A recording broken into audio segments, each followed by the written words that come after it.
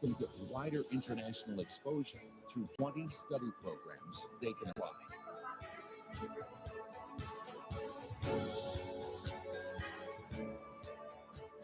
The chances also open for professors from all over the world to teach and conduct research, ITS. These opportunities have made international joint research and other international activities successfully performed. Like IUP, students and lecturers from other programs have also contributed to the ITS achievements.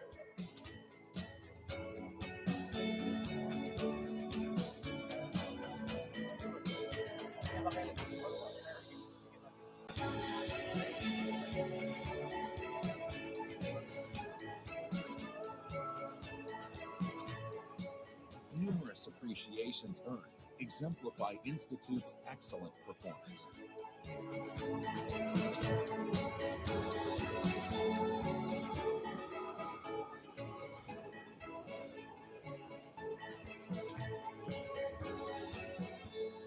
But technology and academic excellence is the only goal of the Institute.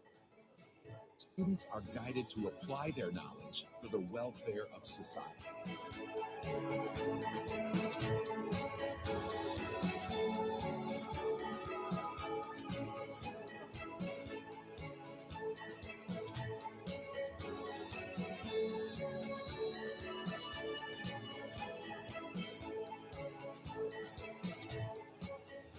Because to note a new life-changing history, technology must advance humanity. ITS, Institute Technology, 10 November.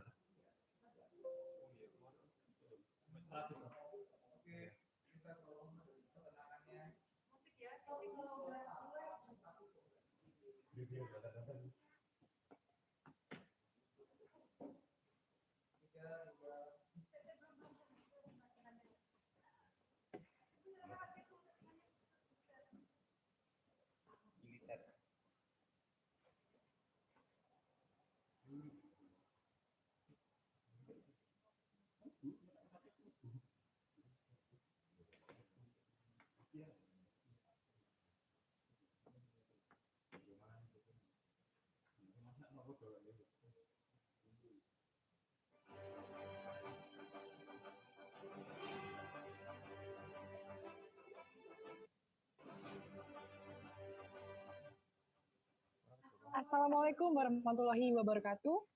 Good morning, professors, honorable guests, distinguished guests, conference delegate, ladies and gentlemen. We're delighted to welcome you in Vocational Faculty of Institute Technology 10 November East Java for International Conference of Vocational, Industrial, and Professional Application, Vipro 2022. Let me introduce myself. My name is Chata Trisadianti, and it is a wonderful and precious change for me to be your master of ceremony on this grateful morning on Monday, 17th of October 2022, in our big event, International Conference on Vocational, Industrial, and Professional Application, Vipro 2022, under the theme Transforming Technical, Vocational Education, and Applied Science to strengthen the human resource competitiveness for an innovative industrial application. First of all, we will sing our national anthem. So may I request all of you to strengthen your seat position. Thank you.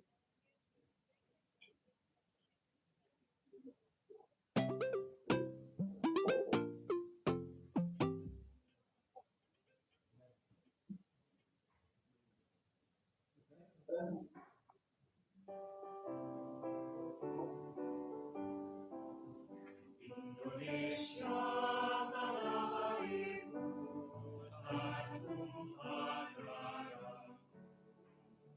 Di sanalah aku berdiri, cari anggun ibuku.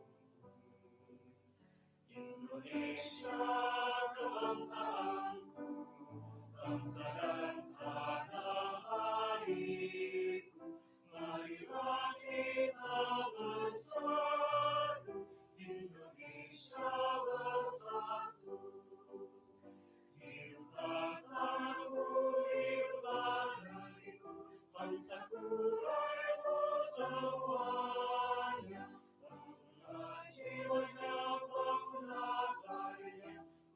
Indonesia Raya, Indonesia Raya, merdeka, merdeka, tanahku negeriku yang kucinta.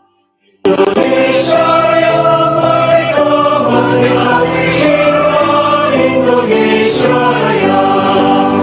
Indonesia Raya, merdeka, merdeka, tanahku negeriku yang kucinta. Indonesia Raya, merdeka, merdeka, hiduplah Indonesia Raya.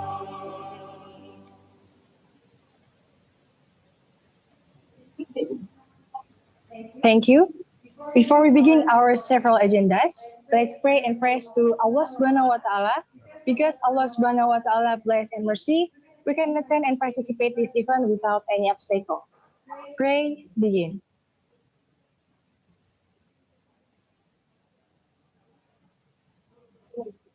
Recording in progress. Finish. In this beautiful moment, we would like to welcome our special guest, Professor Insinyur Muhammad Sigit Darmawan, MNSC PhD, as the head of Indonesian Higher Vocational Education Forum, Dr. Eva Octavianingrum SD MSc, as the head of Committee Vipro 2022. Also, welcome to our keynote speakers, Associate Professor Muhammad Aziz from the University of Tokyo, Associate Professor Azrul Abdullah from University Teknologi Mara, Associate Professor Irwanda Lauri from Warwick University, and Professor Arik Daryanto from IPB University.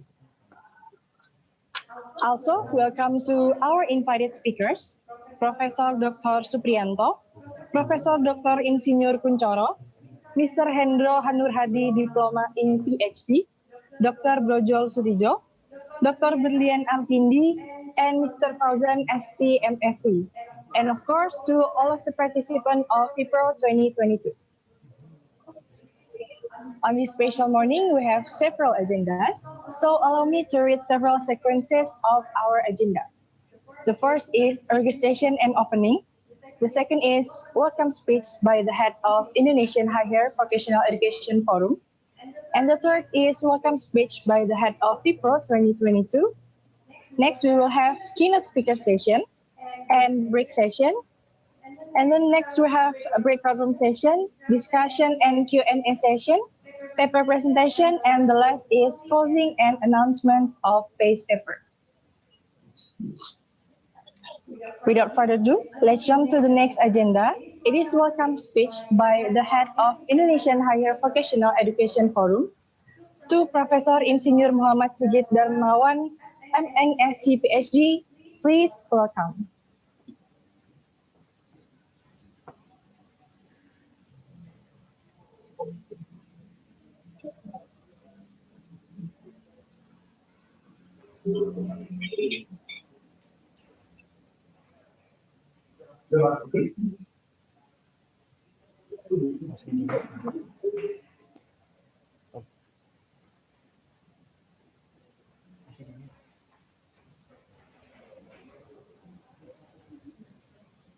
Masih di mute, bapaknya masih di mute.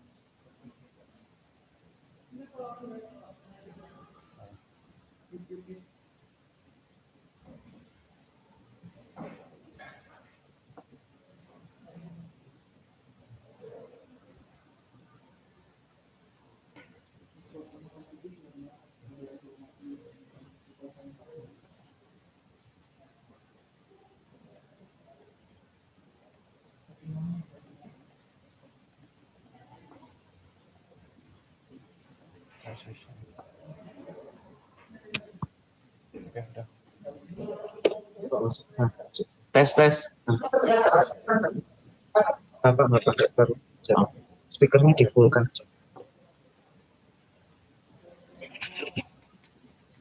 Bapak. Bismillahirrahmanirrahim. Assalamualaikum warahmatullahi wabarakatuh. Alhamdulillah wa syukurillah wala haula wala quwata illa billah. Allahumma sholli ala sayyidina Muhammad wa ala alihi washabihi ajmain. Good morning, everybody. Distinguished guests, presenter, participants, and colleagues. Welcome to International Conference on Vocational, Industrial, and Professional Application, Vipro 2022, with topic Transforming Technical, Vocational Education, and Applied Science to Strengthen the Human Resource Competitiveness for an Innovative Industrial Application. On behalf of the Vipro Organizing Committee, I am very pleased and honored to welcome each of you to the first International Vipro Conference. First, I would like to congratulate to all the participants of conference who have contributed the papers. This conference is the first international conference organized by Indonesian Higher Vocational Education Forum or FPTVI, Forum Pendidikan Tinggi Vokasi Indonesia. This conference can be used as a forum for the participants to present their research or project and sharing the knowledge with the other participants and obtain constructive feedback from the other participants. I hope this conference can become a starting point to create further networking, collaboration, and cooperation between participants and institutions. After conference, I hope new ideas, new research title will emerge and come out. Vocational education in Indonesia is designed not only to produce graduates ready to work, but also contribute to the development and implementation of research in industrial application.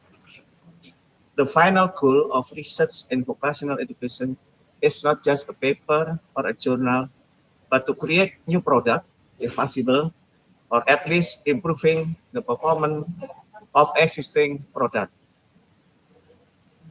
My deepest thanks and highest appreciation to all our four keynote speakers. The first one, Associate Professor Muhammad Aziz from University Tokyo, Japan. Second, Associate Professor Asrul Abdullah from University Teknologi Mara, Malaysia. And third, Associate Professor Irwanda Lauri from Warwick University, United Kingdom. And last but not least, Professor Arif Daryanto, IPB University, Indonesia. Thanks to four keynote speakers for spending your precious time in the conference. Special thanks also to our invited speakers, Professor Dr. Supriyanto, Profesor Kuncoro, Pak Hendro Nurhadi, PhD, Pak Dr. Brojo Sutjo, Ibu Dr. Bria Alkindi, and Pak Fauzan Adima. Finally, I would like to thank and give a big applause to the conference committee headed by Dr. Eva Octavianingrum. I would like to call the name of all the conference committee. The first one is Dr. Eva Octavianingrum. She is a hardworking lecturer. Pak Masuri, she is young and dynamic lecturer. Bu Camelia and Bu Amalia, she is an expert in financial engineering. Bu Perlian Alkindi, an expert in AI. Pak Rifai, Pak Rizaldi, Pak Brian, Pak Avanamsa, Bu Lailatul Komaria, Pak Putu Eka Widya Pratama, Pak Dimas, Bu Zakiatul, Pak Ahmad Dwitama, Bu Mukti, Bu Mika, and last but not least, our Secretary General, Pak Hendro Nurhadi. Thanks to our moderator, MC, and all the students who help us preparing and running the conference. Thank also to our sponsor, PT Altimar Airmas, Pelindo, Garuda Food, and PT Smelting. Finally, I would like to ask you an apology for all inconvenience that you might find prior, during, or after the conference. Thank you and enjoy the conference. To end my speech, I will read a short pantun or rhyme. Naik kereta api menuju Banyuwangi. Pendidikan vokasi, motor kebangkitan negeri. Terima kasih. Assalamualaikum warahmatullahi wabarakatuh.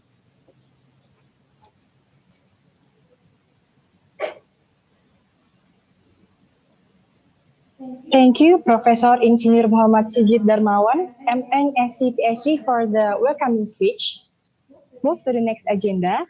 It is welcome speech by the head of Committee Vipro 2022 to Dr. Eva Octavia Ningrum, ST, MSc. Please welcome. Assalamualaikum warahmatullahi wabarakatuh. Good morning, ladies and gentlemen. The Honorable Head of Indonesian Higher Vocational Education Forum, Professor Sigit Darmawan, the Honorable Keynote Speaker, Invited Speaker, Parallel Speaker, and also organizing committee members.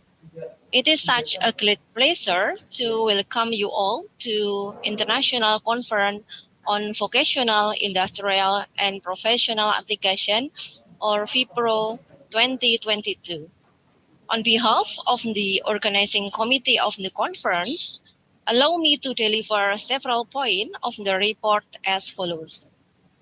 The Vipro 2022 is the first international conference run by FPTVI that specifically designed as a forum for engineering technology, social humanities, and agro-complex. This year, we committee try to bring up the theme of transforming technical, vocational education, and applied science to strengthen the human resource competitiveness for an innovative industrial applications. We believe that the aforementioned aspect play an important role in improving the implementations of the Industrial Revolution technology in the oncoming 5.0 society revolutions corresponding to SDGs. This year, there are two sessions of the conference, that is keynote speech and parallel sessions. To expand the knowledge of all the participants, particularly Indonesians, we invite several international speakers whom we believe will bring new insight to the development of vocational educations. In the parallel session, there are 73 participants from various institutions. There are also several overseas participants from Malaysia, Japan, Belgium, Thailand, and also Turkey. Ladies and gentlemen, representing the organizing committee of the conference, I would like to express my deepest gratitude to everyone taking part in this conference, such as parallel presenters, keynote speaker, organizing committee, the university, especially the RPM, sponsor, and also Indonesian Higher Vocational Education Forums. Although we try our finest to be professionals, on behalf of the committee, please accept our apologies so there be inconvenience that occur before, during, or after the events. One more time, thank you very much. May this event be a successful and enjoyable one. Thank you. Wassalamualaikum warahmatullahi wabarakatuh. Thank you, Dr. Eva Octavia Ningrum, ST, MSc, for the welcoming speech. Next, to all of the participants, you can turn your camera on because we will have a documentation.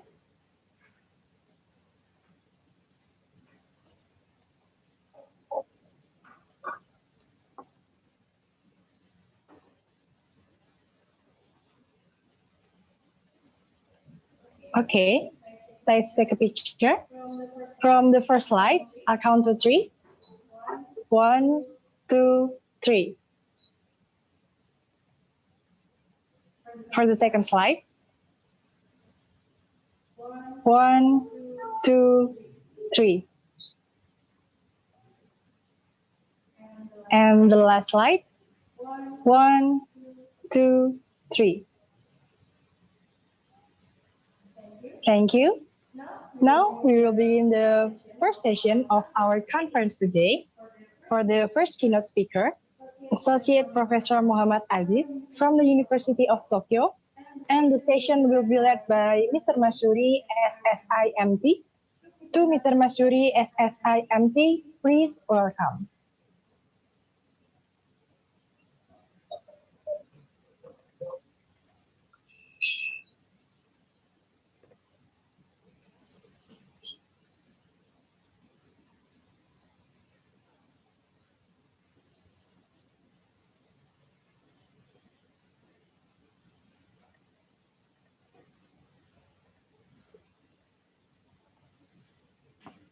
Oh,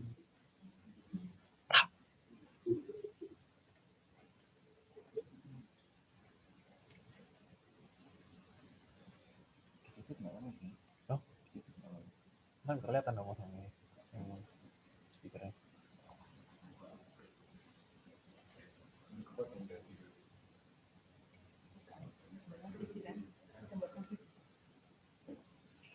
Belum.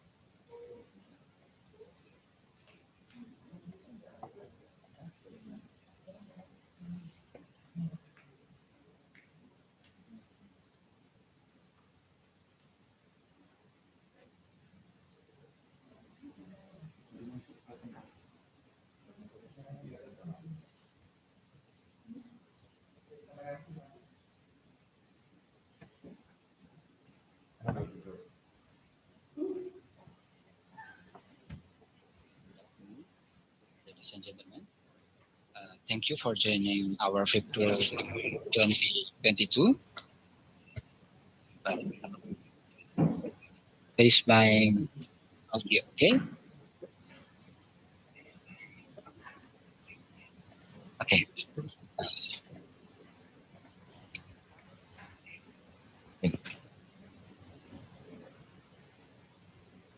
Check. Okay. Good morning, ladies and gentlemen. Thank you for joining our Vipro 2022. I will introduce myself, Masuri, as moderator in this session for the first and second speaker. In this morning, we will pleased to welcoming our first keynote speaker, Dr. Muhammad Aziz. That is with us in this meeting. I would like to read a brief biography of our keynote speaker. He is Dr. Muhammad Aziz. Currently, Dr. Muhammad Aziz is an associate professor at the Institute of Industrial Science, the University of Tokyo, Japan. He received his bachelor, master, and doctor in engineering in Kyushu University, Japan in 2004, 2006, and 2008, respectively, in the field of mechanical engineering.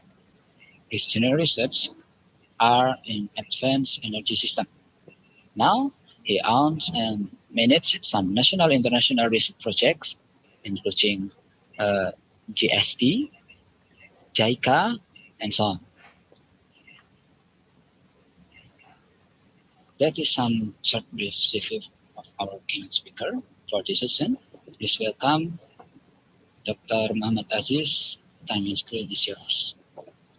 Morning, Prof. Aziz. Okay, thank you very much, Pak Masuri. Good morning, selamat pagi semuanya. So I just would like to share my screen first before I start my presentations today. Let me start my presentation first. Okay, and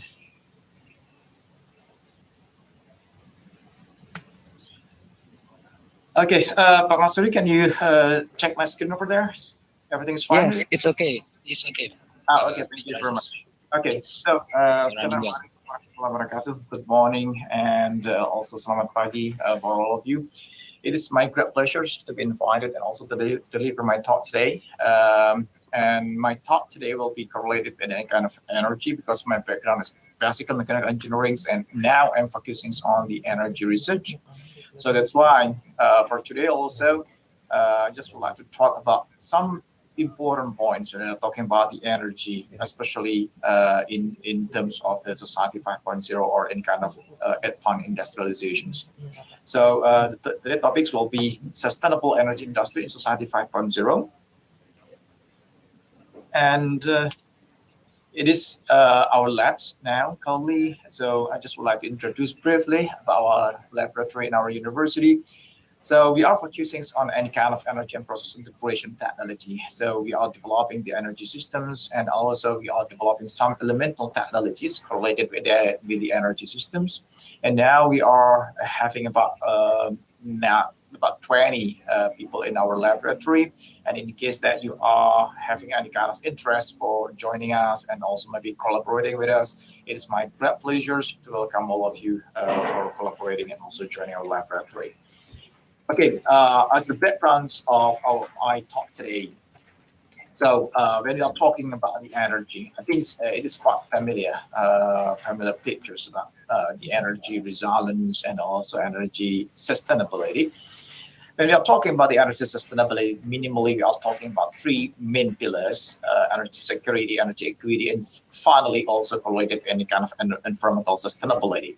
Let me just introduce or define briefly about each kind of pillars for the energy sustainability. The first pillar is correlated with energy security, but in conventional definition, usually this kind of energy security is defined as the capacity or capability of us to supply the demands of the energy.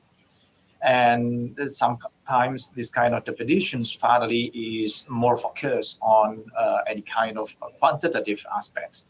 But the most important thing is that when we are talking about the energy means at times, we need also to provide any kind of high quality of the energy. So the definition about the quality of the energy is also very important, because the energy must be produced and must be delivered, and also finally must be consumed in real-time manner, especially when we are talking about the electricity. So the definition of the energy security, as mentioned, it covers both quantity and also quality. And the second aspect of the energy sustainability is correlated to the energy equity. When we are talking about the energy equity, it correlates strongly with any kind of opportunities to all of the stakeholders, or especially when we are talking about renewable energy. Renewable energy is basically widely and also thinly distributed. So it means that we need to involve all of the stakeholders as broad as possible. So it means that when we like to optimize the renewable energy available in our country or available in certain regions, means that how far we can include all the stakeholders to participate, whether in energy provisions or supply, and also in energy delivery, and also finally also energy consumptions. And finally, also, when we are talking about the environmental sustainability, we are not only talking about the CO2 or about the GHG, greenhouse gas emissions, but also we are talking about the balance between air, water, soil, and also food, all right, etc. So how much we can actually maintain high quality of the nature surrounding our environment. And when we are having this kind of three pillars strong enough or sufficiently strong enough, means that we can have good or high energy resilience for all of us. And this kind of pillars, I think they have very strong correlations, although with some sustainable development goals that have been set by United Nations. Yeah, some of them having strong correlations, but also some of them actually maybe having weaker correlations. And when we are talking about the energy transitions, I think like Indonesia, Japan, now we are pursuing for realizing zero carbon or carbon neutrality in 2060 and also 2050 respectively. And we are talking, so it means that now we are in transition period. We are in 2022, means that this kind of zero carbons or carbon neutrality cannot be achieved only in 1 decade, 2 decades, or 3 decades. We need a process, and this kind of process is very long, because we are dealing with any kind of technology, we are dealing with any kind of social economy, and also other problems. So now currently we have 4 different energy transitions, and the first and also the second aspects are correlated to any kind of decarbonizations. So we are talking about decarbonization. It doesn't mean that we avoid any kind of carbon-based fuels. No, we can use this kind of carbon-based fuels, including the fossil fuels. It's no problems. But the problem is that how far we can also balance it with any kind of carbon capture technology. So it means in total we can create any kind of neutrality in our environment. So the first decarbonization is strongly correlated to any kind of electrification. So it means that power productions, and also the second decarbonization is also very important because it will be correlated strongly with any kind of transportation, industrializations, or maybe etc. And the third aspect, I think it can be achieved in near 5 or 1 decades in 5 years or 1 decade in the futures, is correlated to any kind of energy productivity, and also maybe we have strong will or motivations to have any kind of energy conservations, and also any kind of energy efficiency. So energy productivity or energy efficiency and energy conservation, basically they have different definitions. This kind of energy productivity and efficiency more talk about the technology that you can adopt to improve the efficiency. But energy conservation deals strongly with our motivation before we consume the energy itself. So it means that our strong will to reduce the energy that we consume. And finally, in case that we cannot have any decarbonization technology and also any kind of energy productivity or something like that. So it means that we must have or set any kind of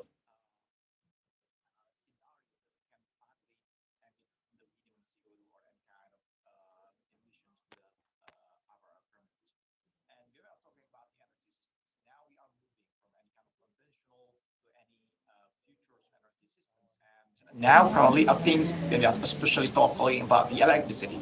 Now we are our consumptions of the energy basically covered by baseload generations over here, baseload generations, and then it is followed by any kind of middle load, and finally also the peaking load generations. For the baseload generations, basically now is dominated by any kind of coal, hydropower, geothermal, maybe some part, especially in this case, or like Japan and also some countries, we have also nuclear power to support or to supply this kind of baseload generations. And after that, for the middle load, we have any kind of gas powered, etc. For the peaking load, also for any kind of gas, diesel engine, or etc. But in the futures, because the adoption of renewable energy it happens massively. So it means that this kind of trends for the baseload generations will be changing significantly. And also on the other hand, I think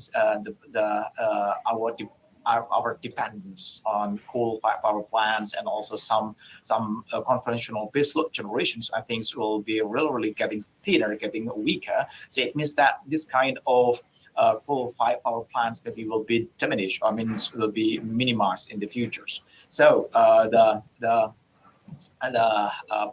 portions of the baseload generations, I think, will be reduced significantly. On the other hand, when we have any kind of large-scale renewable energy, means that we would like to adopt this kind of renewable energy. But unfortunately, as the natural characteristics of the renewable energy, I think it is thinly, widely distributed, and also fluctuating. And we must understand about this kind of fluctuations. And currently, on the other hand, when we consume the energy, we need high quality of the energy or any kind of balanced energy. So what will happen over here is that we would like to adopt or absorb the maximum renewable energy, which is fluctuating, but we need to keep the quality and also balance the energy systems in our electricity in our energy systems. So it means that maybe we can have any kind of curtailments to balance the electricity or the energy. But unfortunately, once we deal with any kind of curtailment, means that we minimize also the adoptions of the renewable energy. So in this case, I think we need to maximize without any kind of renewable energy curtailments. And on the other hand, we need also to adopt or to develop any kind of energy buffer, including energy storage or any kind of other technologies, hydrogens, battery, or etc. for the fluctuating generations, also adjusting generations. So it means that the price of the energy in the future will be really different. So now currently, like renewable energy, they enjoy quite high price of the electricity or price of the energy, but at the futures, like fluctuating renewable energy sources like PV, winds, or etc. Things they will have the lowest price of the energy in futures, and that's followed, and then it is followed by the baseload generations, and then finally, I think the most prime price of the energy will be enjoyed by any kind of adjusting generations. So how far we can develop any kind of adjusting generations, that will be the key for our energy system in the future. And this is the concept about the energy transitions. But in general, I just would like to talk in general about the environmental issue, about the economic issue, also about the social issue. This kind of change, this kind of transitions or transformations in our system is not really easy. We are dealing with any kind of several aspects and also vested interest in our society or etc. And how far we also need to create the jobs that is required by our society. And for the futures, I think Ini buat suara outputnya aja. all of us, we are basically, I think most of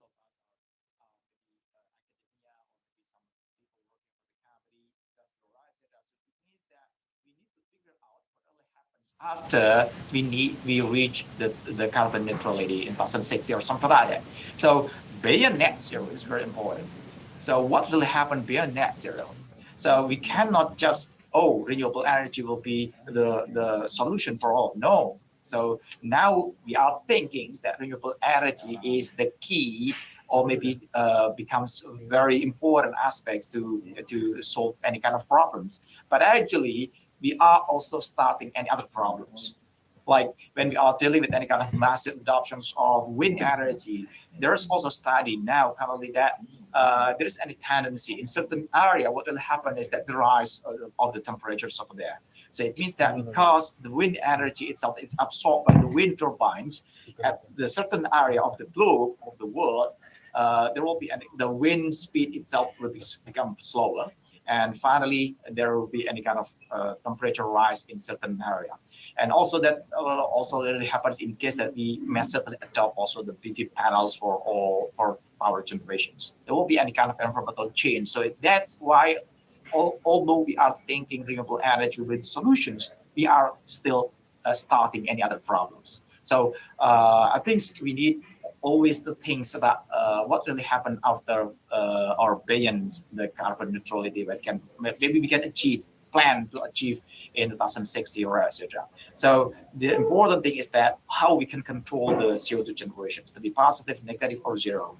And we need to have any kind of technology which is affordable and also accessible to all of us. And hopefully we can have more economic carbon capture and also utilization technology in 2035 or 2050 and 2040. And again, there are some paradigms that I think all of us are now knowing about. Is correlated with the Industry 4.0, Society 5.0. But I think in case of Asian countries, I think Society 5.0, the concept of Society 5.0, I think is much, much better compared with Industry 4.0, because in Society 5.0, we are not only talking about the technology, but we are also talking about the social change or any kind of civilization change in the society. And in this one, what's important thing is that we are talking about the digital transformation that we are currently have any kind of DX, digital transformation, green transformation for the energy, company transformation, or any transformations. But we must believe that this kind of transformation is not the objective, it's not the final aims that we would like to achieve, but actually this kind of transformation is only a tools. And what's really important is that how we can optimize our imaginations, our dreamings about the futures, and also our creativity to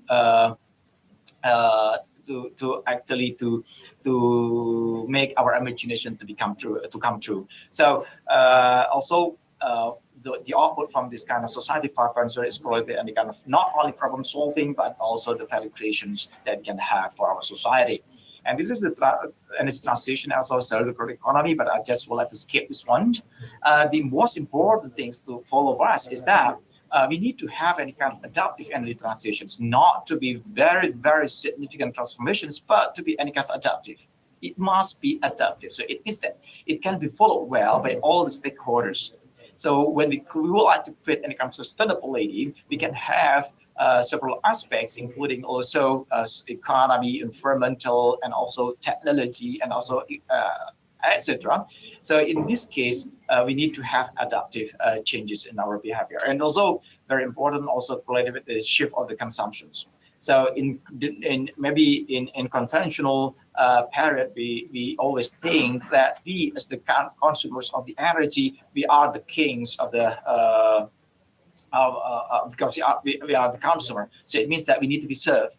But it is very important that we need to change or shift this kind of idea that as the consumer also we need to have any kind of responsibility. So this kind of responsibility must be developed by any kind of behaviors. So in this case, also will be related strong with any kind of real-time pricings and also demand response or etc. So there will be any kind of change not only in the supply side but also in demand side. And there are some innovations and also sustainability that we need to adopt and to develop in our energy futures that now currently we are still dealing with any kind of transformation or DX, digital transformation in Society 5.0. And what is important things over there is that we are dealing with any kind of big data and also the technology to process that.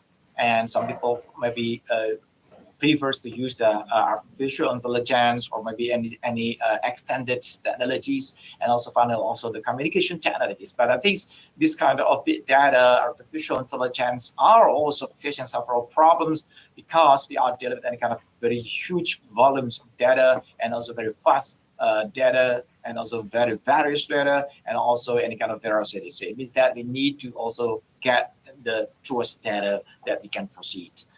And this is what we are also now developing in our laboratory, also related with any kind of how we can optimize this kind of artificial intelligence or any kind of neural network technology for our energy systems. Because what really now figuring out is that how we can create any kind of dynamic studies about this one. So the system itself can finally optimize by itself. But unfortunately, because the system is quite huge, quite big, so it means that the resources for calculating or to predicting this kind of systems is also very resource intensive. So what we need to develop the artificial intelligence, our energy systems is correlated with any kind of predictions, modelings, planning, optimizations, and also improving in the systems. And also, it also correlated with any kind of investments, because as I mentioned previously, that there will be any kind of change, not only the supply side, but also the demand side. And also, when we need to broaden the opportunity to all of the stakeholders, means that we need to create the open market to all of the stakeholders. And this kind of open market is very, very crucial. Otherwise, we cannot provide any kind of good energy equity to all of the stakeholders. And also, the one is correlated with any sustainability and safety. And also, finally, also correlated any kind of service oriented to the customers. So there are some technology correlated with ancillary services, correlated with the virtual power plant, kind of smart homes, smart offices, or etc. I think that's also will be correlated strongly with any kind of artificial intelligence in the future. And this is also when we are talking about the digital twin. This idea for the digital twin in energy systems is now currently, I think, in 4 years recently, I think it becomes very, very interesting. And what we are dealing with this kind of digital twin technology is that we are integrating our technology and also the technology, the physical technology itself, and also any kind of plannings, any kind of big data, any kind of predictions, any kind of market, or etc. And finally, we can integrate them, and finally, we can have more integrated and also more efficient energy systems. So it is really applicable in several aspects of our energy systems. Now we are also dealing with a kind of combustion technology, and this combustion technology, now we are focusing on the hydrogen combustions, ammonia combustions, several combustion technology, and we adopt also this kind of digital twin, because I just would like to mention or describe layers about this kind of technology that they are still developing now currently. But in general, artificial intelligence, big data, communication technology, and also our our need to develop the physical technology or elemental technologies that we require for achieving the future's energy systems must be correlated and also must be communicated in terms of the digital twin technology. And yeah, this is some applications based on some papers actually. So there are some studies, some research, and also some technological developments for any kind of digital twin technology. And they are very scalable, very interesting. So I think this kind of technology is very important, and I suggest that we as Indonesians, I think we need also develop this kind of digital twin technology together, in real time. I mean, simultaneously with our developments of physical technology or any kind of elemental technologies. And this is also what really happens now in the energy sectors. All of the stakeholders basically share their big data together, and this kind of big data are uploaded to the cloud. And finally, we have also big server or big supercomputers to process this kind of data, and finally we can get any more efficient predictions for our energy systems. As I remember that Google in 2013, they have developed artificial intelligence for their companies, and they can achieve about 35% energy efficiency. That's really great when we can have adoptions of this kind of technology. And this is smart energy system. I just would like to skip this one because I think I'm running running the time. So these are some mutual correlations between the primary and secondary energy resources. So we are now dealing with any kind of hydrogen technology, not only the hydrogens, but also we are dealing with any non-carbon based secondary energy resources. As we know that primary energy resources consisting of renewable and non-renewables, but the most important thing is that during the utilizations, during the consumptions of the energy, we are not consuming the primary energy resources, but I think most of us are consuming because it is more convenient to use the secondary energy resources. And when we are dealing with the secondary resources, I think there are some possible secondary resources, but in terms that we need to adopt any kind of non-carbon based energy, means that we have selections of electricity, hydrogen-based chemical energy, metal fuels, and material heat. So how far we can communicate them, how far we can mutually convert them, and also utilize them together. And this is the example for the mutual conversions of the secondary resources among the chemical energy, electrical energy, and also the heat itself. So it is sometimes the things that have been developed in European regions. So like in northern part of the Germany, they generate the electricity using wind turbine, but unfortunately because the grid delivering the electricity from the northern to the southern part of the Germany is limited. Finally, the surplus electricity generated in northern part of Germany is converted to hydrogens or methane gas, and then this kind of hydrogens or methane gas are injected to the gas pipeline. So it means that there is any integration between the gas grid and also the electrical grid. Pak Pasuri, how long I still have time? About 5 minutes? No, sir, you have 30 minutes. Because the remaining time. The presentation time is still 15 minutes. Okay, thank you. So this is the integrations of hydrogen and also ammonia to the electrical grid. As I mentioned previously, in case that we just use the hydrogen or ammonia for power generations, and this kind of generated power is only delivered for baseload electricity, we cannot get any kind of economic benefits. It is very difficult to get good economic performance. So what we would like to have is that how we can consider this kind of hydrogen-based energy systems to be the adjusting power generations. So we can get any kind of prime price for the electricity, for the energy, or for the energy that is converted from the hydrogens. in terms of the electricity or electrical grid, we can have several aspects or selections for your transmission, whether it is correlated with any kind of transmission, distributions, or maybe it is dedicated for renewable energy services. So for the transmissions, maybe we can use the hydrogens to for any kind of ancillary services, including the peak shaving, valley fillings, or etc. So it means that we are using this kind of hydrogens as the energy buffer to balance the electrical grid in our grid systems. So we can get any more beneficial or higher price of the electricity from the service. And also we are dealing also with the distributions in case that it is dedicated for the distribution service. Maybe we can have any kind of load levelings, any kind of voltage regulations, peak shaving, congestion management, or etc.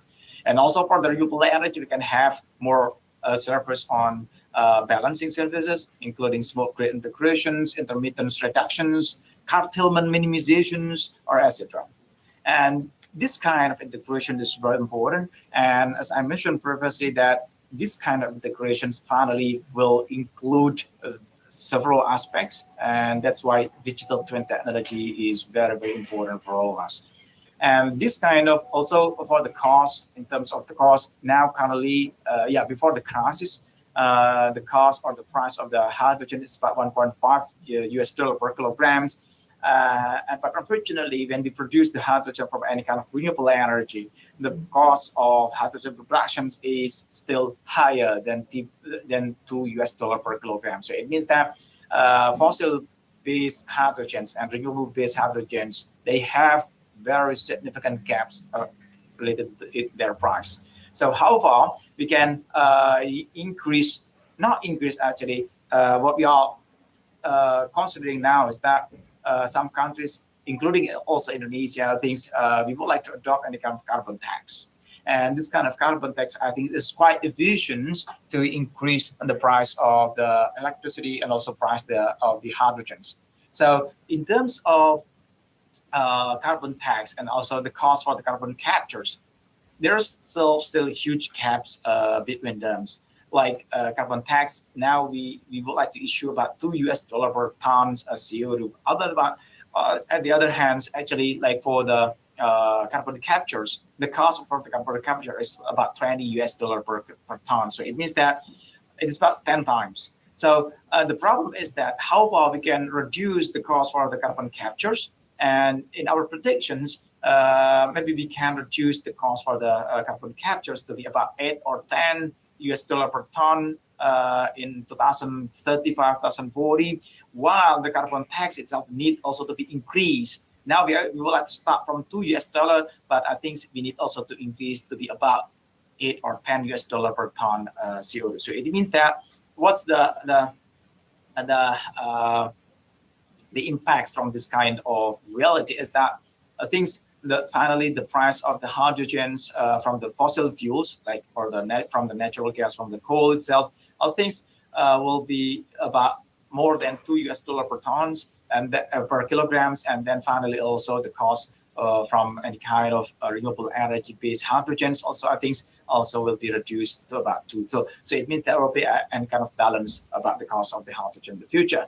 So this is the possible Indonesian energy roadmap, including the hydrogen adoptions. So now maybe we can adopt any kind of demonstration project or etc. Yeah, some my colleagues working for these ones, and also we have also quite big projects starting from next year for about 5 years in Indonesia, also related with this kind of hydrogen adoptions in Indonesia and also its utilizations.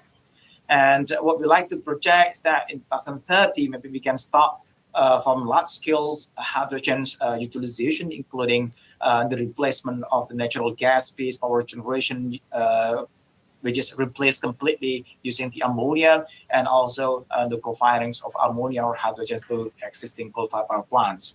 So I think in case that we can adopt this kind of two technology, and also another option is also blending the hydrogens with diesel and with the diesel engine for power generation. So I think these three options are quite promising to all of us to be adopted, whether in 2025 or maybe in 2030. And after that, the important issue is that how well we can create the infrastructures for the hydrogen, so the hydrogens can be widely adopted in our society. So I think the critical period happens in 2004, 2050. And in case that we would like to achieve carbon neutrality in 2060, I think we need about 1 decade or 2 decades before that to realize the hydrogen adoptions in our society. And I think this is the possible roadmap. And the big idea from this kind of roadmap is that because the condition is quite different with Germany, with Japan, with the United States, we need to start the hydrogen project from export oriented and also domestic large skills, including the co-firings, including also the replacement of the natural gas-based power turbine to ammonia-based, and also blendings of the hydrogens, the diesel engines. So after that, in case the infrastructures has been developed, maybe in 2040, 2050, maybe we can widely adopt this kind of hydrogens to all of the society, especially for the domestic utilizations. And also the second technology that I just would like to mention is about related with the electric vehicles. So we are not only considering the electric vehicles as the transportation device, but also we need to extend this utilization of electric vehicles. So electric vehicles can be more multiple functionings in the energy systems, because basically electric vehicles are also having a huge capacity of the battery. So as long as we can control we can control and also coordinate the electric vehicles, or especially their batteries, basically we can use this kind of battery as virtual power plants, as virtual energy storage for all our energy systems. So this is the big pictures about the electric vehicles integration. So we call it as the P2G, or some people also call it the VGI, vehicle grid integration technology. It is a system that we have developed in Denmark, and we are developing any kind of aggregations technology. So these kind of aggregators, they are communicating with all of the stakeholders of it. So you can consider like aggregations is like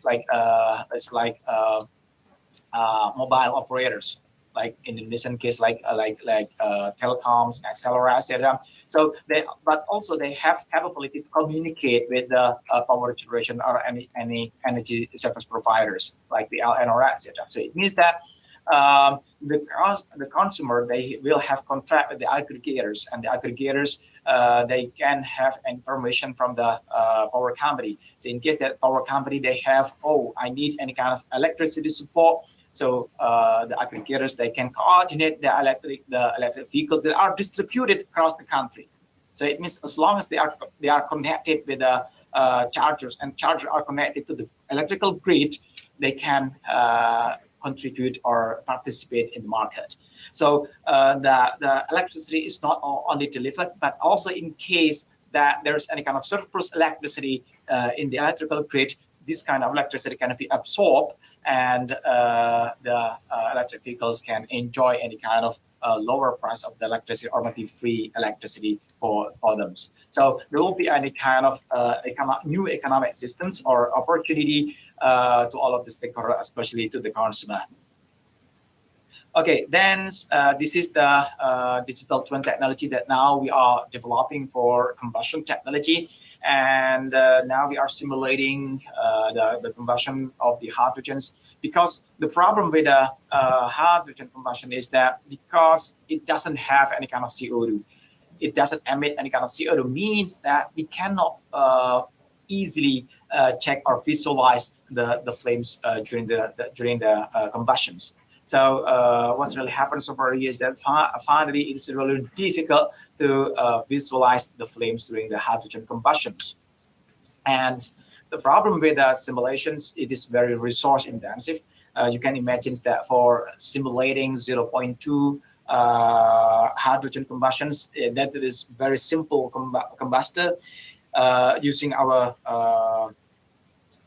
supercomputers consisting of we use several supercomputers, including Wisteria, which is ranked 10th in the world. We need about 2 weeks for that. The real problem so far is that in case they would like to have any kind of detailed mechanisms, reaction mechanisms, and also any kind of advanced fluid dynamics simulations, we really requires a huge amount of resources for the computing and also for the times. So now we would like to adopt any kind of digital twin technology. In this case, we are simulating the combustion of the hydrogens, and we accumulated the data for the simulations. Yeah, we validate first, and then we accumulated the data. We create any kind of huge database of the combustions, and finally, what we really need to do is that we develop any kind of artificial intelligence that can facilitate all the experimental data, simulations data, and some physical chemicals reactions or any kind of informations. So finally, we can have very accurate predictions for the combustions. So as we could see over here, is that this is the representative results of our combustions. That it is our simulation result compared to the experimental. And as you could see over here, is that our models, our developed technology can have very accurate predictions to the experimental result. So what finally we need to do over here is also how we can efficiently improve the resources. So we adopt any kind of dynamic load balancings. So how far we can have any balance resources for our supercomputers, and we adopt any kind of DLB technology over years, and finally we can reduce about 80% of simulations times. And this is the digital twin that now we are still developing. So we are now conducting any kind of data accumulations based on the simulations, experimental data, and also etc. Now we are developing also the neural network technology, but this is not only based on the simulation result we develop, but also we need also to consider any kind of physical, any kind of physics, and also chemical informations during fluid dynamics, during the reactions, something like that. So now we are still focusing on the physics-informed neural network for this one. And also finally, what really happens over here is that we need also to integrate with any kind of sensor technology during the combustions. And finally, in case that this kind of hydrogen combustion is adopted in reality, like for the power generations, for the airplane or etc., finally we can monitor in real-time manners what really happens in the combustor, what really happened in the turbine jet. So because as I mentioned previously, it is really impossible to check the flames of the hydrogen combustion because it is transparent, because it doesn't have CO2. So it means that the flame itself is transparent, although the temperature is very high, near to 1,000 degrees Celsius. So this kind of digital twin technology is the example, and I think we can develop this kind of digital twin technology, and we welcome for all of you to also to collaborate with us. Thank you very much for all of your attentions today, and I just would like to return my opportunity to Pak Masuri. Thank you very much. Assalamualaikum warahmatullahi wabarakatuh. Waalaikumsalam warahmatullahi wabarakatuh. Thank you very much, Dr. Muhammad Aziz, for the presentation. Now we move to the next part of the session.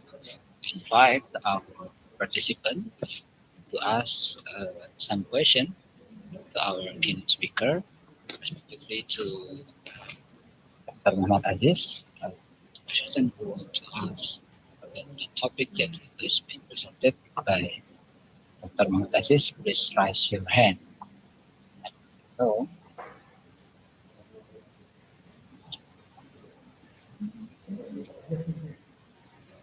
please raise your hand.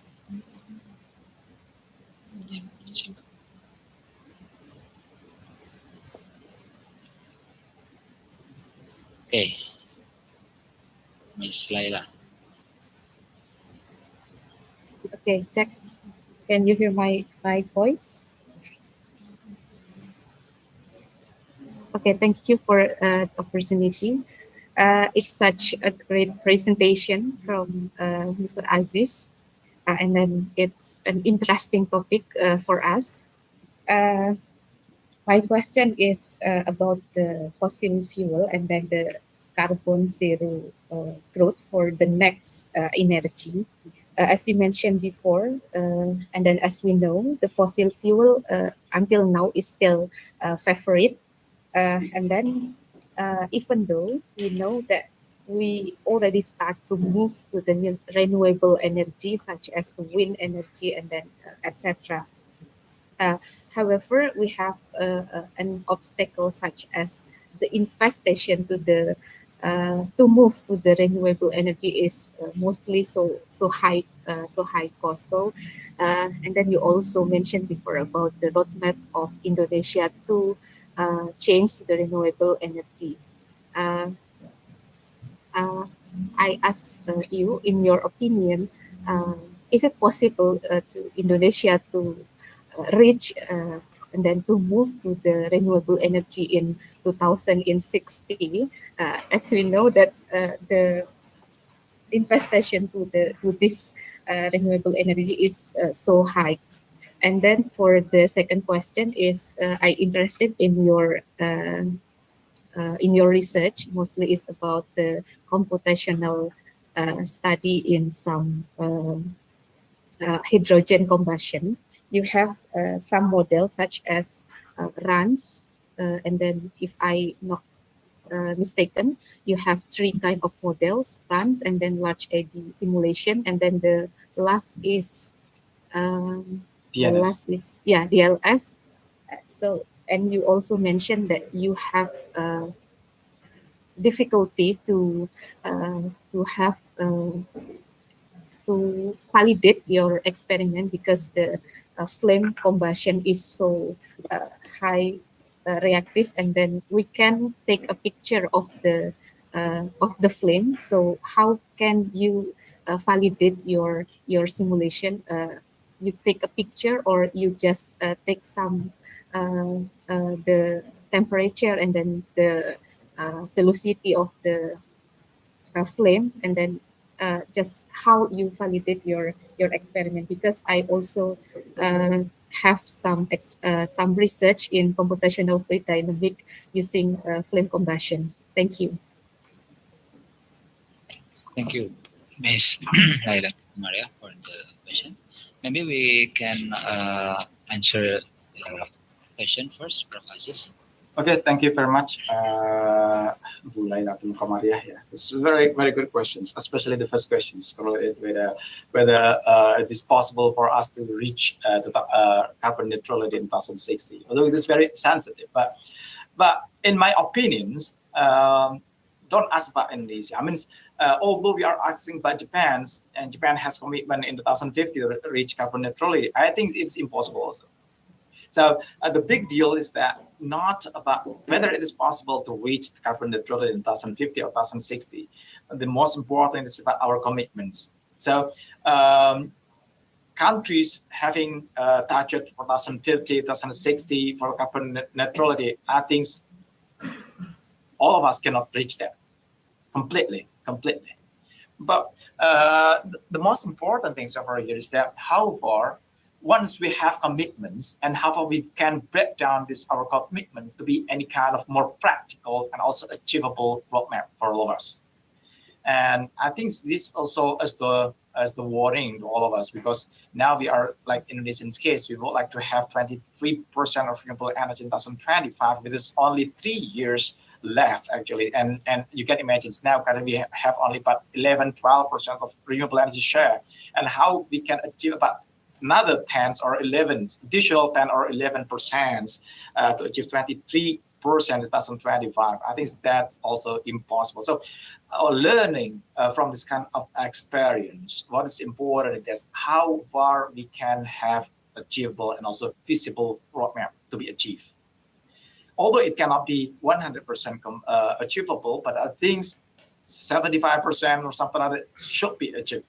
So the most important problems for all of us is that sometimes we check, we set any kind of goals or any kind of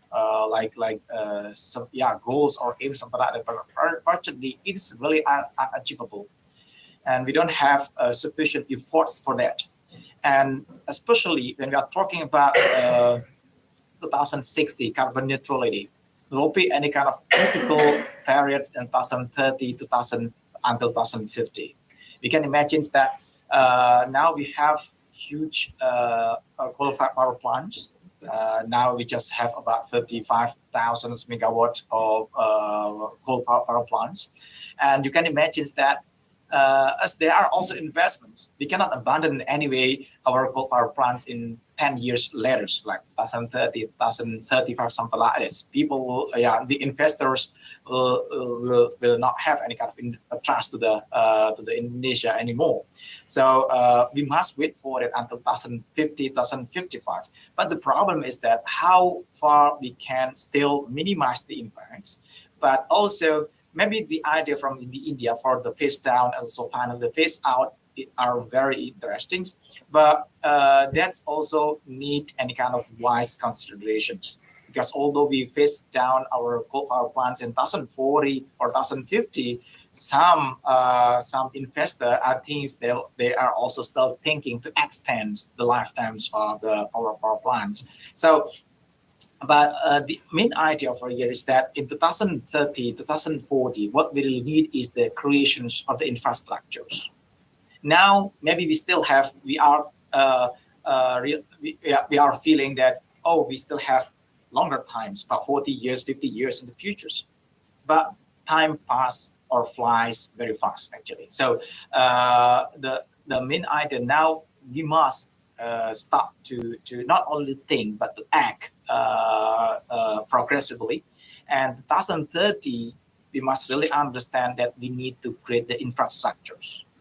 And it is very critical for years that sometimes the governments or people are thinking when they are dealing with infrastructures, we must have any kind of economic benefits. Once we create the infrastructure, it needs the times to be economically beneficial to all of us. So we must really understand about that. So I think the most critical period is 2030, 2050, something like that. So I always, when I talk about the roadmaps, I always underline that we must have any kind of adaptive, progressive, but still feasible and also achievable roadmaps. Never just meet any kind of roadmap that finally it is not achievable. And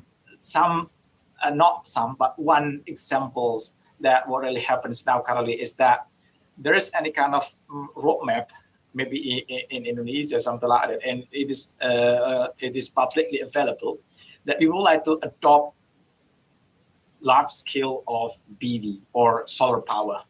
And you can imagine that maybe some of you can check that.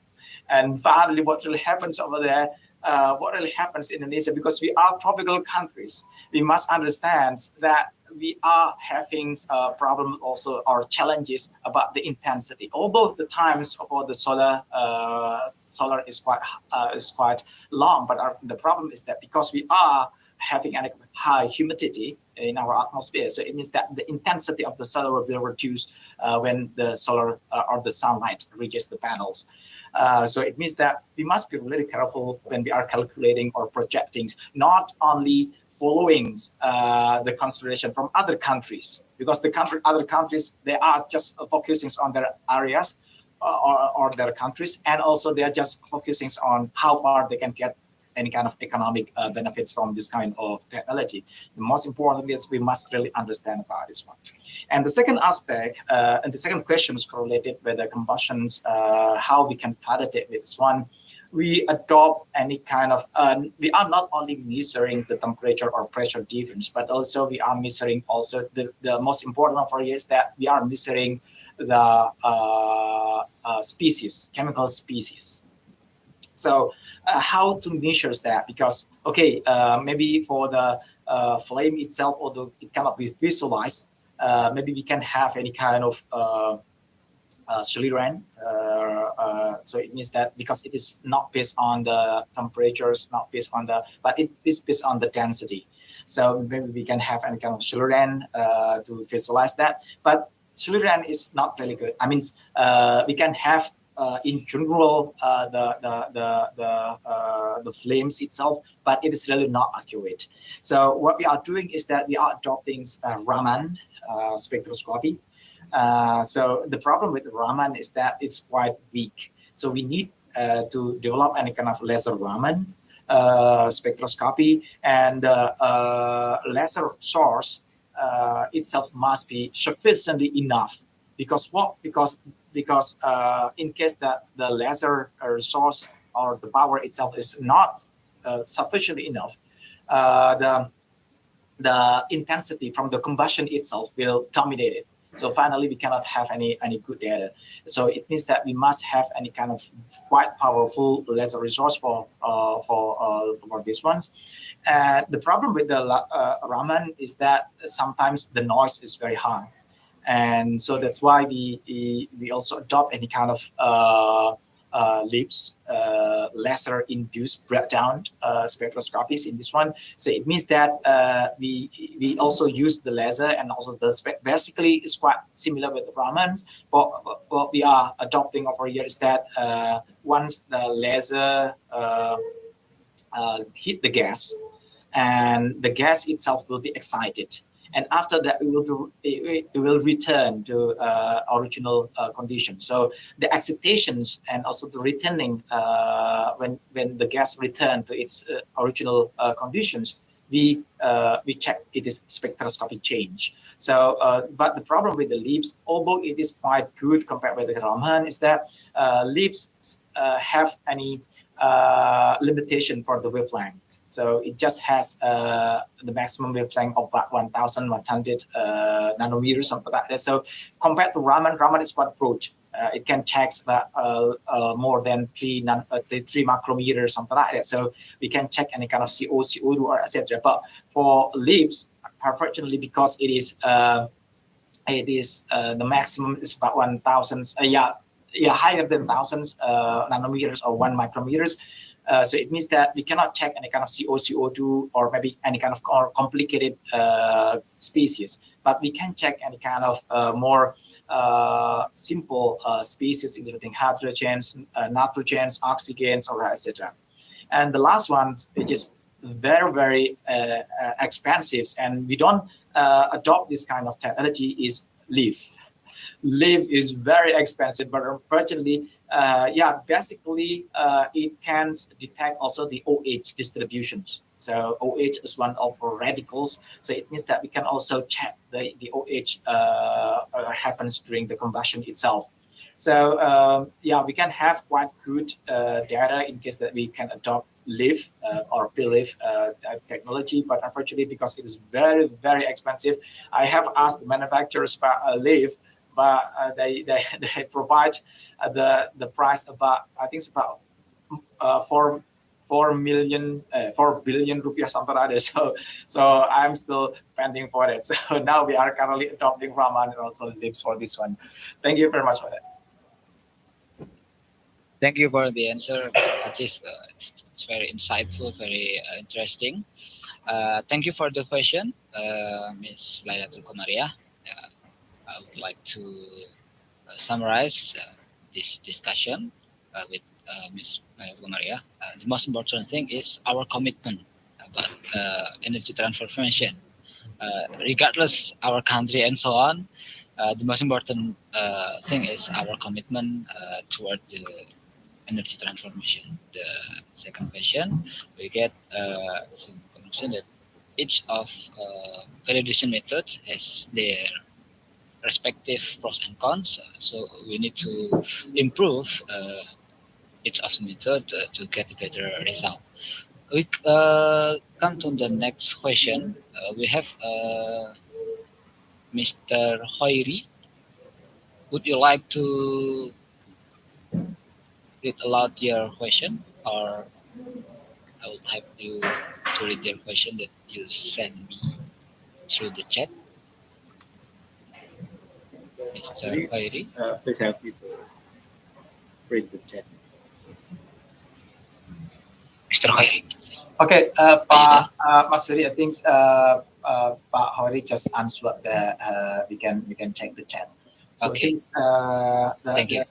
the I would like questions- to read the question that is asked by Mr. Khairi, Prof. Aziz. Thank you. Very interesting topic and clear presentation. Is it possible and economical using hydrogen production as energy storage to convert overproduction of electrical today in Indonesia as a temporary solution? It's really related to your research interest, Prof. Aziz. Thank you very much. And now also, I'm also collaborating with my student. Now he is working for BRIN, and he is working together also with PLN for this case. Yeah, technologically that's feasible. The problem is that whether it is economically feasible or not. For at the current, in case that, because it is quite tricky. It's quite really tricky in Indonesia. We are dealing with any kind of surplus electricity, but it is basically over contract of PLNs with any kind of our companies, I think so. So in case that PLN or also the government can make more feasible plans, I think that's really much better. But unfortunately now we are talking about, basically we are not only talking about the surplus of areas. I think in case that we can have a balance, I think we are not surplus. The problem is that currently we don't have any sufficient energy buffer. Okay, the country and also PLNs now are planning for building 1 gigawatt pump hydro, but that still need also times. You can imagine it's like in Japan, we have about 20% of pump hydro capacity compared to the power generations capacity. So that's capacity. I think the energy buffer is very, very huge. So although we build and kind of 1 gigawatt pump hydro, I think we need still any additional another energy buffer for this case. But return back to the topics that correlated with this kind of conversions of surplus electricity in our country. Now the big idea is that we can convert that, and how far we can utilize it. In case that we just use the hydrogens for producing another electricity in the same area, is really economically unfeasible. So the price of the electricity generated from the hydrogen which is produced from the surplus electricity is about 2 times or double of the original price of the electricity. But what we need over here is that how far we can, the first thing is that how far we can utilize the produced hydrogens to be more, economically feasible. As I mentioned previously, in case that we can utilize hydrogen for any kind of services that can enjoy a prime energy price or a higher energy price, I think that's quite feasible.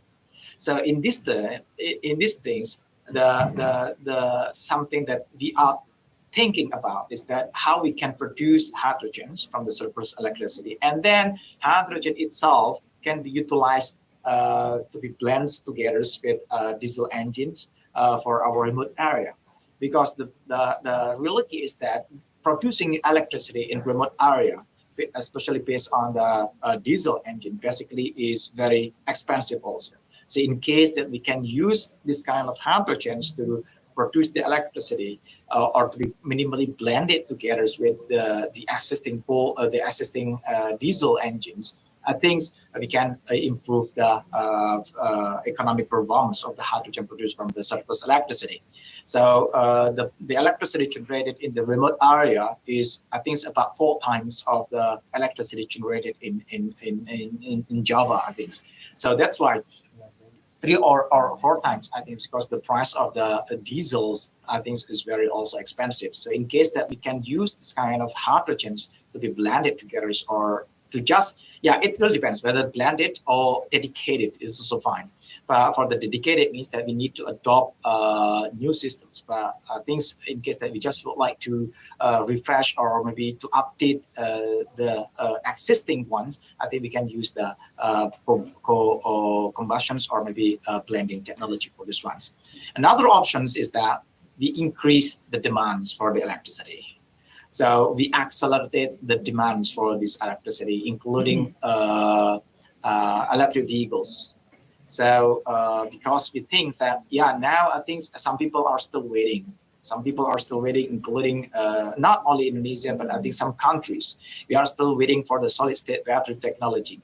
And some manufacturers, car manufacturers, they are including Toyota, especially, they have planned to massively produce their electric vehicles using solid-state battery, firstly in 2025, but they extended in 2027 or something like that. Nissan also has stated to massively adopt in 2027. So what really happens? So what's the difference? At the current state of the lithium battery, I think some people are still thinking about the capacity. Some people still thinking about the charging times and also about the driving distance. So in case once we can update to solid state battery, the cruising distance, cruising distance is getting more higher because the density of the energy itself is about doubles or triples, something like that. And also the lifetime of the battery also getting much longer. So we can use, I think the massive adoptions of the electric vehicle itself, I think finally depends strongly on the solid state battery. But the problem also correlated with the solid state battery is that because it is the electrolyte is solid, and what really happens over that is that during charging, also discharging, there will be any kind of expansions and also shrinkage following the charging, also discharging, and finally there will be any kind of crack during the charging, also discharging, following the extension, also shrinkage. And once the crack happens in the electrolyte, and the battery capacity and also its performance drops significantly. So we need still wait for this kind of problems to be solved. Return back to the questions. So I think we have several options for that. But also the big problem for us is that we don't have any open market to provide the electricity from any stakeholders. So in case that now European countries, especially Scandinavians and northern part of the Europe, they are starting for having any kind of open market to all of the stakeholders. So we can participate to have any kind of ancillary service to the grid. So we can we can absorb and also we can deliver the electricity to the grid with quite high price of service. So in case that we can have any kind of open market, so the market of the electricity is not dominated by the companies or energy companies, but also all the stakeholders can provide or also can participate, whether to deliver the electricity or to absorb the electricity, or especially in the balancing service market. So it means that this kind of hydrogens will have more broader applicability. So people can have or can use the hydrogens for balancing service, as we know that balancing service also will enjoy a much higher price compared to the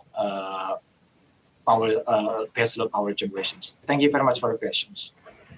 Thank you very much for the explanation, Prof. Aziz. It's really insightful because the core problem is energy coverage. That infrastructure needs to be prepared before we transform. Okay, time is over. Thank you very much, Prof. Aziz, for the presentation.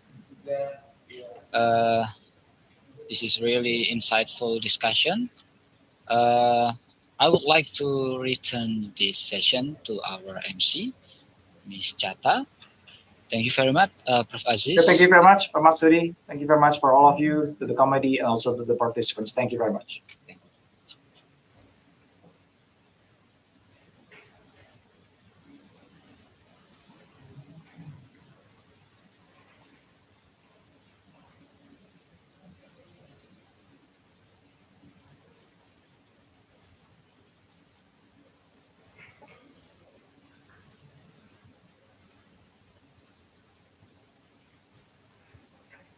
Thank you, Professor Muhammad Aziz and Mr. Mashuri, SSIMT. Next, we will have our second keynote speaker, Associate Professor Azul Abdullah from University Technology Mara.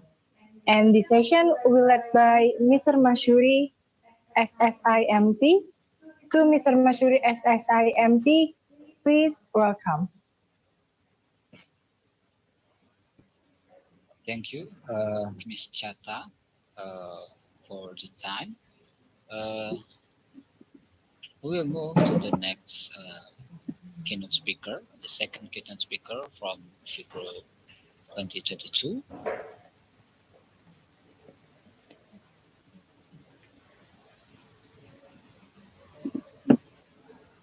I would like to read some short brief of our second keynote speaker, curriculum vitae. He is Dr. Azur Abdullah from University Technology of Mara, Malaysia. Now, he is an associate professor and the head of study center at the Faculty of Accountancy, University of Mara, UITM, in Perlis branch. He also a certified accountant. He worked in several accounting firms, manufacturing business, tourism business, and entrepreneur in the related field.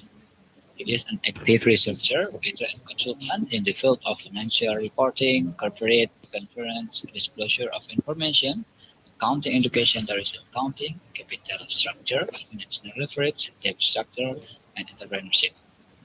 Please welcome Dr. Azrul Abdullah. Time is screen is yours. Testing. Assalamualaikum. Can you hear me? Yes, it's quite clear. All right.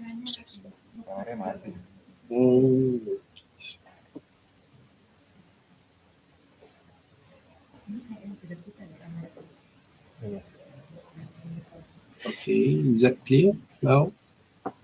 Yes, it's quite clear.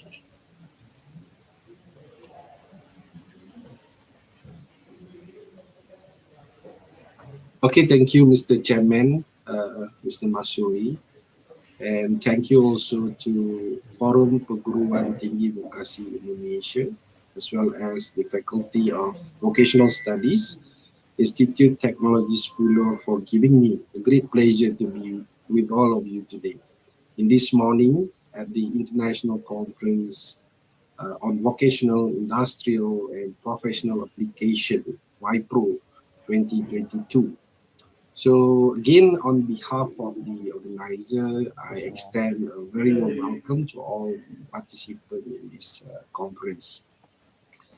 I think the topic that I will bring to all of you today is a very light topic, but I believe this is the significant things that we should think about. Punten Mbak Arif tadi masih berdinas.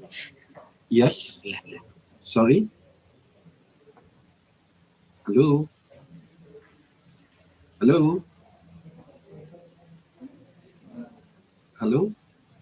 Pardon, Prof. Azrul. Pardon, Yeah. Prof. Azrul. Anything? Can you hear me? Yes, yes. Pardon. Yeah, can you hear me? Because you say something. No, sorry. So can I proceed? Can I proceed, Masuri? Pardon? Can I proceed? Yes, it's quite clear. Yes, it's quite clear.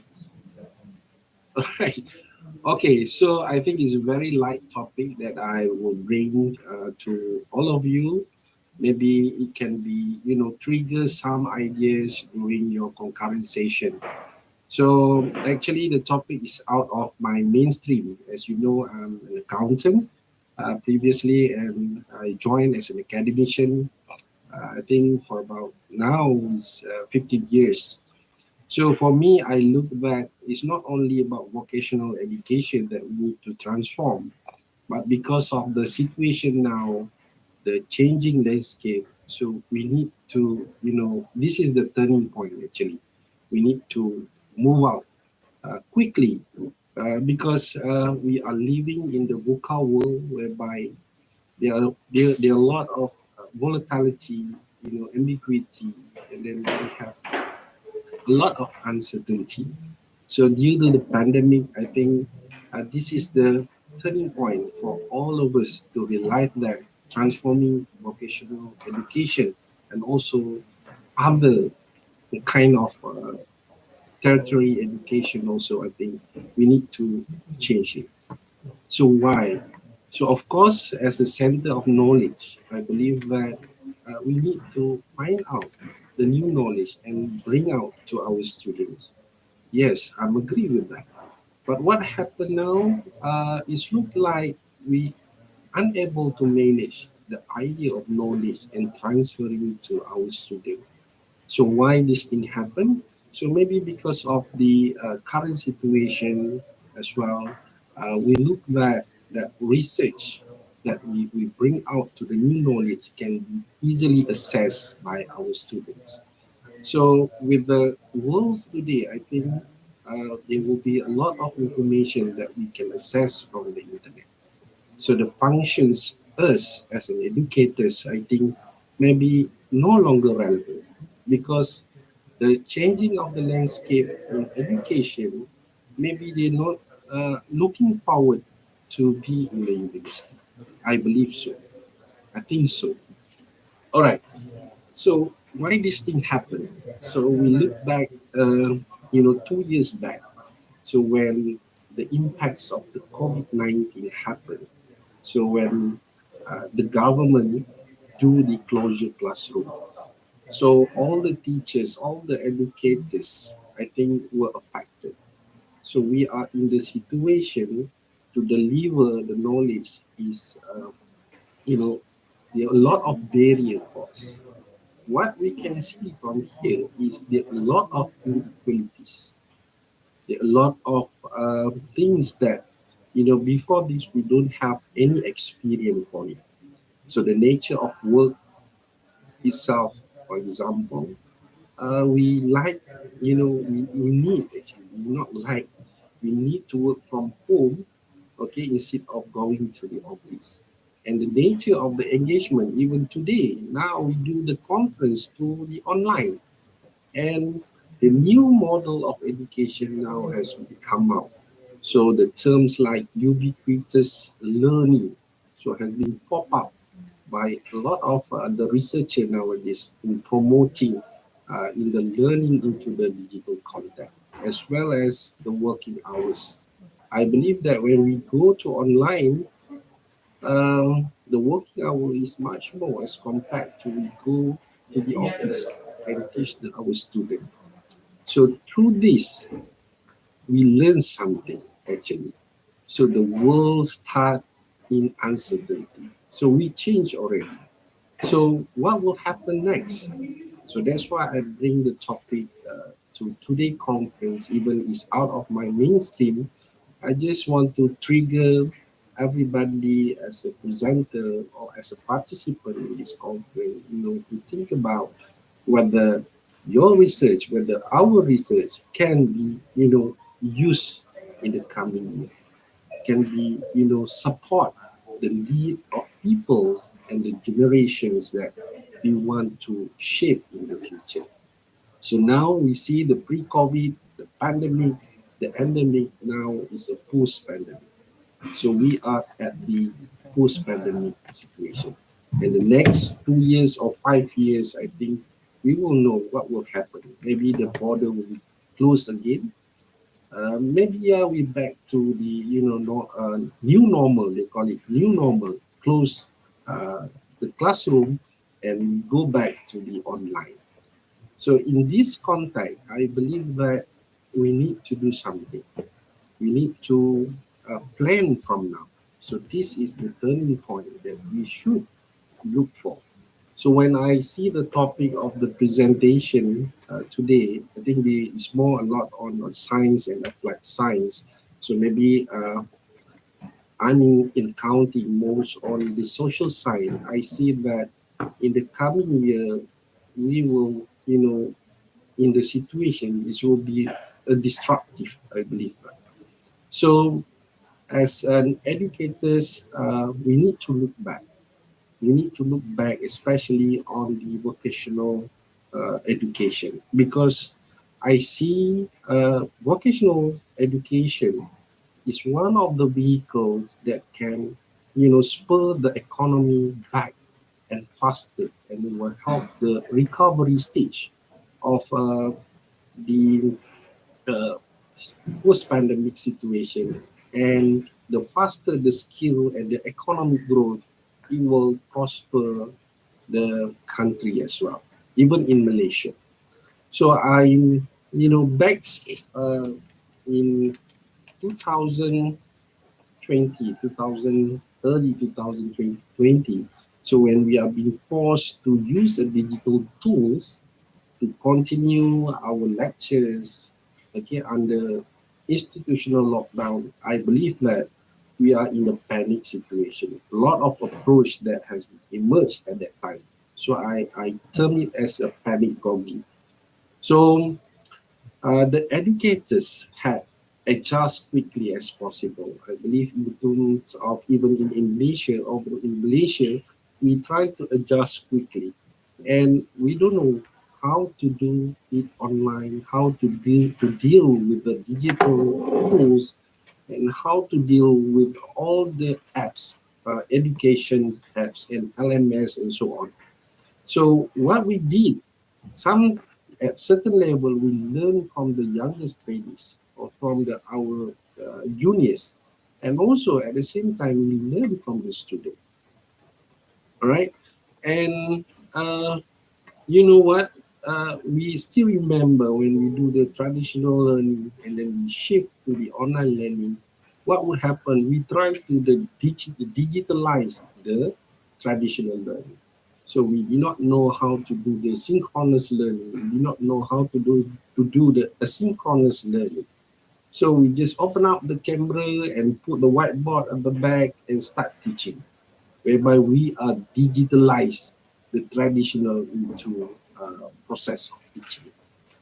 So that is the first phase. Okay, but I believe now we adapt with the changes. Okay, I believe that somehow uh, we able to do it online. We able to communicate well and do the engagement with our student doing online. But at one point, okay, can we go back to the traditional? So I believe we cannot go back to the traditional way of the teaching. So we need to move up. We need to go to the next levels. Maybe some are talking about hybrid learning on teaching our students. So my point here, so why we cannot go back, why we need to embrace the technology, because of the situation nowadays, the information can be easily accessed by the students. So when we go online, there are a lot of things that we still want them to learn like a traditional way. So students nowadays, they are the glass generation. They like to Google and they like to find out all the information quickly. So everything they want is a very quick answer. So if we don't plan from now, I believe the next generation will suffer, maybe lost a lot of job in the future. So I think this platform is a very good platform. Maybe we can use to discuss, the next planning for the post-pandemic landscape on the vocational education.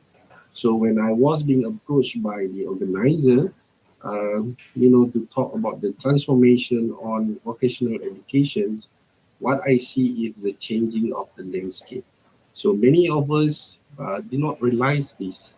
And yes, they realize it, but we don't know how to do it. So seriously, we don't know how to do it. Even in Malaysia, we're still planning, we still try and error.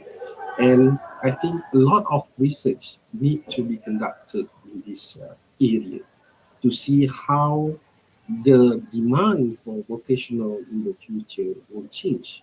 So I believe during the pandemic's time, teaching on vocational is not easy because some of the courses, I believe, will involve hands-on, will involve machine.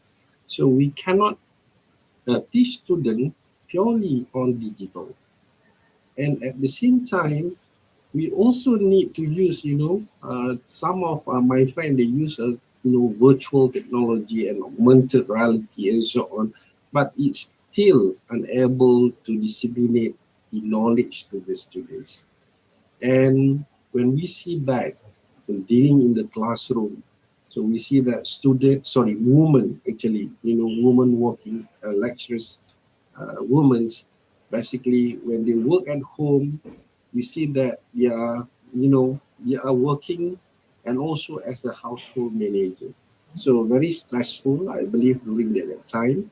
But now when they can adapt, so this thing also need to be triggered out by us to see whether working from home is, kind of the things that relevant in the future.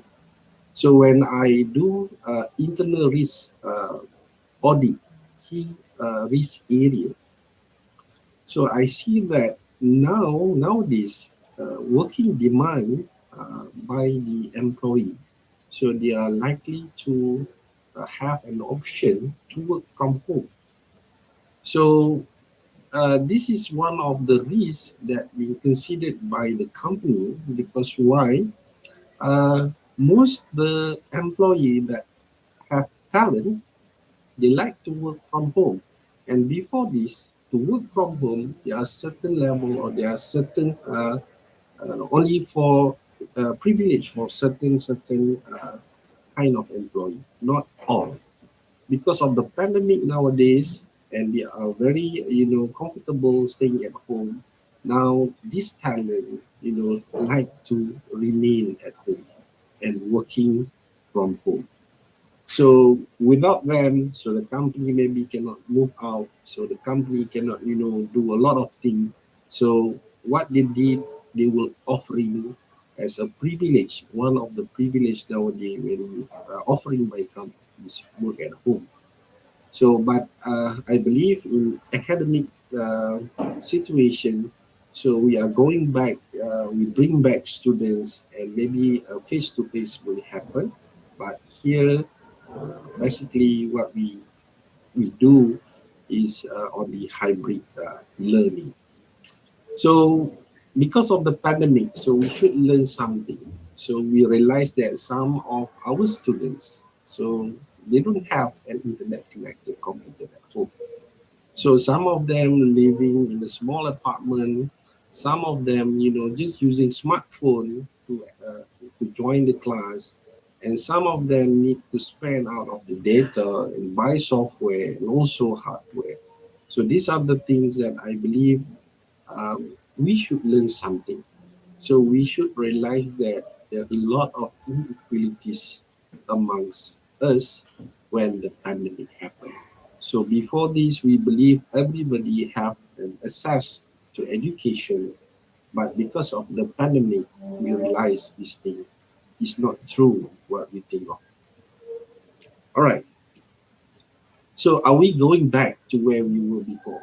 So I think going back to normal activity is not as simple that we see.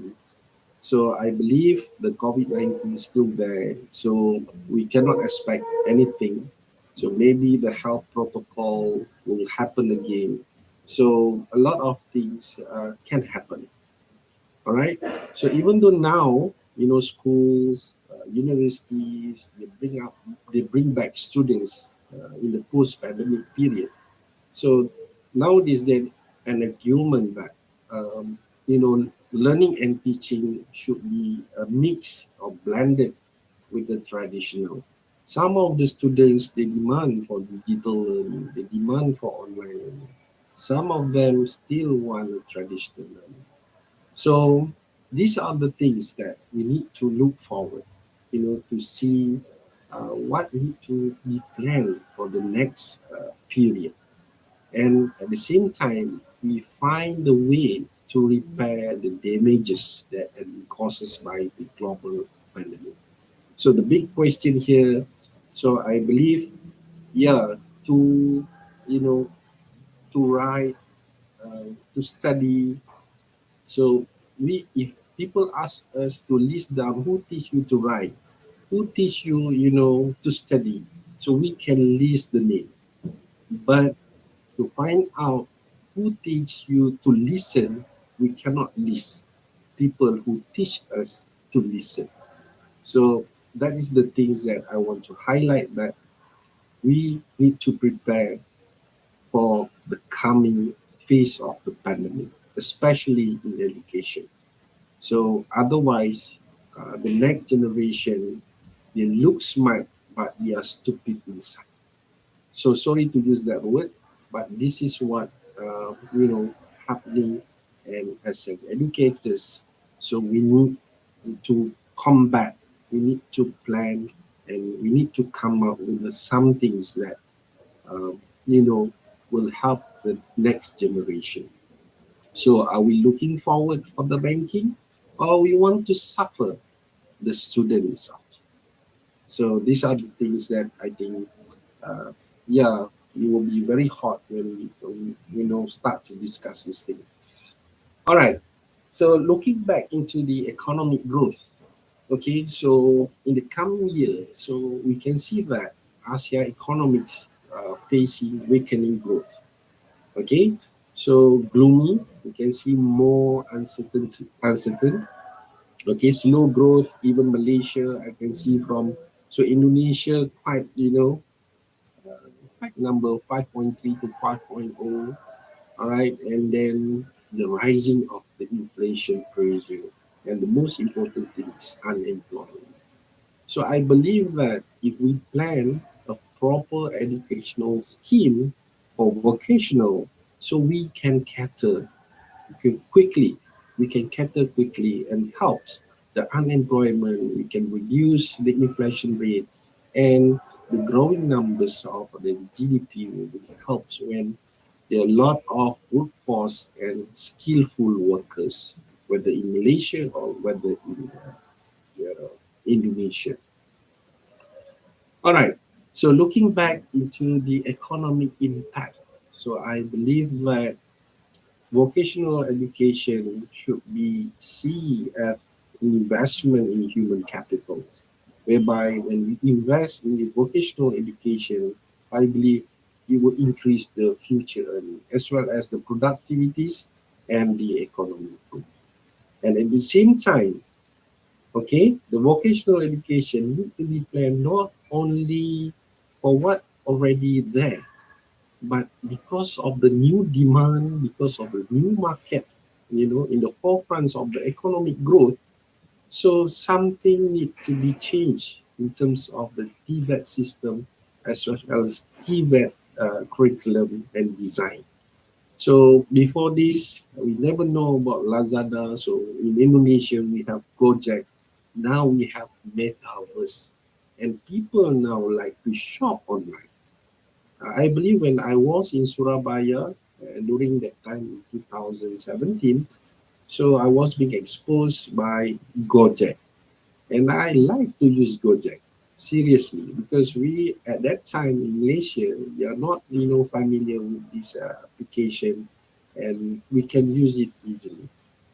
Okay, and somehow and sudden because of the pandemic, I believe that this is the new economic growth that maybe will capture and boost up the economy of Indonesia as well as Malaysia. So in vocational design, so this thing need to be looked back. Okay. And for me, I look back on the coming plan for the skills that are specific to the job role, maybe no longer relevant. So we need multiple skill towards the role of job. So we know that we are moving toward the gig economy. So improve the future of employment prospect is very important. So it's not about the career anymore. Okay, it's about sometimes turn a hobby into a business. We can see that our young generation, they like TikTok, they like, social media. They use social media to expose themselves, and now they can make money easily. And now they have a new term for this kind of job. They call it as influencer. All right. So in Malaysia, a study that highlighted in the newspaper. So most is about 70%. When this do a survey, so majority of the students they don't want to join university. So they see another point of views that can bring money, that can bring the skill to them. So this is a challenge, I think, for us, especially when we have Udemy, when we have Coursera, and we have Adobe. So this kind of competition need to be looked for. You know, if you want to have a skill, just pay for 20 ringgit, 15 ringgit. So you follow all the instruction in this simple instruction, follow the videos, and then you are being certified by this organization. And somehow you can use this, to apply for the career in the online system. So until that phase, okay? So that's why we need to look back, we need to see that the competitions in terms of others organization, they are not university, they are not anybody, but they are being recognized worldwide. People like to go to them instead of coming to university. You need to stay for 3 years.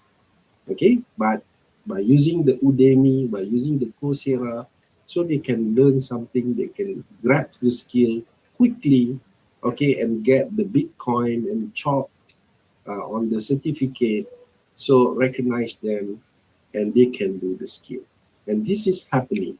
So from the web, I see that 30% of the employee at the Google without any certificate. So this is what we are worrying about. So they learn the skill themselves. Through what? Through YouTube. Okay? Through all kind of website, through all the information, through the www, they can get all the information and they can learn independently. And trust me, by today, we can learn almost everything from YouTube. There are a lot of videos that sometimes show a very detailed step by step to do something. So this is the things that we need to put ahead on the landscape of changes. So I like, like Dr. Muhammad Aziz talk about the artificial intelligence, blockchain. So these are the things that, seriously will happen in the future. So I don't know about this, but in accounting itself, we are suffering, especially on the diploma levels. So why? Because the bookkeeping is no longer relevant, because all of this can be done by artificial intelligence. So we need to change the syllabus. We need to adapt with this kind of IR 4.0. We need to, embark new phase of accountant. Yes, of course, we need an accountant, but different kind of accountant. So before this, accounting also is a part of vocational studies, but I see that in the coming year, so this job will be vanished from the industry. Why? Because of just to do the bookkeeping, system will do it for you. So you don't need to understand even the debit and credit. Just scan. So any receipt, and automatically the system will do everything for you. So, but one thing the system cannot do is to make the decision. Okay, we still need a human touch, a wise guy to make a decision. Okay, and because of this, also we need to see a new platforms of education, a new things in education that embed the cloud computing. Before this, in my time, we used a diskette. If you still remember, maybe some of you here, the X generation. So we use diskette, the big diskette. and then they change to the small diskette, and then they change into thumb drive. Now people don't talk about the thumb drive, about the hard disk. Now people are talking about all the information in the cloud. So this is the thing, and when I look back, lesson from the accounting that I can share to all of you, that cloud computing nowadays is major things in the coming year. So I believe that the one who can use the data, they will survive in the future. So it's not about rat race for fuels, for gas, but now for those who have many data, so they maybe can control the world. Maybe, I guess. So data in the coming year is like a fuel. People need the data. So all is about the data driven. And sometimes I'm still guessing. So I just guessing that um, how my handphone can detect what is inside my heart. Sometimes I'm just talking to myself. I want to buy this thing, and suddenly it will appear, you know, in my Facebook time, in my Insta time. It's sort of like they have some kind of cookies, or maybe some kind of I don't know, kind of you know uh, a spy that see what I'm doing every day. So that's why, to survive because of the data, so vocational study also need to go for the cyber security. We need to plan into this thing. So we need to embed all the technologies that will happen in the future by now. So the policymaker should play an important role. The TVET practitioner also need to understand this thing, as well as the institutional itself need to be ready to to look at the changes in the future. Okay, so this is about the future work trend. So I already mentioned this thing when COVID-19 happened. So the trend of future work actually give us an overview what will happen in the future. So ideally, yes, of course, we know that remote working, so expanded data collection, and the best part I see now, there is dehumanizations of employee. We are using robot actually. So some of the restaurant, even in Malaysia, they use a robot to replace the waiters, and this is happening. If you don't realize, this is happening, and some of I believe some of uh, restaurant maybe in Indonesia start using this. Okay, so this is the things that we need to look as well. When we want to plan for the new to transform the vocational education, the new job need to be explored, a new research need to be done to see all of these things and bring back to the society. So the research, yes, bring the new knowledge, give impact to us, okay? But how about the society? So the societal impact for me is much more important when we talk about planning, finding the new knowledge and bring it to the society. So sincerely, when I compare myself during my practice time and as academician, it's totally different. Okay? So the true part, to bring the new knowledge, I cannot see all this kind of thing. So people like to talk about the scopus. People like to talk about the Q1, Q2. So instead of giving the new knowledge and find out and pass to the society. For me, as a teacher, as an educator, that is the excellent things that will happen in your life. Ini adalah kerja yang mulia. So that is the thing that we should look into that, because the coming year the society will become complex, more complex. So that's why the planning about the future trend need to be emphasized for. So again, yes, we look that internet is one of the facts that we need to know about the future. So I believe now without a handphone, so we cannot survive. So every day, you can see at the restaurant, in the bus, even when you sit to another friends, they don't want to talk to you. They like to play their handphone. You are in the metaverse. They like to use the handphone instead talking to you, hello, hi, and so on. Okay, so this is the facts. We need to plan. We need to know this about the things that the things that maybe and offer the demand for a new job.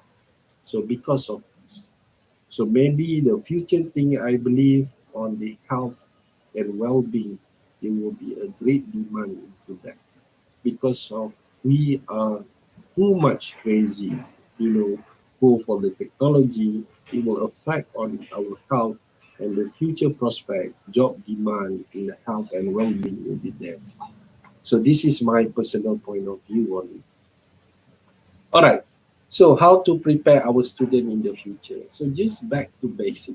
So education probably been designed, we know that by the baby boomers. They are born between 1946, 64, or like me, Generation X, born between 65 and the 80s. All right. So the big question here, they are expert in the area of study. So the question now, can these experts understand and fill the gap that separate the thinking and aspiration of the much younger generation? So we need to look into this. So yes, during my time, the syllabus, the curriculum design will match me what I'm now today. But my time, I need to plan for another 5 years for that. So that is the things that does the existing education prepare these 21st century learners what they are about to embark on the future should be a question mark. So we need to rethink, reimagine the teaching and the learning in the future, not only for accounting, science, but I think it should cover all, whether at higher levels or lower level, medium level, and so on. All right, the basic question. So ask back what we want to do actually, what we have to do. So this is the basic question that normally we will, use and uh, implement when we want to go to the basic things. All right. And talking about the changes, talking about the transformational, so I look back into three categories, three classifications that we can see. So one is on the digital transformation. So another one is on the opportunity because of the digital transformation and the existing challenges. So these are things that we need to look forward in terms of coming out with the program, coming out with the good professional education.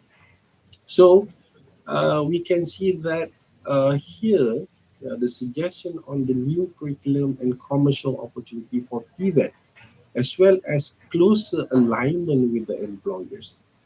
All right. So from this finding, from this point, I see that the coming year, so I see the university itself will be without any faculty. So if we want to success in PVET, we should embrace the faculty, the university without a faculty. So meaning that the student itself will decide what they want, not a package provided for us. So in that case, I believe the student choice, the employee choice will fulfill the need of the employer. So if we don't do that, so maybe in the coming year, so we still have a human talk to the industry, we're not preparing a good student for the industry and so on. But now let them choose. So the closer alignment with the employer, I believe the opportunity here, the university will be without any faculty. So the student will decide the syllabus as to fulfill. So another things in a country like Malaysia's developing country, we still have disadvantaged student.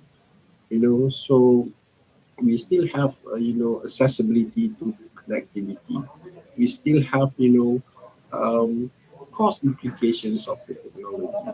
So these are the things that we also need to look forward and need to cater as well in terms of now as to prepare for the future. So digital transformation, I believe, yes, we definitely will go for it. We cannot ignore. So the main thing is we need to upskill, reskilling our staff. We need to improve, the digital skills of our lecturers, our staff as well, and more we need to improve the understanding and the benefits of learning and so on. All right. So the challenge part when we're going to plan and transforming, so we need to fulfill this kind of thing. I see that from the first keynote speaker also talk about part of the skills that need in the and I interested in the carbon tax. So because accounting also we have the carbonization tax, whereby now they are talking about this thing and on how to reduce the emission and pollution and so on through the Kyoto Protocol. So the top 10 skill in 2005 definitely different from what are being offering in our contact right now. So we need to move quickly. We need to make sure our student, because our student is the asset, the important asset for me, for the country to spur. So with a good education, with the good skill that we develop from the institution, I believe they're able to use the technology, monitoring and control in the future. So others, of course, it will help and improve slowly, especially on the leadership, social influence, I believe that. So general skill, basically what they need in the coming year is analytical thinking, solving a very complex problem. So even accounting firm today, so if you come and interview, give you task, we want to see you finish it and then we employ you. So we don't ask you any question. Okay, so prove it, solve it the case, then the job is on you. All right. So of course, to do that, they have a critical thinking. Okay, and leadership, social influence, stress tolerance. Of course, there will be a lot of stress in the future, and definitely to survive in the years coming, creativity and innovation need to be embedded in the student skill in the future. Okay, so these are the things that when we are look back on the process, how to rethinking the teaching and learning. So these are the questions that we should put in the post-COVID. If we want seriously, we want to change the education system, especially on the vocational. So two parts need to be looked for. Number one is about institutional policy and structures, and number two is about the curriculum, okay, area that may reflect the changing demand because we are living in the VUCA world. So we don't know what will happen in the coming year, okay, unemployment. So by having a very long life learning curriculum, so people who are jobless can come and join and go to the micro teaching and so on, sorry, micro learning, so they can, go for another job. So the job of the coming year is about the contract job. We will be more contract. Trust me, if you don't, if you can Google and go to Fever, there are a lot of contract jobs that you can, apply based on your skill. So nowadays there is a website called it a Fever. So try Google and try to see how we need to adapt to this kind of changes happen nowadays. So how will the learner get the practical and work-based experience? So this is the things that we also need to think about. So when, let's say, the border is closed again, so we're back to, I don't know whether this is normal, not normal, or new normal. So these are the things. Even sometimes, talking is in front of the camera also, I feel I am normal or not normal. So this is what happening in terms of practicality and the work-based experience. Okay, So what are the changes with the skill and type of staff in the teaching institution? So this is also need to be seen by the leaders and also institutional leaders especially, and how can new delivery models and way of working, to promote more inclusive practice? Can we still work at home? So some of us, like to work at home. They feel privileged, and some they think that I need to go to the office. I believe most of the time, because we already adapt with the changes, yeah, we feel comfort, to stay at home and working already. So these are the things that, yeah, we need to look for and come up with a new model of learning. So I'm proposing that maybe we can go for unique teachers learning as to support, as well as the new delivery model, and combine with the hybrid, since we can, do face to face. Okay. So why this thing is very important? So from millennial to post millennial, so now we have Z generation, and soon we will have A generation, so alpha generation. Definitely in baby boomers, they can listen about 60 minutes consistently. Okay, X and Y, they only can listen 30 minutes. Okay, then they will collapse. So Z generation, okay, they only can give a focus within 10 or 15 minutes. And the next generation is, we call it alpha baby. So if you can check this. Okay, alpha baby, they can only focus to you only 8 seconds. Okay, at 8 seconds. Just imagine how we are going to transfer the coming knowledge to this new generation. So we can do that if we plan from now, if we, ready to face the coming changes in the future. So this is the turning point. Okay, this is the policies maker. So they should prioritize the impact on rural community as well. Policymaker need, to reflect the curriculum and decentralize back to respond to the labor market changes. See the market changes, nowadays the new job in the market. So what kind of job that largely offered in the market?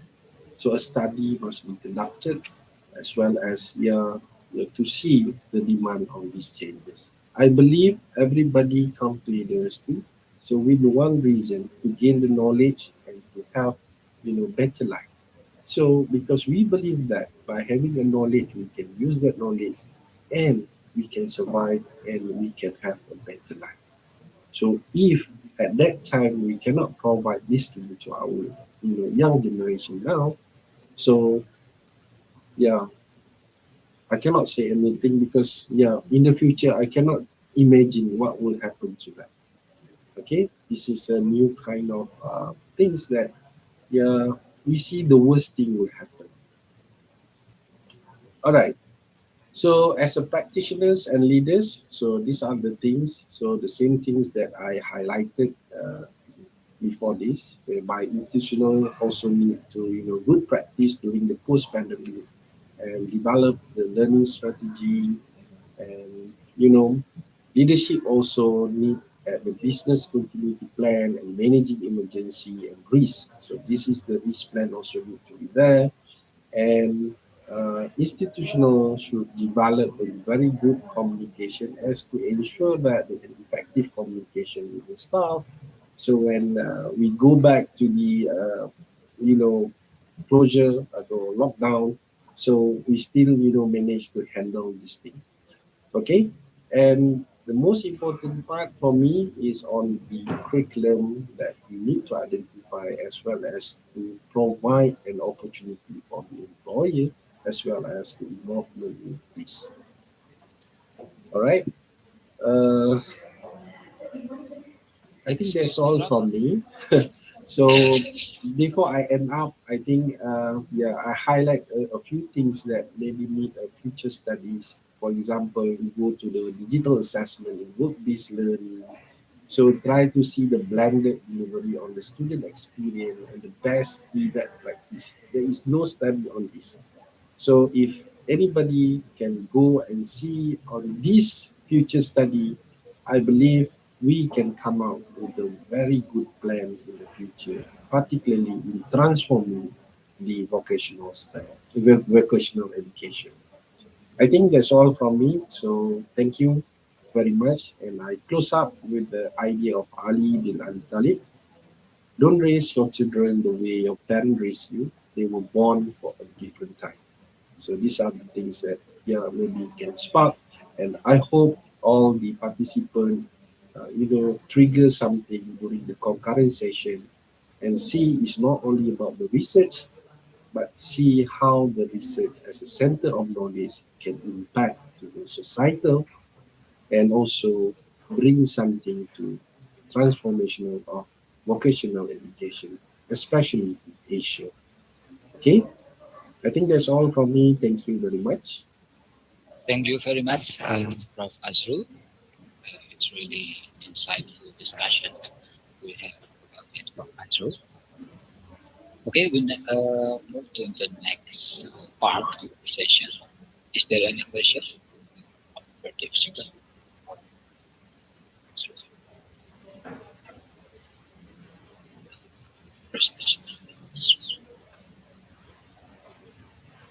Time presentation is over.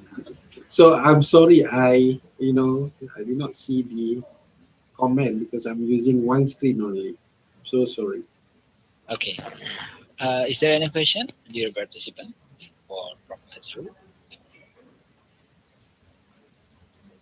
Okay, maybe one question for me, Prof. Azrul, about the challenge we need to prepare for the next TFET, especially in Indonesia or maybe around the world.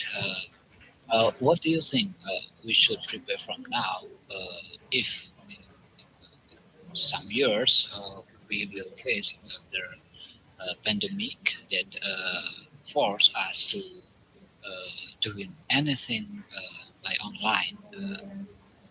In the other side, we have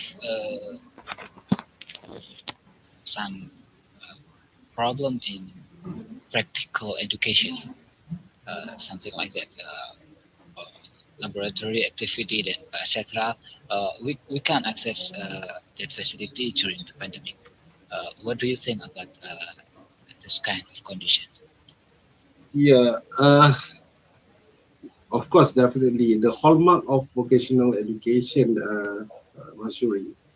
So the challenge part is on the hands-on activity, on the practice activity, especially in the lab. So I believe in the future, the virtual reality so will be used, tremendously, I guess. So why I say so, because you can see the Mark Zuckerberg has come out with the Meta Quest. All right. So even now in the first phase, we are using cartoon as to replicate us, as a person who that we can discuss and collaborate online. I believe in the future, so this thing will happen. Definitely, this thing will happen. So yeah, because of this thing, we still need to have hands-on activities and practice, especially when we talk about Tibet. Okay, so for accounting, we have no problem. For accounting, we don't have any problem, but maybe for sciences, so they need to test, go to the lab, and also for those who are using a machinery, I think when they need to test by using the machinery, I think that is the challenge part. So by hook or by crook, so for the time being, so they need to blend the system, blend the practice and also online learning. So to solve the problem, to design the good curriculum for vocational learners, So hybrid is best choice so far. So we have online and we also have practice and also hands-on learning or experiential learning. Okay, thank you very much, Prof. Azrul, for your insightful sharing. Now, because time is over, we need to move to the next part of this Vipro 2022. I would like to return the session to our MC, Miss Chanta. Time is yours. Thank you, Prof. Azrul. Welcome.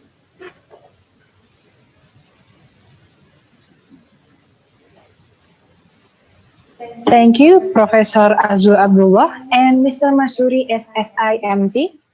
Next, we will have our third keynote speaker, Associate Professor Arif Garyanto from IPB University. And the session will be led by Insinyur Iputu Eka Widya Pratama, SSI MSc RWTH. To Insinyur Iputu Eka Widya Pratama, SSI MSc RWTH, please welcome. Thank you, Mrs. Chata.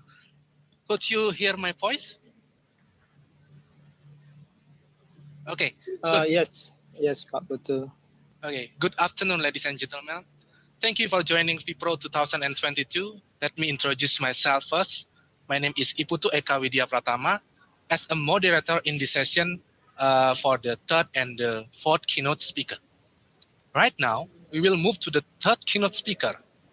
Is Professor Dr. Insinyur Arif Daryanto, Master of Economics from IPB University, Indonesia. So, I would like to read a brief of CV of our third keynote speaker. So, Professor Arif Daryanto is a Dean, School of Vocational Studies, IPB University. Is a Professor of Agriculture and Food Economics in the Faculty of Economic and Management. So, Professor Arif obtained his bachelor studies from agribusiness economy, and then he graduated from University of New England, Australia, for obtain his PhD and also his master in development economy. So, we will please to welcoming our third keynote speaker, Professor Insinyur Arif Daryanto, Master of Economy. Please welcome, Professor. Oke, terima kasih moderator Pak Putu dan juga Honorable Dean Prof. Sigit from Faculty of Vocational Studies, ITS University, and also Vipro, organizing a committee for the opportunity that has given to me. And in this session, I would like to set a perspective on food sector transformation, security, and resilience. Well, it is a crucial topic, especially the transformation of human behavior during COVID-19, not only for developing countries, but also for developed countries. Please let me share my presentation from my computer. Okay. Pak Putu, terlihat? Yes, Prof. So, okay. You have maybe around 40 minutes for presentation. 14 minutes. 40. 40, okay, thank you, Pak. 40, okay. Ya, thank you, Pak. Mungkin sebelum saya presentasi, saya mencoba membalas pantunnya Pak Sigit ya, Mas Putu ya. Jadi pantunnya Pak Sigit luar biasa. Saya serasa ada di Jombang ini Pak Putu karena saya lahir di Jombang. Okay. Bunga anggrek indah berwarna-warni, tumbuh dan berkembang subur di Taman Inovasi. Selamat datang di ITS Fakultas Vokasi bersama Vokasi Industri membangun daya saing negeri gitu ya Mas Putu ya. Okay, thank you. Such a beautiful pantun from Professor Daryanto. Mudah-mudahan Fakultas Vokasi ITS moves forward dan semakin bagus, dan bersama FPTVI di mana Pak Sigit sebagai ketua. Prof. Sigit is the chairman of FPT Forum Pendidikan Tinggi Vokasi Indonesia. Mudah-mudahan dengan Prof. Sigit Vokasi Indonesia perguruan tinggi vokasi, pendidikan tinggi vokasi Indonesia akan semakin maju. Baik, here's my outline presentation. I will explain 5 main topics, yeah, why food security matters, and then global food disruption and COVID-19, food resilience and approach to enhancing food system resilience, concluding remarks. Why I present food system resilience, because usually we just only talk about daya saing, competitiveness of the food system, but now we try to introduce the new terms, resilience, food system resilience. Then let me start this lecture with an introductory quote from Josetta Siran. Josetta Siran is Food Program Executive Directors. She is stating that managing and rural access to sufficient, safe, nutritious food to maintain a healthy and active life is one of the greatest challenges that society faces today on the global scale, especially when we are facing the VUCA phenomenon, the volatility, and then uncertainty, complexity, and also ambiguity. Why is food security issue? The obvious reason is that everybody needs food, but the complexity of delivering sufficient food to a national population and the whole world population show why food security is priority for all countries, whether developing or developed. In short, this is a global challenge because it is not just about food and feeding people, but also about practicality or aspect of an economy and society. It also causes many aspects, start from globalization, conflict, poverty, and climate change at causes. And the driver is about food shortage, food prices increases, food hoarding, and also food contamination. Then symptoms, we do have here some symptoms: deterioration of health, deterioration of nutrition, hunger, loss of life, and so on and so on.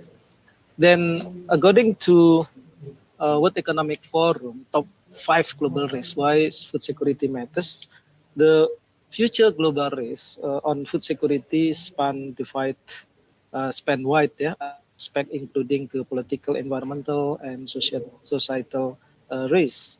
In terms of impact, the highest risk outlook includes weapons of mass destruction, failures of climate change, mitigation and also adaptation, extreme weather events, and also water crisis and natural resources. All factors here related to agriculture and food security. While in terms of livelihood, the risks that are most likely faced by both developed and developing countries lie in environmental and technological aspect, namely extreme weather events, natural disasters, data fraud, and also cyber attacks. Then why security matters to us? Because in the new global food system, to achieve multiple SDG characterized by efficient, inclusive food system, climate smart, sustainable, nutrition and health driven, and also business friendly, over half of the sustainable development goals related to food security and also nutrition. This is why the food security matters to all of us. Then food security is also key to the SDG success, yeah, sustainable development goals. And many definition of food security, but I try to use here from Food and Agriculture Organization. Food security is defined, or food security is achieved when all people at all time physical and economic access to sufficient, safe, and nutritious food to meet dietary needs and food preference for an active and healthy life. There are 4 pillars for this food security: availability, and then accessibility. The third dimension or pillar is utilization, and the fourth one is stability. So availability means the ensured when there is a reliable supply of food and sufficient quantity and also quality, dependent on domestic production, food stock, import, and also food aid. When we are facing the COVID-19, that we are having difficulty in importing some food from other countries because of the conflict of Russia and also Ukraine. Then also for the accessibility, ensured when individual and household have adequate resources to obtain appropriate food depending on political, economic. So the food security is multi-dimensional factors to affect the food security level. Utilization also depending on food safety, keamanan pangan food safety, kesehatan pangan, keamanan pangan, food quality, and then nutritional knowledge, and then for the stability depending on the maintenance of all three pillars of a time: availability, access, and also utilization. There is a well-known food security index called the Global Food Security Index 2019. The Global Food Security Index consists of 4 dimensions.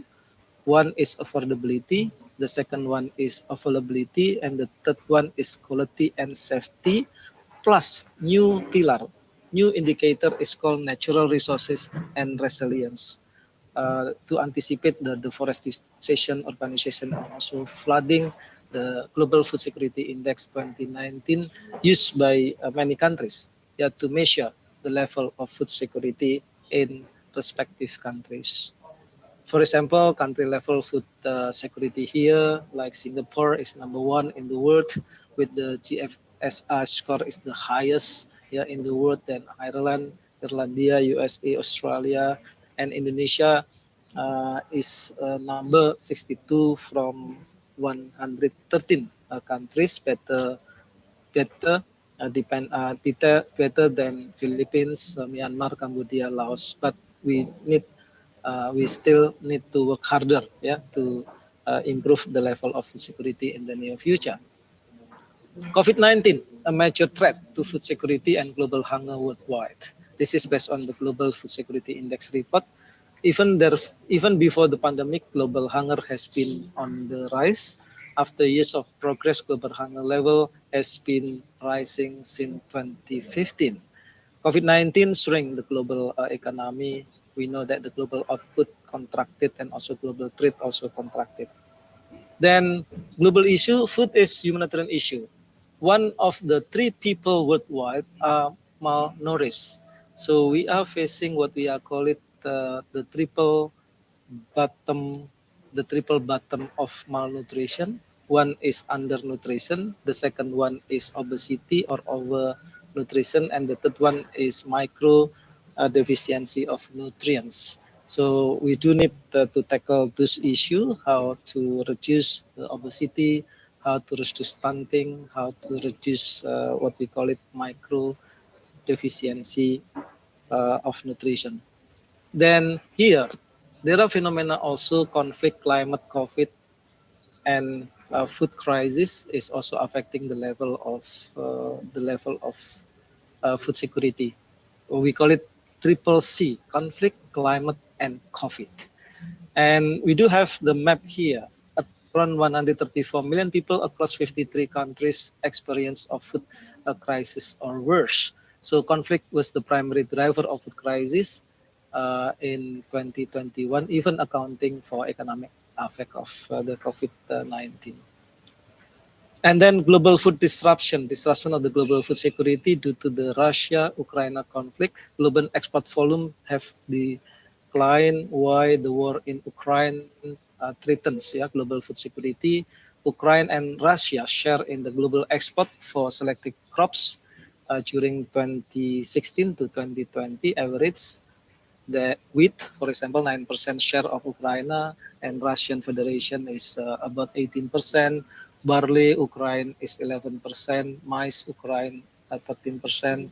Then rapeseed, the Ukraine is 10%, and Russian Federation is 2%. Sunflower seed, Russian is 8%, and Ukraine is 2%. This is why the global export volume have declined because of the war.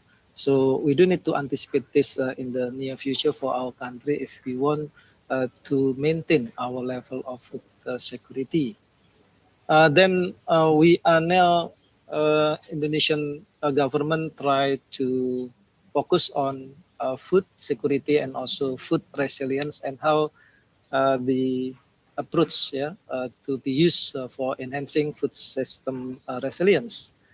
the key trend at the moment for the Indonesia because of the COVID-19, we see that we are having rising concern regarding purchasing power atau daya beli, reduce operation of traditional market, shift to modern trade, increase use of online platform, shift to homemade meals and also fresh produce, heighten consumer awareness regarding food safety and also hygiene, a shortening of supply chains due to increased improvement for on the online platform. So here that we do need to transform, from what we call it is paradigm shift. Is not only volume but value, and also it's not only food in terms of quantity but also qualities. And here the definition of the resilience, many definition, but one of them is from the IPCC, Intergovernmental Panel on Climate Change. Definition of resilience is the ability of a system and its component parts to anticipate, absorb, accommodate, and recover from the effect of a hazardous event in a timely and efficient manner, including through ensuring the preservation, restoration, and also improvement of its essential basic structure and function. So I think that we do need to prepare about the resiliency or resilience of the food system in Indonesia. What are the major challenges in ensuring food security? Food security is a complex, multi-dimensional issue. In order to assure food security now and in the future, countries need to ensure that food is affordable, sufficiently available for their population, and meeting their dietary needs. There are gaps in the global availability and of essential vitamin and also minerals, and also nearly 30% of countries have limited or no access to agricultural financing programs. Then also 25% of country have insufficient availability of zinc, and also 31% of country have insufficient vitamin A availability. So this is what we call it triple burden of malnutrition, is lack of micronutrient deficiency. Then also, what are the major natural resources and resilience risks for food security? Food systems are highly susceptible to the impact of climate change and natural resource risks. These risks include exposure, water, land, ocean, sensitivity, adaptive capacity, and also demographic stress. So we do have the map and how to tackle with this. I think that every country have their own strategy. And also there is what we call it the framework of food system wheel. It's not only on farm issue, but also of farm issue, from from input supplier till the food consumed or food provided on the table. So the food security, food system will need to be comprehensive, to be tackled in the country to strengthen the level of food security.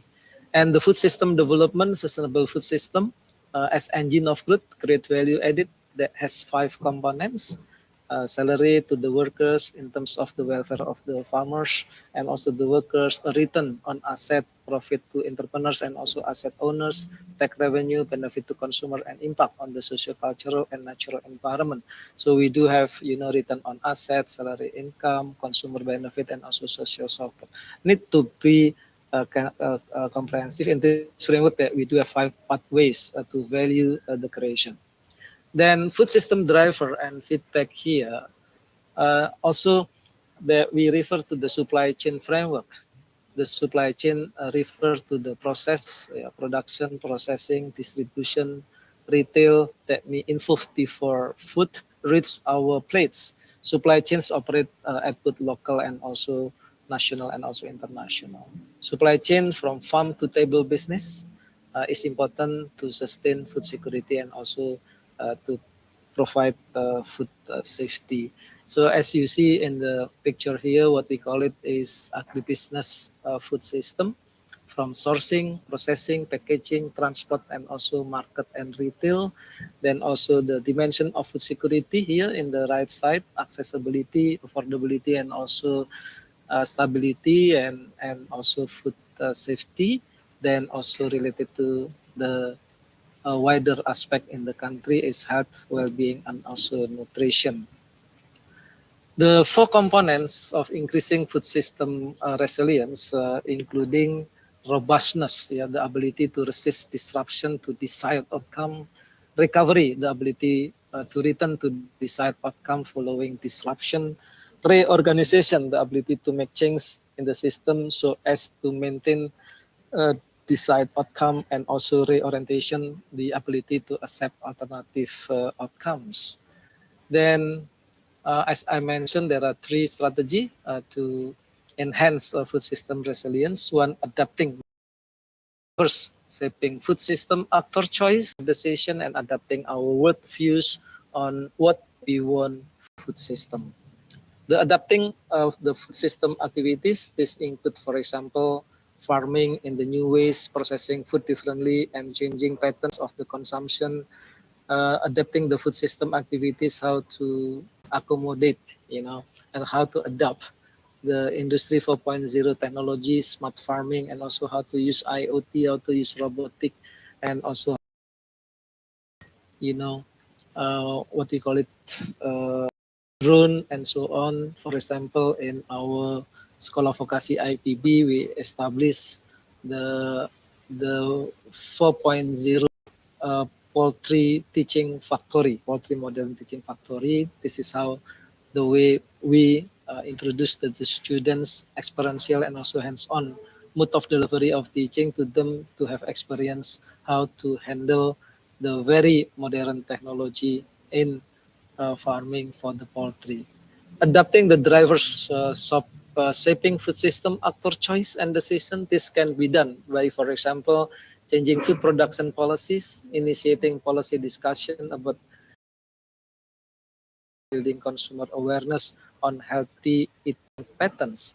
The challenge of our agriculture of food sectors in the near future is how to produce more with less input, better quality, and more friendly to the environment. So this is the challenge of the food system or food sector in the near future. Worldview on what we want from food system, the trade-off among the food security, other socioeconomic and also environmental goals. Yeah, for example, now that the agriculture sector and food sector is facing land conversion because of the industrial use, because of whom and also industrial use. So the converting of very good land, especially for see in Jawa Timur, in province Jawa Timur, the conversion land is really very huge, very big. So that's why how to maintain the luasan or the size or the luasan of tanah untuk pertanian, how to maintain the agricultural land is really very important in the near future. Then vocational education contribution. Because Pak Sigit approached me, what is the role of vocational education contribution to global climate change? Even Ibu Dirjen, Directorate Jenderal, we discuss in our circle, in our WhatsApp groups for the FPTVI, Forum Pendidikan Tinggi Vocational Indonesia. The Ministry of Education asked us or recommend us to deal with the global climate change and how to improve the food security in the near future in Indonesia. So, for example, here's some example. For example, TVET, Southeast Asian Technical Vocational Education and Training Consortium. There are some program to enhance capacity at the Ministry of Agriculture, Livestock, to coordinate, develop, and implement the key transformation in the agriculture technical vocational education training TVET system. So how to update the technology and how to make the agriculture or food sector more productive and berdaya saing. We do have the more competitive to the world market. And then, for example, Wageningen University of Research collaboration with us, how to enhance capacity at the selected state agricultural institute to deliver graduate that possess adequate competency-based and labor market-oriented region-specific and gender-sensitive entrepreneurial extension and management skill and knowledge. This project is funded by the Netherlands government and Indonesian governments, how to have the curriculum-driven, industrial-driven curriculum. The industry demand curriculum, so what we call it is demand curriculum appropriate to the need of the industry, or what we call it DUDI, ya, dunia usaha, dunia industri, or we call it IDUKA. IDUKA is industri, dunia usaha, dan dunia kerja. Ya, so the main important is how to improve the collaboration among the industry and also university, especially for TVET, yeah, teaching technical and vocational education training TVET system. Then also APN, Asia Pacific Network for Global Change Research, how to enhance capacity of scientists and practitioners for promoting resilient food system in Indonesia and South Pacific. So we are SVIPB collaborating with APN to conduct some local karya or workshop on the food security, food resilience, what is the component, and how improve or to increase the level of food security. Then the collaborators in the APN, we are collaborating with University of Queensland, and then also the Oxford, and so on and so on, and also Bappenas and also Ministry of Agriculture. The international program related to the global climate change or the level of food security improvement is Exchange Program, the summer course with topic related to the global climate change and also sustainable food sectors, research collaboration, for example, with the Adelaide funded by ASEAN, for example, in our school, related to the milk quality improvement collaboration with University of Adelaide, the activities collaboration like what we call it SAS 21. SAS 21 ini sebenarnya the abbreviation of sapi ayam, sapi ayam SAS, ya, with Matrix School of Management and IRS University of Applied Sciences. So in the Europe, Polytechnic is called University of Applied Sciences, different with research-based university. I guess IPB and also ITS have multi-strata program that we are offering. One is academic program, the second one is vocational education and professional education. So how to make the difference between S1 academic and also S1 terapan, ya, jangan sampai bahwa S1 akademik rasa vokasi, kemudian S1 terapan terlalu rasa akademik. Nah, ini bagaimana mau menghadirkan dua stream ini, STR dan S1 akademik itu to be different. Ya, product differentiation and also the unique preposition value itu dan juga branding are really very important for this. Collaboration initiation, for example, ARS and also Wageningen University Research in the Netherlands, Shirat, we are having the program Core Livestock Sustainability and also joint program groups Indonesia, France, Institute for Interdisciplinary Mountain Research, Austrian Academy of Sciences. We are all here during dealing with training and also student mobility and lecturer mobility in improving the level of food security, food resilience, and also the competitiveness of the agriculture and food sector in Indonesia. Concluding remark, yeah, it is clear that agriculture alone, right, is the best means the world has today to simultaneously tackle food security, poverty, and environmental degradation. And then at the moment, we are now, government of Indonesia also concerned, yeah, about the food loss and waste. The food loss and waste is really very important because 1/3 of agriculture production in the world is lost and wasted. So at the moment, government realized that this is really very important and strategic program need to be addressed about food loss and waste. In the global level, 1/3 of agriculture production is lost and wasted. For example, in Indonesia at the moment, the harvesting also producing loss, yeah, because of inefficient, also ineffective how to store and also how to transport, and also sometimes for the For the food waste, usually that we keep the food and also put just only in the freezer, and finally that we learn and we realize that the food is already expired in the freezer, for example. So here food loss and waste is also really very important. Thank you. Terima kasih atas perhatiannya. Mudah-mudahan paparan singkat ini bisa memotivasi, ya, can motivate us to improve the level of food security and also resilience in the country, and also how to reduce food loss and waste in our country. Terima kasih Pak Putu. Saya kembalikan kepada Pak Putu. Thank you, Professor Daryanto, for such a insightful presentation. Now we come to the next part, is a Q&A session. So please raise your hand or write on the chat box for the question.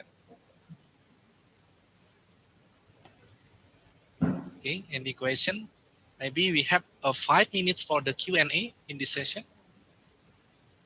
Okay, so maybe I have one question, Prof. Daryanto. Yep, Pak Putu. Okay, in the presentation, Prof. Daryanto said about the triple C, yeah, is conflict, climate, and COVID-19. Yep. So, what is the different food security before COVID-19 and after COVID-19, especially in Indonesia? Yep. Okay. I think that Indonesia have a really very good map on food security and vulnerability atlas, yeah, of Indonesia. The last data 2021. So here I think that the logistic aspect becoming very important here, because there are center of production and also center for consumers, how to transport, the agriculture production in the center of production and center of consumers. And then after the COVID-19, COVID-19 make the daya beli, purchasing power of the society is decreasing.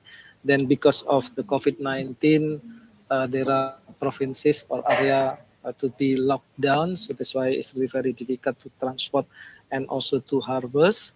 And then we realize, at the moment that almost 1/3 of food produce were gone as waste. For example, that if we are talking about the food loss, for example, there is in the domestic supply, for example, that we lack of, what we call it, post-harvest equipment, lack of storage, and then also that we do have a poor transportation and also logistics. So if we can improve the logistic aspect of the food sector, that will be really very good. And then in the supply chains of the food sector or food distribution, there are some,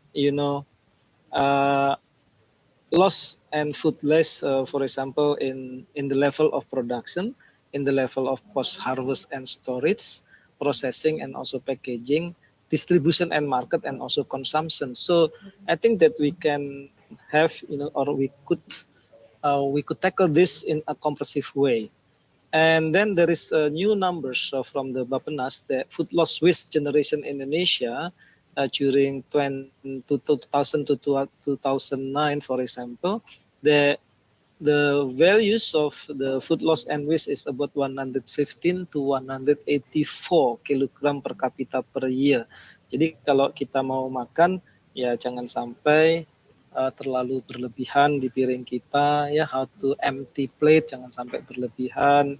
Dan kemudian kalau if we measure in terms of empty CO2 equivalent, for example, is it's really very huge, equal to 7.29% of GHG emission in Indonesia. So it's really very big. And also the loss of the food loss and waste is about 213 to 551 trillion rupiah per year, Wow. So it's really very, Such a big number. That's a big number. For example, Pak Putu, kalau Yeah, it is about culture also. For example, in Indonesia there is a culture need to be reduced or to be avoided. Biasanya kalau pernikahan yang atau rapat yang bilang iya mau datang tidak datang, yang tidak datang datang gitu. Nah ini kan sangat-sangat atau if you see after the marriage occasion or party, many food loss and waste becomes really important to be reduced. So reducing food loss and waste in the future should be focused on reducing food waste through education and regulation. Jadi barangkali kosongkan piring, empty plate, lalu kemudian makanlah secukupnya, makanlah sebelum kenyang, jangan sampai menghambur-hamburkan makanan ya. Dan saya kira sebabnya banyak ya, I think that many causes of the food loss and waste.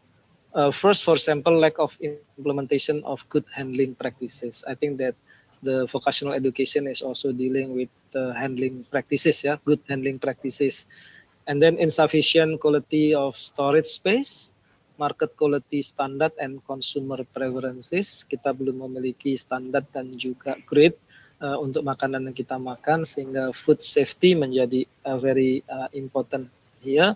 Lack of information education for worker and also consumers, then excess food portion. Jadi kita terlalu banyak menyiapkan makanan yang akan, terutama pada bulan-bulan I'm sorry ya, ini persoalan kita. Kalau kita puasa dulu kan biasanya lapar mata ya. Jadi setiap makanan kita kumpulkan, kita incicipi, padahal pada makanan pertama sudah kenyang gitu ya. Jadi saya kira teknologi limitation also how to keep a good food, market competition and consumer limited purchasing power, poor harvesting technique, poor quality of packaging container. Jadi sebenarnya so many things can be done by vocational education to handle the food security, and then also global climate change and also food resilience system. Terima kasih Pak Putu. Thank you very much, Professor Daryanto, about the presentation, and also the answer is it's right about our culture. We always throw the waste of our food. So hopefully next time we will gain, and then not to throw about waste of the food. Okay, because time is over. Thank you very much, Professor Daryanto, for your insightful sharing knowledge. Hopefully, we see you in the real place for the more discussion, especially about the technology for the food and beverage. I think. Yeah, I promise to Pak Sigit to come to ITS soon. Yeah, hopefully.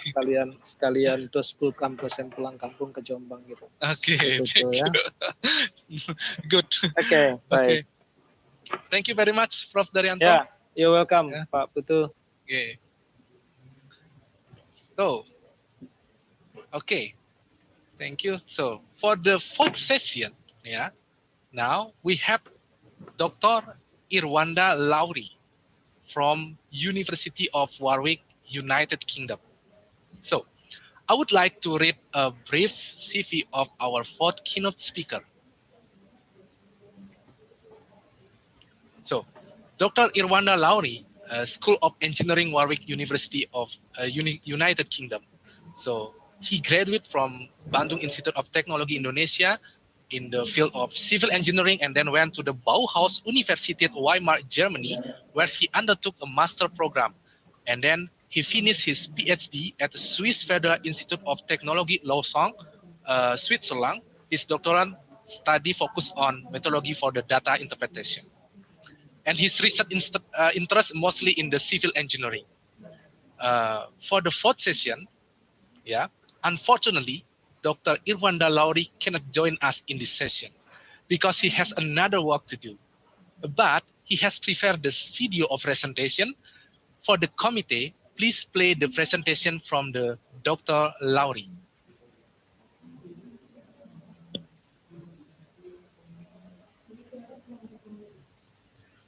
Hi everyone, my name is Irwanda Lowry an associate professor in the School of Engineering, Warwick University. So welcome to our seminar today with the title Introduction to Structural Health Monitoring and Artificial Intelligence for Disaster Resilience. So basically, there are two main parts of the talk today.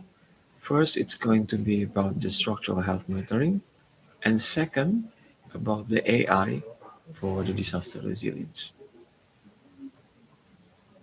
Before we go to structural health monitoring and AI, let's first talk about infrastructure.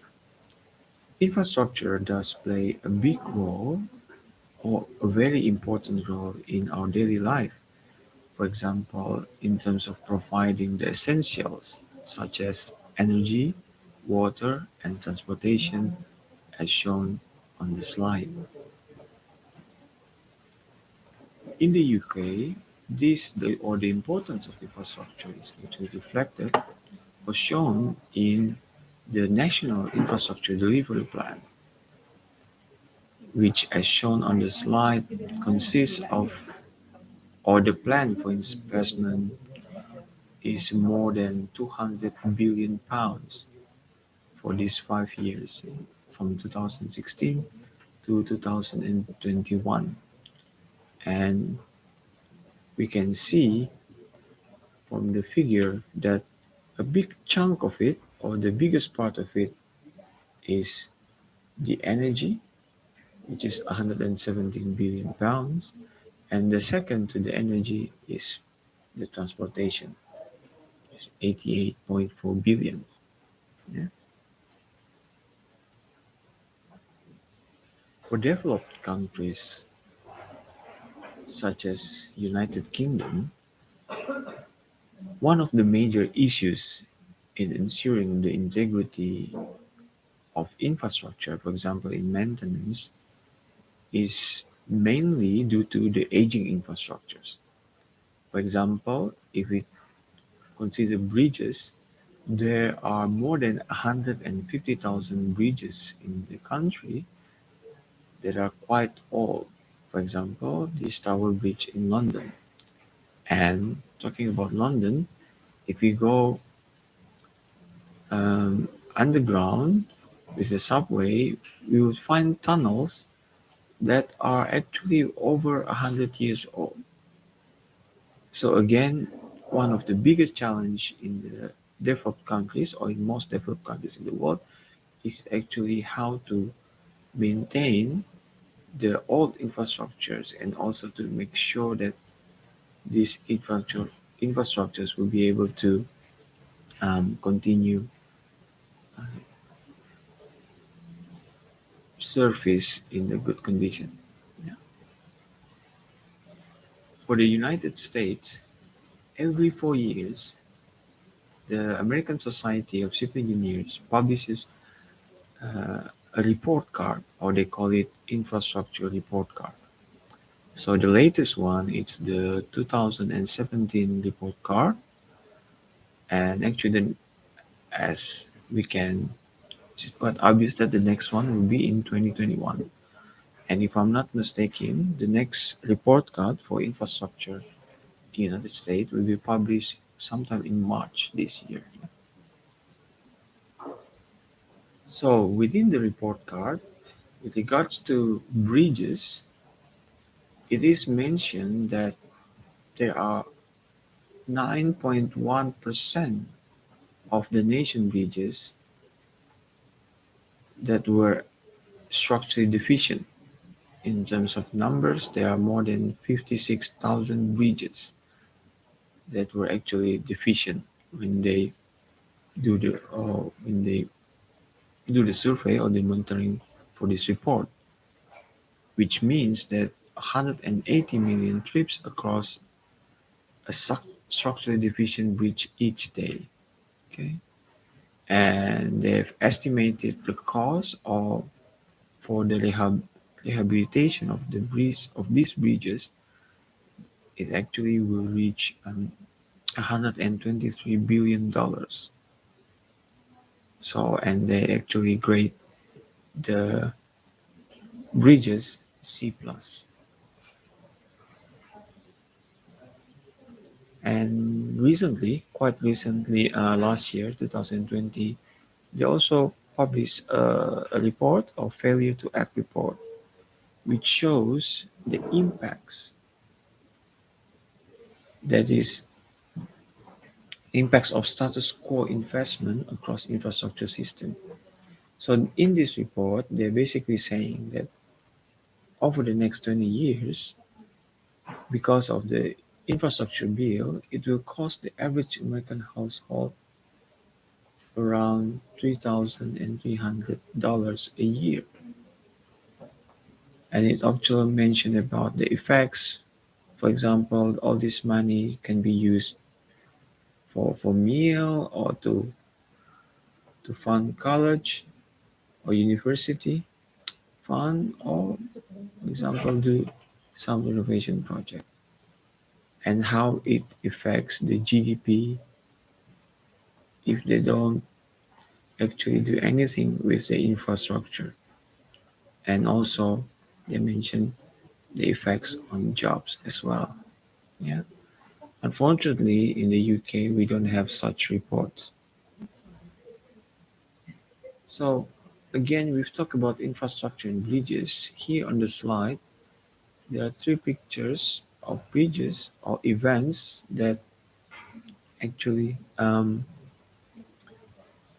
initiated a big movement or research as well as activities in terms of monitoring for bridges. Yeah. For the first one, it's the collapse of the I-35W bridge in US. I think it's back in 2007.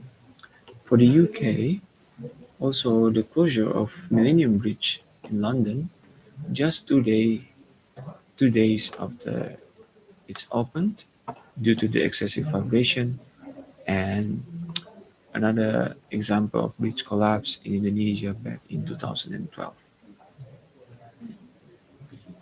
Not only that, we also have a bridge collapse in August 2018 in Italy,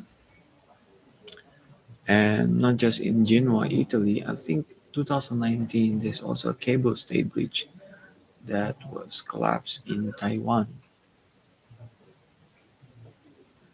So, of course, collapse of infrastructures can be caused by many reasons.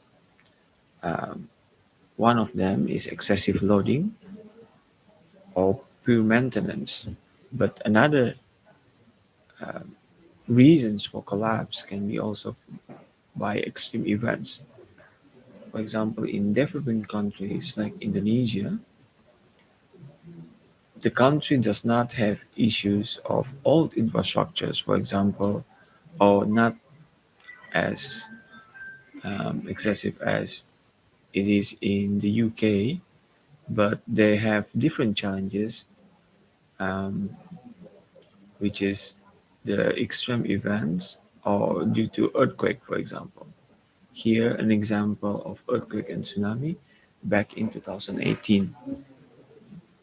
And the video on the left is actually showing the history of earthquakes in the last 15 years.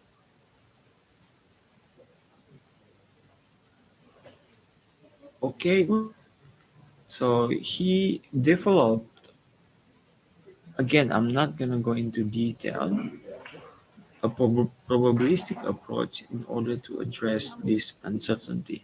Yeah. So basically, what is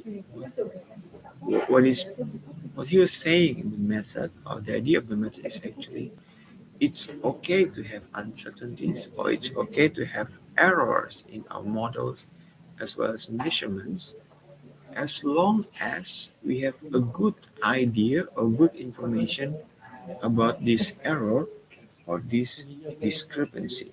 Yeah. So in the method, or the method actually sort of estimate the discrepancy function that describes the difference between the physics-based model, or the estimation from the physics-based model, and the measured responses of structures. Yeah? That's pretty much an idea. The idea. If we do have error, it's okay to have error or uncertainty as long as we have a good information of this error. Like again, here it's described as a discrepancy function. And this is another example of Suramadu, the application of that method on Suramadu Bridge, Indonesia. Previously, it was applied to Tamar Bridge in the UK. I think I forgot to mention about that. So from that method, he tried, or Jesus tried to estimate the stiffness of the supports of the bridge. Yeah. So again, I'm not going to go into detail in this method for this method. So this other example, it's the bridge classification. Um, again, performed or developed by a PhD student in the team, Mr. Pamunchak. So what he's developing is a method using artificial intelligence, or here a convolutional neural network, or so that just by using a picture of a bridge, one can estimate load rating or the load capacity of the bridge. Yeah. And this is done by first creating or generating the data, because in the US they have the data of bridges together with the locations as well as the load capacity of that particular bridges. And what ARIA did is actually combine that database with the pictures from Flickr's, Instagram, and other social media. So there were web scraping activities involved in this research, and to generate a new database that combine pictures with the data of the bridges. Yeah. Once the database is generated, the convolutional neural network is then trained and validated, so that later on, based only on the data, one is able to estimate the load capacity of the bridge. So that was the first part, which was the structural health monitoring. Now I would like to jump to the second part of the seminar, which is the artificial intelligence for disaster resilience. A little disclaimer, okay? So by training, I'm a civil engineer. So what I'm going to mention from this point on, it's based on my perspective as a user of AI, okay? So again, I'm not a computer scientist or I'm not an AI expert. I'm a civil engineer who using AI as a tool for in my research, okay, for many purposes. Can be for structural health monitoring or can be also for disaster resilience. So first, let's talk about AI and where we are now in terms of its development. Yeah. So in general, there are three different stages of AI: narrow AI, general AI, and super AI.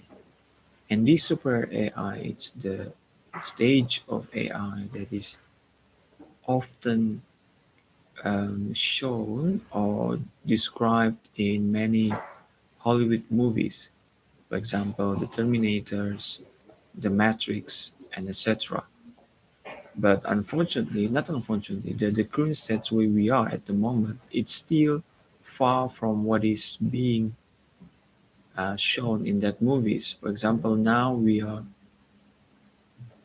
in the stage of narrow AI, where we are very much relied on the data, and where basically what we're doing with AI is when we have the data, we trained our network and validate the network in order to later to be able to use it for prediction and estimations. Yeah. That's where we are now. So the AI for now can only be as good as the data itself. And not last year, in 2019, there's a survey on many AI experts. So they are being questions about what they think, about what they thought on this development of AI. And if I'm not mistaken, more than 60% of them were quite pessimistic. Okay, that quite pessimistic that we would in the near future even move from, or the development will go from narrow AI to even general AI.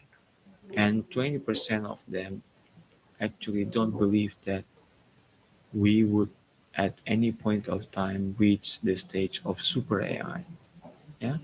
So they think the super AI will never be in any point of time be the case for us humanity. So it's really actually not real, all these threats about AI. Okay. At least for me, that's my point of view as an AI user. So the worst case scenario, in my opinion, would be that the AI or the results of AI would be used as a justification for irresponsible actions. For example, relate to wars, etc. That would be the worst case scenario. That's actually AI being used by human. So when they do some responsible action, they don't say, "Oh, this is because the results of the AI." Right? And when the AI is actually used like a black box. So I will. Okay, so how to explain this? What I'm trying to say is actually, since we are very much rely on the data, if the data is rubbish, then of course the prediction and estimation would also be rubbish. Yeah. And below you see quite a viral meme not so long ago that basically mentioned that AI is pretty much just statistics, okay, based on data. And all these terms, machine learning, it's used to actually to sort of make it sound more sophisticated, or for example more appealing by using new terminology like artificial intelligence, where basically it's just about data and how we interpret the data. Yeah. But again, that's pretty much the current state of AI. It's not magic. Okay. We still need to treat the data with care, and of course the as well as the prediction and the estimations using AI. Having said that, we have to admit that AI is very much powerful tool.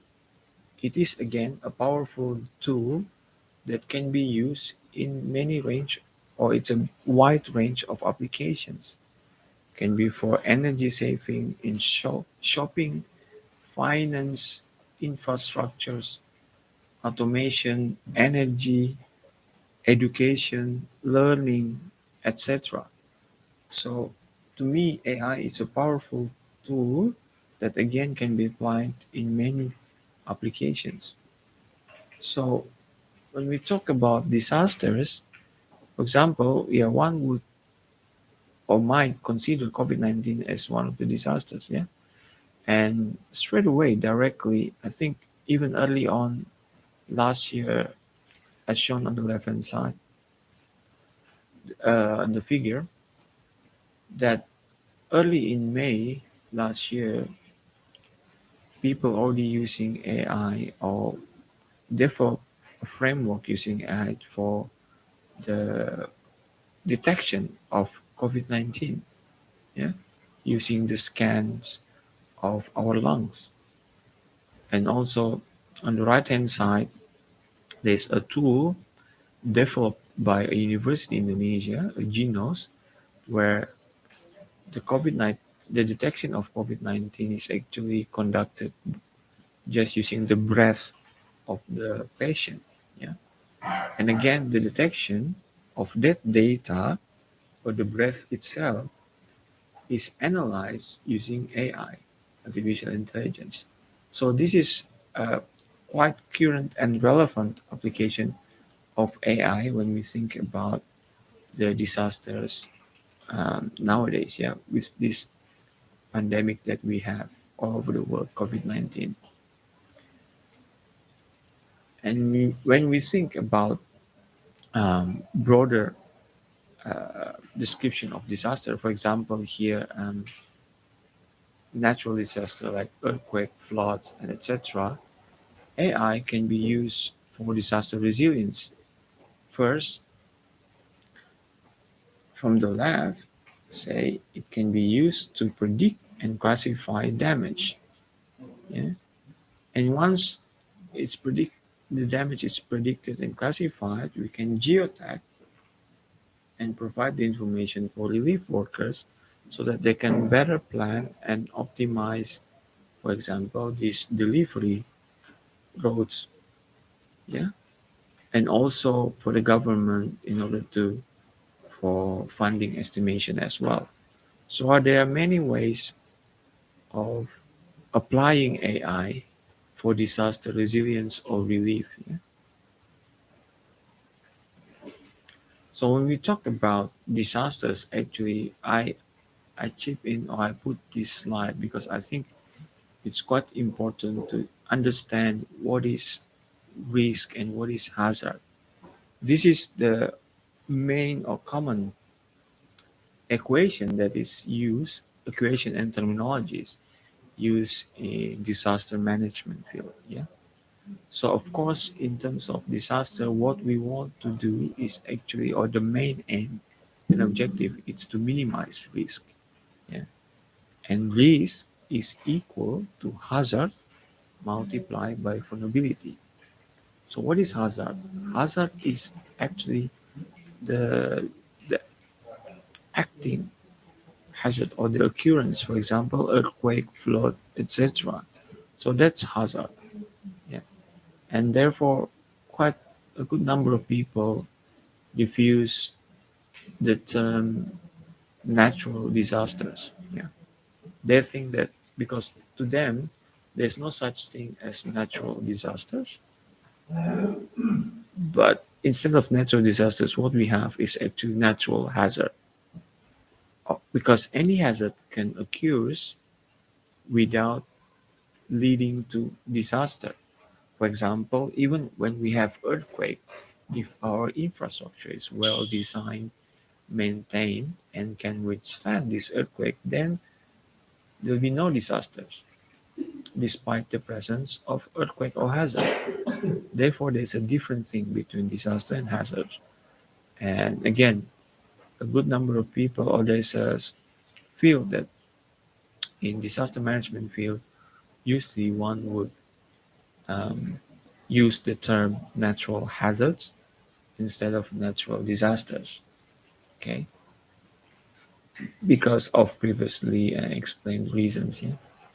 Okay, so apart from hazard, what we have is vulnerability.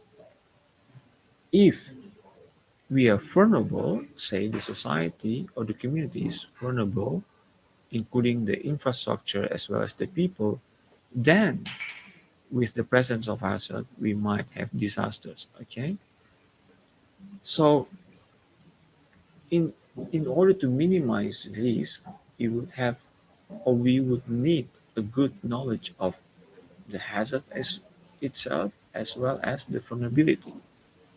With regards to hazard, for example, here we take earthquake. We have from the historical data of earthquakes, we have more or less an idea um, the location or the probability of occurrence of these earthquakes. Okay, in terms of location, we know that some locations it's more prone to earthquakes compared to others based on historical data. But what is difficult is actually to identify the vulnerability of a certain area. Why? Take for example a building. It's hard because to have this vulnerability of a region, because one will need to evaluate and assess the vulnerability or risk of each and every building or infrastructures. And it's not an easy task because one, not just that it's hard, it relies on the expertise of civil engineering. And again, there are just too many buildings or infrastructures to evaluate or to assess. Yeah. So this is one of the challenges in minimizing risk, which then leads to this uh, slide that shows the potential projects for the MSc in humanitarian. Yeah. So every year we would offer some projects to students. So the plan for me this year, what is shown in this slide is three different projects that I would like to offer to you for this year. One is about the rapid seismic risk assessment using AI. So you can imagine at the moment, this seismic risk assessment is limited, um, or it's limited to experts. Okay, civil engineers, architects, and etc. Okay, so it's access to these tools or these assessment activities. It's limited to them. So not everyone can do this task. And what we like to do is actually we to develop a framework for an automated assessment. So you can imagine if one take a picture of the buildings, then automatically it will give an idea or estimation about the risk of such or of the buildings um, against seismic activities within that region. So that's the aim for that first project. And second is actually the AI for disaster resilience, a systematic review. So in this project, the outcomes that we would like to have is actually the mapping of the various applications of AI in terms of or for disaster resilience, and then be able to analyze the current challenges and also finally identify future directions for this AI for disaster resilience. So that's the second project. And the last project or the third project that I would like to offer is about the structural health monitoring, or we are back to the SHM. So here the objective is to perform data analytics or data analysis of measurements from this Riccolo Bridge in Switzerland. Yeah. So these are the three projects that I would like to offer to the MSc in humanitarian engineering this year. Yeah. So if you have interest or if you're interested, then you can always contact me and we can discuss about this further. Yeah. So my last slide.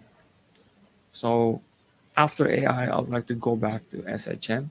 So this is my last slide. It's a small quiz to everyone. I think we are all familiar with cars, yeah. So the question is actually, do we actually know how many sensors are actually employed in cars nowadays? Yeah. If you think about it, is it 10, 20, 30, 50, or even 100, 200? So what's the number? So the number of sensors, that's the questions. And the average cost here in the UK, again, this is a just estimated average cost. It's around 20 to maybe 30,000 pounds, yeah, in the UK. But again, the number of sensors employed in these cars or in nowadays cars is 60 to 100. home. And therefore, if we can employ this number of sensors in cars, then we should also be able, and this car is just a fraction, the cost of a car is a fraction of the cost of, for example, the electricity grid that power a region or country or dams or bridges or any other infrastructure, major infrastructure that is very much important to our daily lives. Okay, so if we can put sensors in our cars, then we should be able to put more and more sensors in our infrastructure. So that's the last message that I have for this seminar today. Is actually we should invest more in infrastructure monitoring. So with that, that is the end of the seminar, or this seminar. Um, I would like to thank everyone for watching and listening, and I wish you all the best with your MSc and with your all your future endeavors. Yeah, and hopefully we'll be able to see each other again in the future. Okay, thank you and bye. Okay, that's all the presentation from our last keynote speaker, Dr. Irwanda Lauri. Since Dr. Lauri is not in this room, so we don't have a Q&A session in this session. So thank you very much for all participants. I will return to the MC, Miss Chata. Thank you, Professor Irwanda and Engineer Putu Eka Widya Pratama, SSI MSc RWTH. After we had a discussion, question and answering session, we will go to the next agenda, which is break session. And break session will end in 1 o'clock. And all of you, if you can stay in this room, or if you want to leave this room, don't forget to join 15 minutes before at 12:45, because the committee will invite you to a breakout room. And there will be 6 breakout rooms to 6 categories. The first breakout room is industrial chemical engineering category. Second breakout room is civil infrastructure engineering category. Third breakout room is industrial machine engineering category. Fourth breakout room is business statistics category. The fifth breakout room is electrical automation engineering category. And the last breakout room is instrumentation engineering category. And don't forget to rename as the format breakout room underscore name. If you have any question or problems to join the breakout rooms, you can tell us and we will help you. Thank you.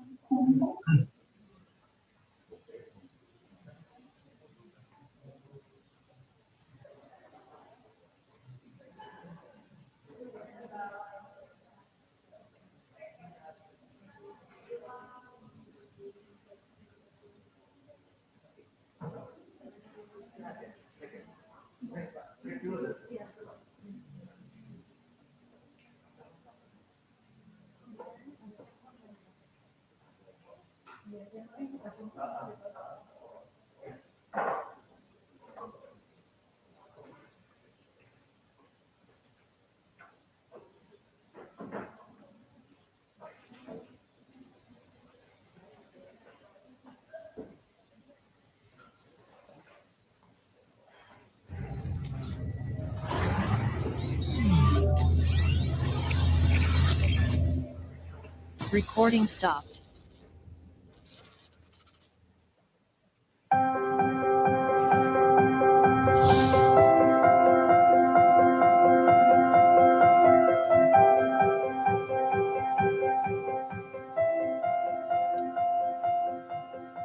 Surabaya, the provincial capital of East Java, is the second largest city in Indonesia. This city has a huge number of diversities among the people, cultures, and ways of living. Surabaya has been acknowledged for its green public open spaces. It also has successfully equalized the development between build-up area and green area that makes Surabaya a livable city for all. I see Surabaya as a great city with amazing people. Living pace here is quite slow, so you don't feel the rush of living in the city.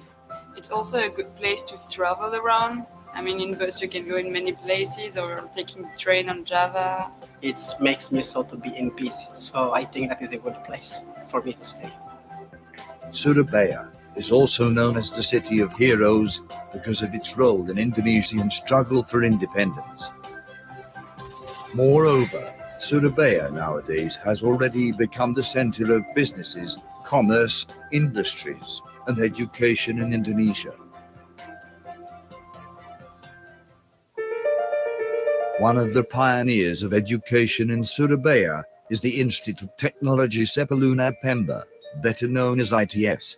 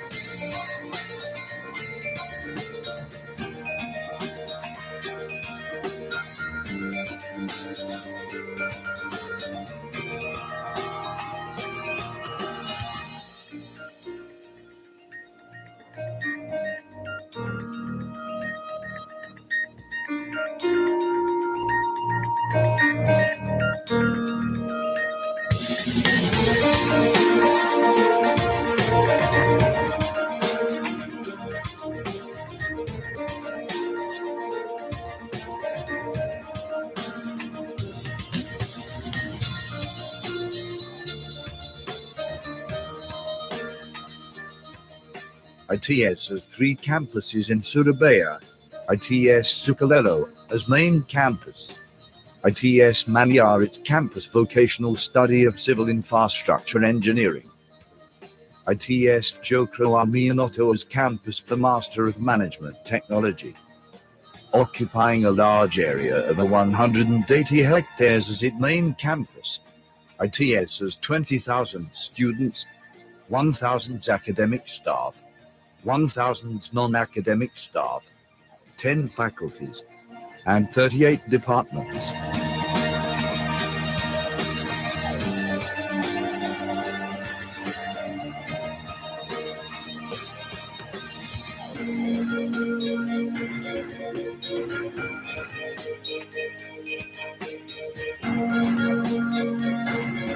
ITS has various fields of study, faculties, and strategic study program which are the center of excellence. Faculty of Industrial Technology, Faculty of Marine Technology, Faculty of Electrical Technology, Faculty of Civil, Environmental, and Geoengineering, Faculty of Business and Management Technology, Faculty of Architecture, Design and Planning, Faculty of Information and Communication Technology, Faculty of Mathematics, Computing and Data Science, Faculty of Natural Science, Faculty of Vocational Studies. Study program at ITS consists of vocational program, bachelor program, master program, and doctoral program. ITS also has more than 130 full-time international students and 400 international student mobility short program, K&B program, student exchange, and another programs. I work with many projects and many assignments, so it's helped me to improve my personal skill and also for communication skills. There are many things that we have to fulfill, and ITS has been helping me to improve this kind of things. Besides my hard skill, I also have been able to develop my soft skill, which is important for nowadays leadership. Also with ITS, I had a lot of opportunities to join different events for free, like the Rujak Connect Festival, which was the cooking event, something.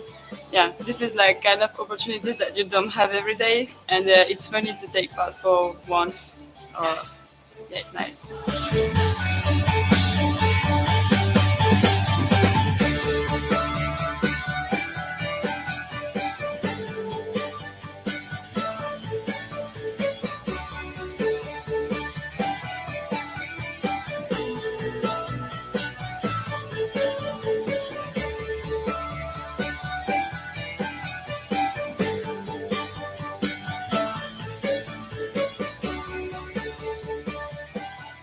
ITS inventing many technological innovations that have been acknowledged in various international competitions.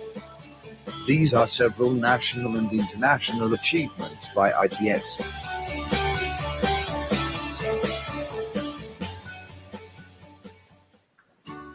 ITS Central Library is in a 6-story building with total building area 9,000 meters square.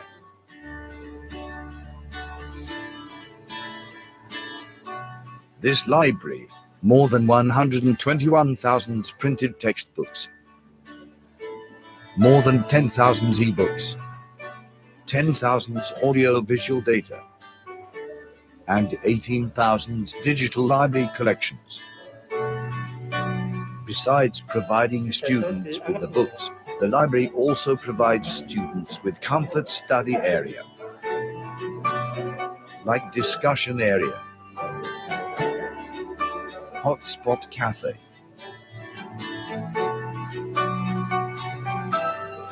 computer end, multi-purposes room,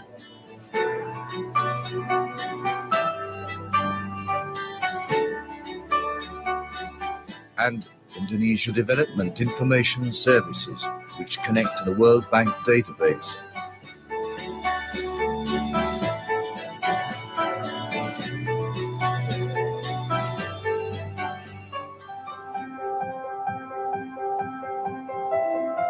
Research and innovation of ITS are geared towards addressing global challenges.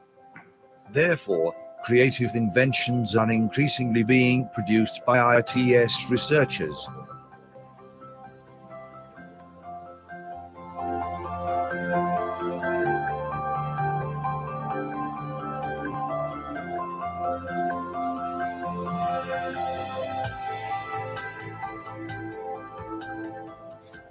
If people are talking about logistics and supply chain in Indonesia, we publish papers, we are doing research on transportation modeling, we are doing research on warehouse modeling, and we also do a lot of networking with industries, with companies, and our research has been used in many companies in Indonesia.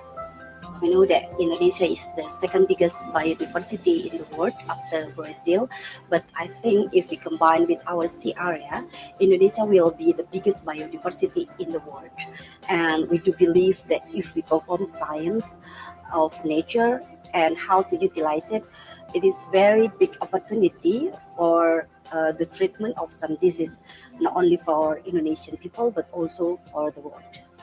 Considering the fact that Indonesia has unique climate characteristics, and also Indonesia is also very well known as the laboratory of disaster, therefore a lot of issues, a lot of problems have to be solved. But this is a challenge for us. We cannot work alone. We need to work interdisciplinary, which involve expert, local or internationally. Therefore, we invite all of you to work here with us in ITS. We expect that our contribution and our work will bring ITS as the Center for Excellence in Disaster in Indonesia. ITS has more than 180 laboratories spread over 10 faculties. The laboratory is used to support faculty and students' research and provides the opportunity to collaborate on big projects and create impactful research programs.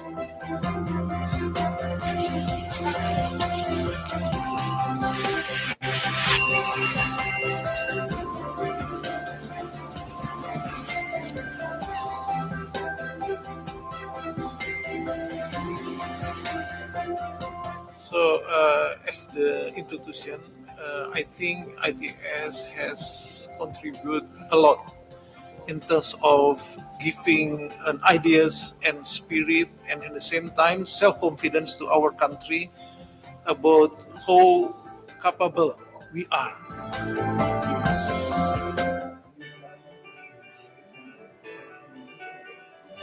ITS, within the next 5 years, it would be a research and innovative university.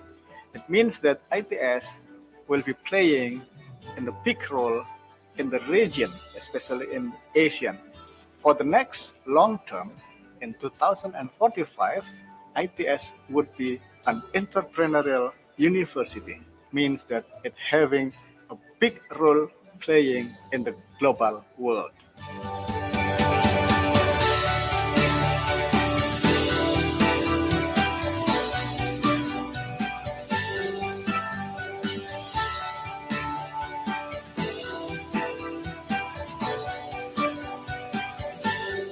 So, come and join us.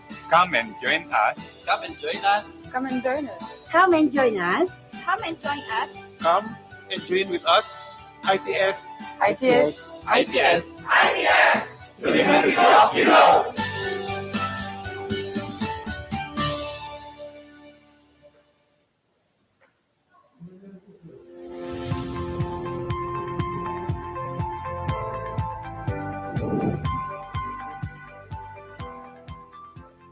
Perkembangan teknologi dan sains saat ini menjadi tantangan tersendiri bagi para sivitas akademik untuk bisa beradaptasi dengan kemajuan zaman. Keahlian untuk menggunakan, mengelola, dan berinovasi akan menjadi pondasi yang kuat untuk membentuk SDM berkualitas. Fakultas Vokasi ITS merupakan pendidikan tinggi yang menitik beratkan pada penguasaan, kerja praktik yang menunjang keahlian terapan di bidang studi tertentu.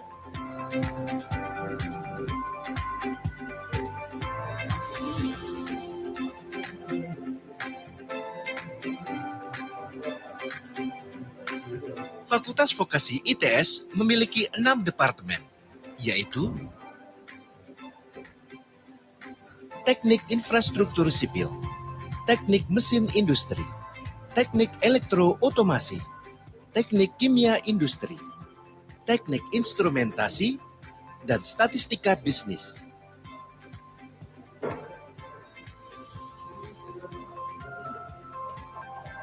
Fakultas Vokasi adalah fakultas yang mempersiapkan tenaga-tenaga profesional bersertifikat kompetensi yang nantinya siap menjawab tantangan-tantangan dunia kerja dan permasalahan di masyarakat. Untuk menunjang perkuliahan yang maksimal, Fakultas Vokasi memiliki fasilitas laboratorium yang memadai, sekaligus digunakan sebagai penyelenggaraan tempat uji kompetensi atau TUK.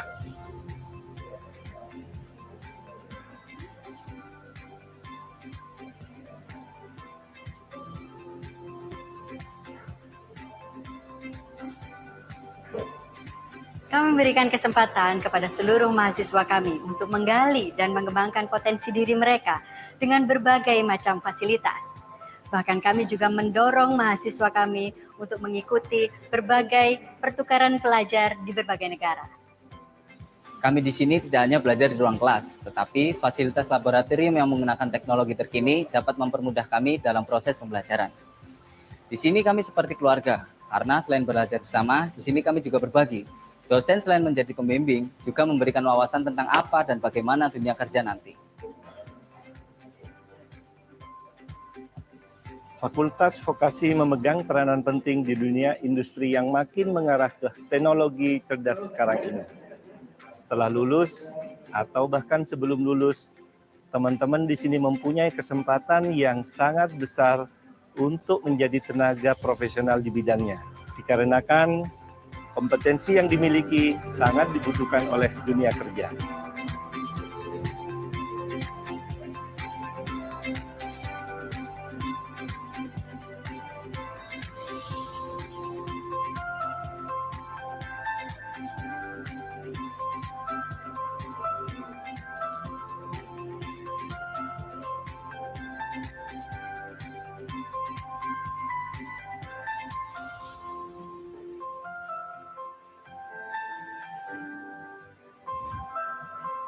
Perubahan positif di era digital ini akan menjadi kekuatan kami untuk menjadi SDM yang memiliki kompetensi, keterampilan, serta inovasi-inovasi baru yang mampu menjadi solusi untuk menjawab tantangan di masa mendatang.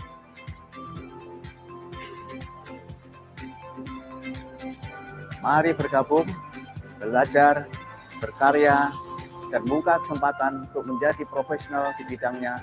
Bersama-sama kita mewujudkan masa depan Indonesia yang lebih baik. Profesional, karya nyata, juara. Vivat!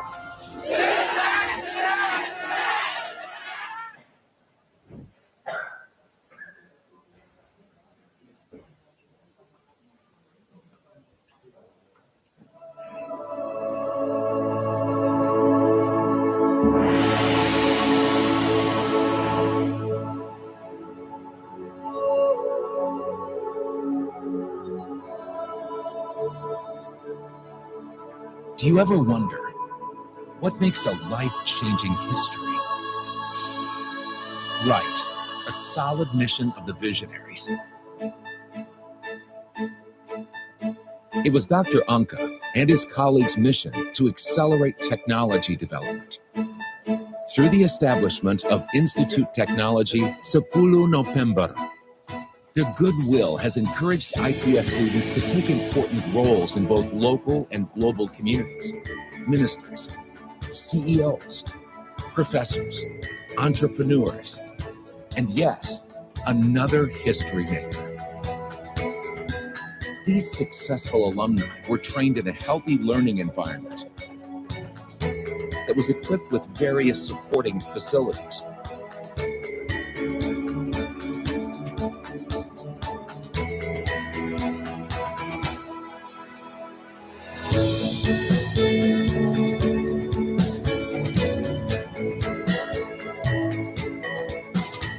From vocation to marine technology, all faculties and departments of ITS were formed to be the best place to learn science, technology, and design. 7 faculties and 1 interdisciplinary school. Scientists, Faculty of Science and Data Analytics. MARTech, Faculty of Marine Technology. INSYS, Faculty of Industrial Technology and Systems Engineering. Electex, Faculty of Intelligent Electrical and Informatics Technology. CivPlan, Faculty of Civil, Planning, and Geoengineering. CreaBiz, Faculty of Creative Design and Digital Business. Vocation, Faculty of Vocation. And Interdisciplinary School of Management and Technology.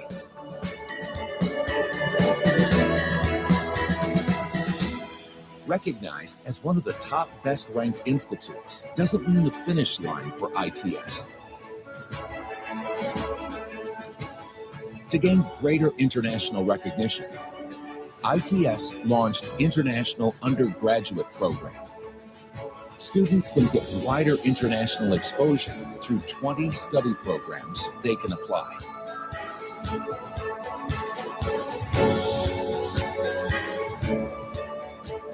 The chances are also open for professors from all over the world to teach and conduct research at ITS.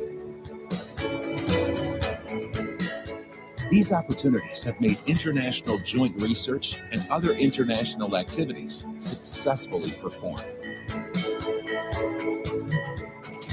Like IUP, students and lecturers from other programs have also contributed to the ITS achievements.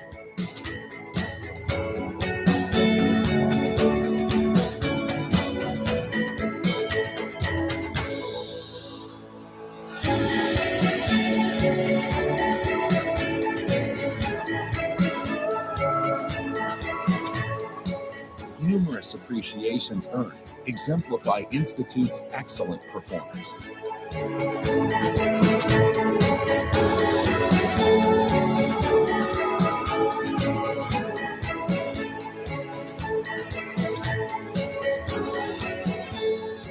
Technology and academic excellence is not the only goal of the Institute. Students are guided to apply their knowledge for the welfare of society.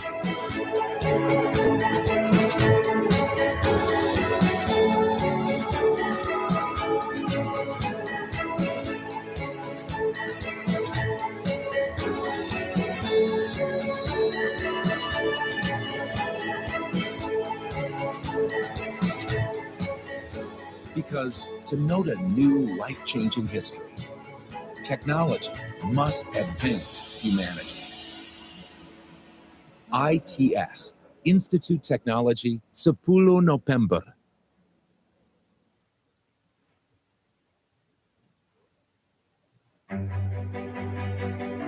The world keeps evolving. The times keep changing. The new generation of technology. The new generation of information. They bring the future before us. Institut Teknologi 10 November, a place where the spirit of heroism underlies the new generation to research and innovate in technology. The University of Heroes, ITS. ITS is one of the best science and technology universities in Indonesia, which was founded by Dr. Angka in 1957.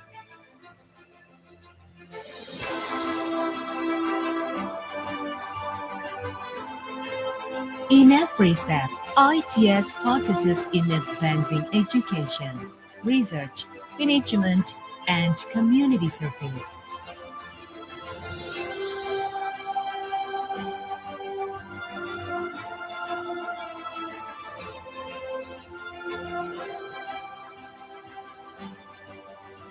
As an incorporated public university, ITS has been able to manage autonomously the policy of academics, organizations, finance, students' affairs, human resources, facilities, operational, and infrastructure.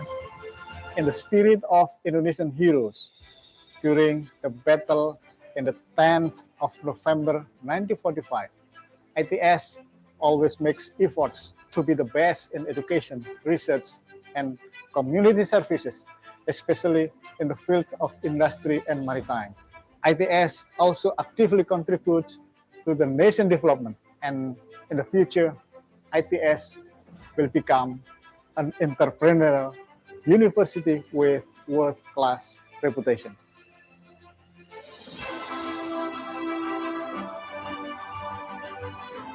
ITS has many achievements. Both national and international achievements prove that ITS keeps growing and gives the best contribution to the nation of Indonesia.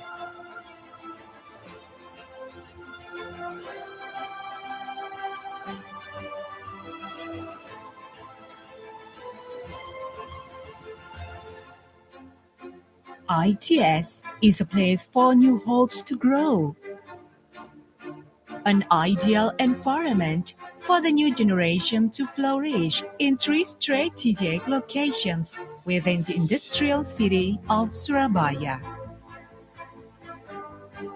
As a smart eco-campus, ITS maintains harmony between technological advances and the sustainability of the surrounding ecosystem. ITS has 7 faculties with prospective scientific fields, including Scientics, INSIS, Vocation, Creatis, Martech, Electics, Plan,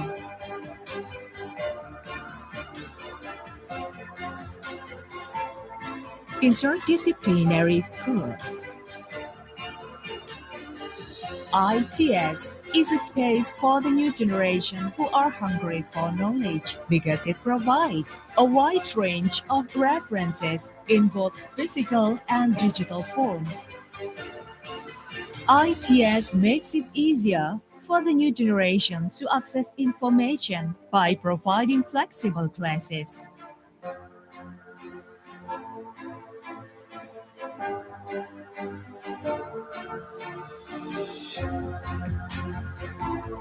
ITS keeps moving forward in facing future challenges by providing the best facilities for the new generation's activities. The facilities support both spiritual and physical needs.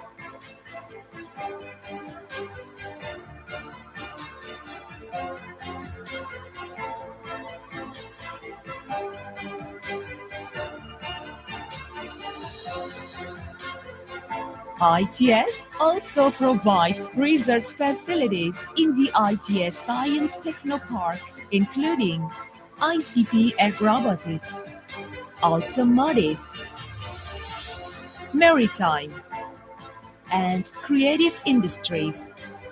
Therefore, the excellent generations from ITS will emerge and make history. ITS is a space for the new generation to express themselves. ITS is a place where the new generation learns new things and finds their purpose.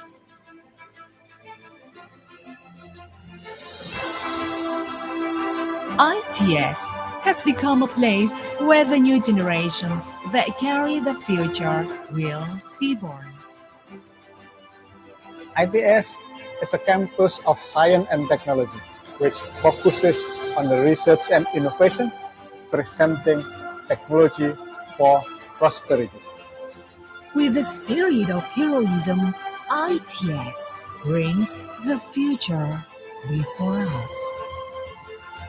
ITS, advancing humanity.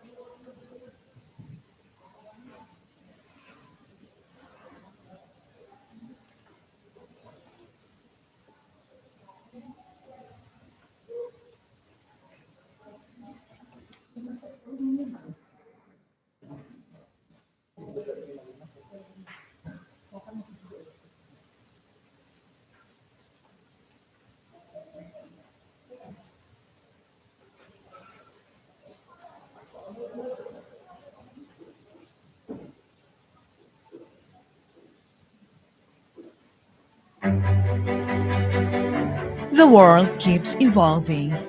The times keep changing. The new generation of technology.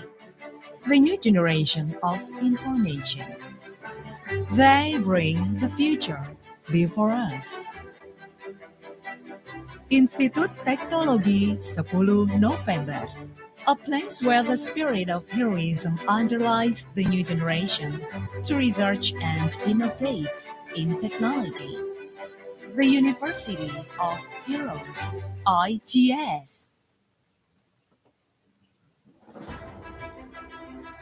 ITS is one of the best science and technology universities in Indonesia, which was founded by Dr. Angga in 1957.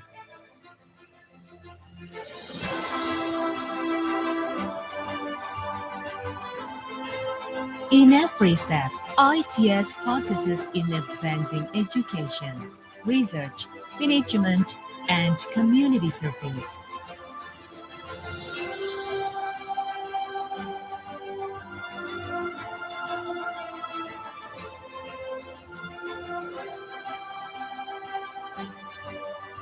As an incorporated public university, ITS has been able to manage autonomously the policy of academics, organizations, finance, students' affairs, human resources, facilities, operational, and infrastructure. In the spirit of Indonesian heroes, during the battle in the 10th of November 1945, ITS always makes efforts to be the best in education, research, and community services, especially in the fields of industry and maritime. ITS also actively contributes to the nation development, and in the future, ITS will become an entrepreneurial university with world-class reputation.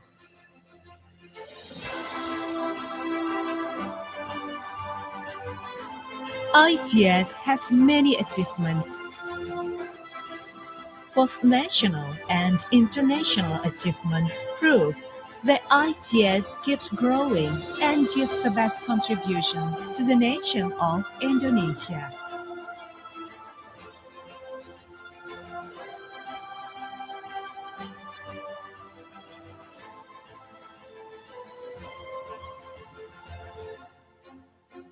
ITS is a place for new hopes to grow, an ideal environment for the new generation to flourish in 3 strategic locations within the industrial city of Surabaya.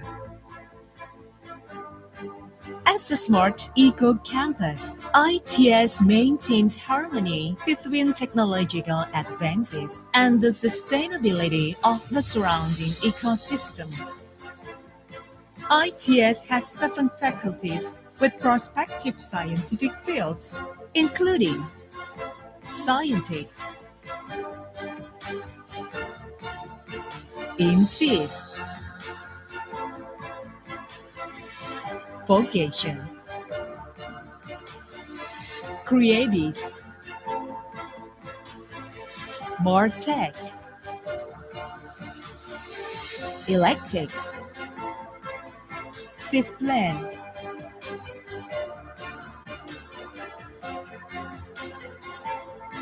Interdisciplinary School.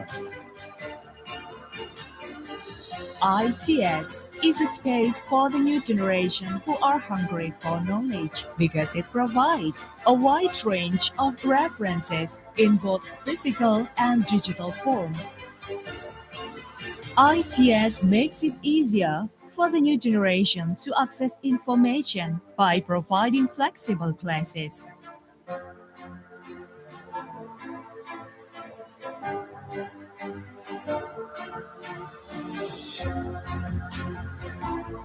ITS keeps moving forward in facing future challenges by providing the best facilities for the new generation's activities.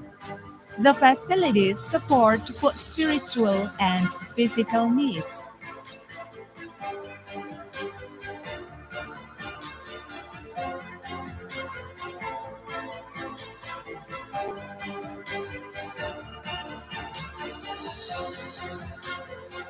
ITS also provides research facilities in the ITS Science Technopark, including ICT and robotics, automotive, maritime, and creative industries. Therefore, the excellent generations from ITS will emerge and make history. ITS is a space for the new generation to express themselves. ITS is a place where the new generation learns new things and finds their purpose.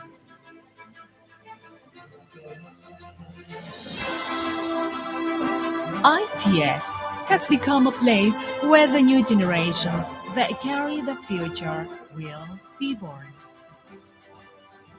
ITS is a campus of science and technology, which focuses on the research and innovation, presenting technology for prosperity. With the spirit of heroism, ITS brings the future before us. ITS, advancing humanity.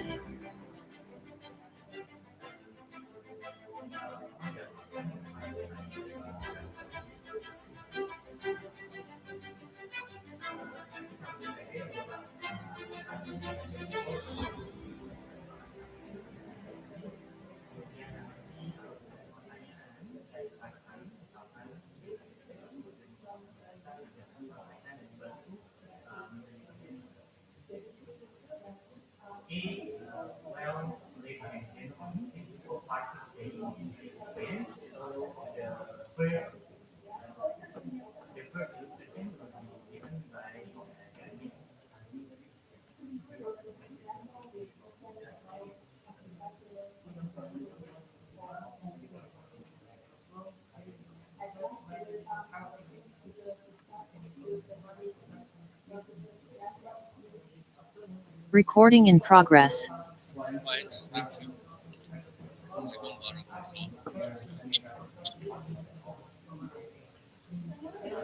Ladies and gentlemen, this novel applied to present topics introductory events as oil gas.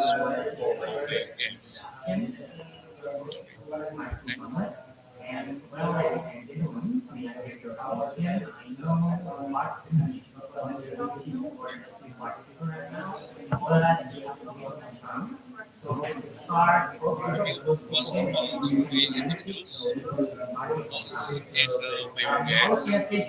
Biogas is considered renewable energy source that does not contribute to the emission of greenhouse gases. The main composition of biogas consists mainly of methane and carbon dioxide. While methane is a renewable natural gas with strong source of organic matter as biogas. It is clean by removing greenhouse gas in the biogas, such as carbon dioxide and hydrogen sulfides. Before it started, let me read this. So, biogas is formed when we have organic material. This is broken down by the activity of microorganisms in oxygen-free environment, which is called anaerobic digestion. So in this case, microorganisms will active slow complex network and the like material down complex organic molecules such as carbohydrate, fats, and protein into methane and carbon dioxide as an end product. These natural processes is mainly used in marine supply using organic material such as agriculture, produce water treatment, animal waste, agricultural residue, and food waste. Okay, next. So, various types of growth of microorganisms, they can play an important role in the anaerobic digestion process. Organic material is likely to break down to the growth of endotropic microorganisms. Bacteria like Methanosarcina, Thermophylla, Methanolus thermophilus, and Methanobacterial conditionum. Bacteria play an important role during this process or anaerobic digestion. Bacteria like Methanobacterial and Methanosarcina. These bacteria play an important to produce the biogas. Okay, so the production of biogas, this can happen when the anaerobic breakdown of organic matter occurs in four biological and chemical activities. First of all, hydrolysis, and the second acidogenesis, the third acidogenesis, and finally methanogenesis. Okay. Okay, next. Yeah. So, if we have the source of the material to produce biogas here, we need the digester. We have many types of source of carbohydrates. It's called polymer complex. Like protein, carbohydrate, lipid. This is a polymer complex. Several methods will be occur for the production of biogas, like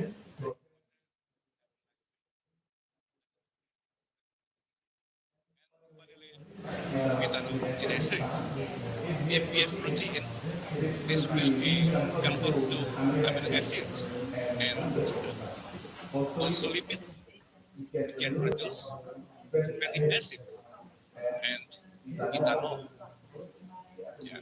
There is here the bacteria play the important for production of unit, diuret, and valorate. This depending on the source of material. From this material will be converted by another bacteria. This bacteria is called acidogenesis. From unit, diuret, and valorate will be converted to acetate. Also converted to hydrogen and CO2. Relation between acetate and CO2 or hydrogen will produce methane, and byproduct is CO2. Okay, next. This is the diagram of biogas production in digestion. Next, please. We can see hydrolysis under anaerobic digestion and complex organic polymer compounds. They are insoluble, such as particulate matter and fluids will undergo hydrolysis.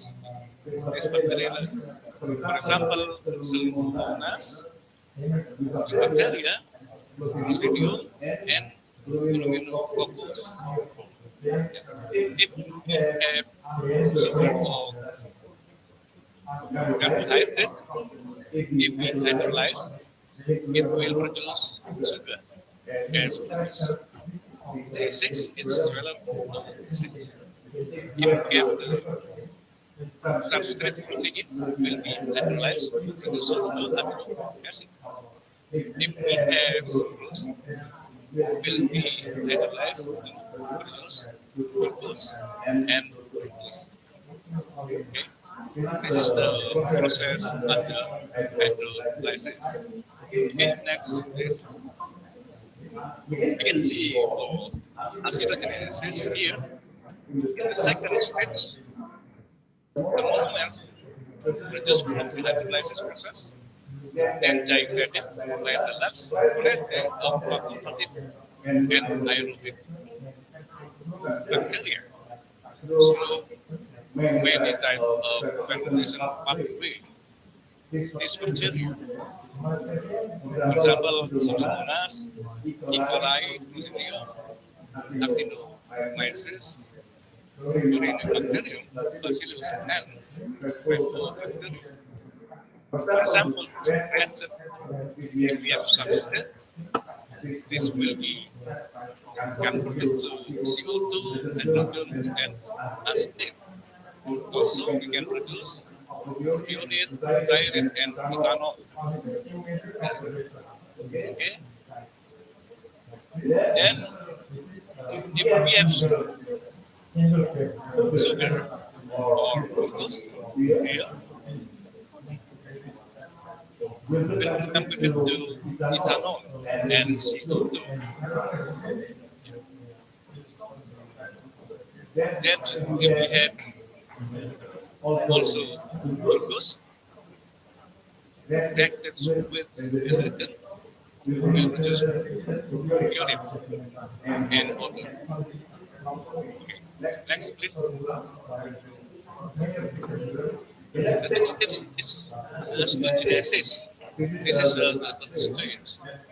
If we have acetate here, can we produce not only by fermentation of natural organic compounds, but also by acidogenesis. For example, the bacteria Mechanobacterium Vocational. This is a place known in the breakdown of benzenoic acid into ionic acid, while Mechanobacterium bacteria play a role in breaking down ionic acid into acetic acid So this reaction we can see here, yeah, there's a fusion process. If we have ionic acid, so citric acid will be produced. And in nitrogen and CO2, if we have compound like butyric acid, so they produce also acetic acid, CO2, and hydrogen. Okay, next, please. The final stage is metallurgy. Recording in progress. More accommodated sedimentation compared to the alternative one grades. This is a picture comparison about the alternative one and alternative two. Next, begin conclusion of my research. This is alternative one, alternative two, more accommodate the control of sedimentation than alternative one. This is a number of sedimentation in the alternative two on an area 160 meter upstream of the grades.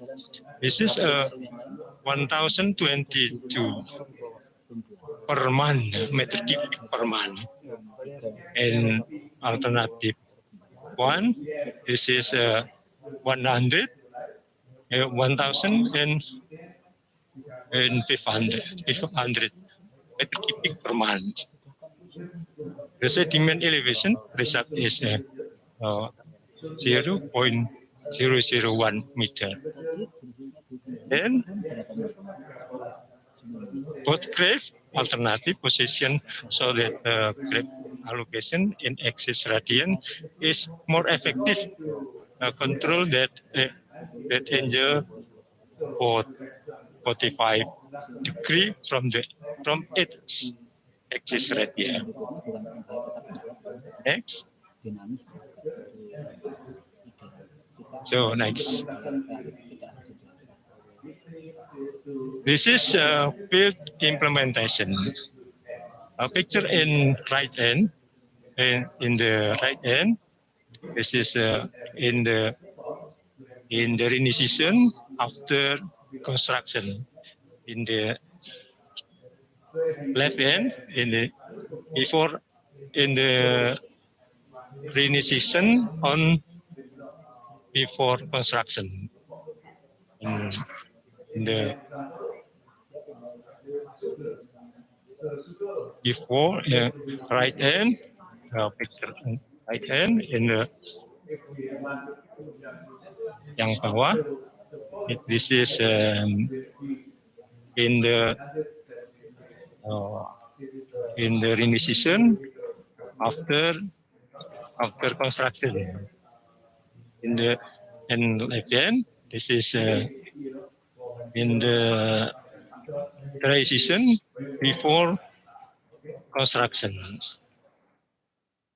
So next.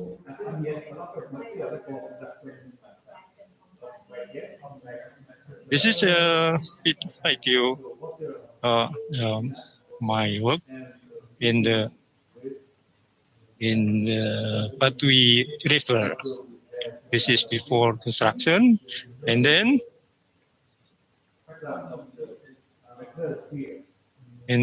this is after construction.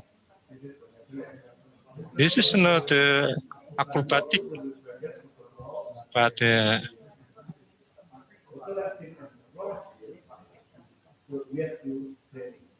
this is doing his work by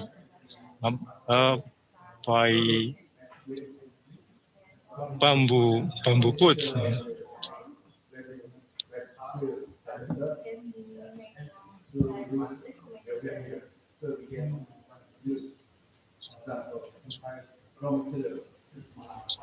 So thank you for your attention.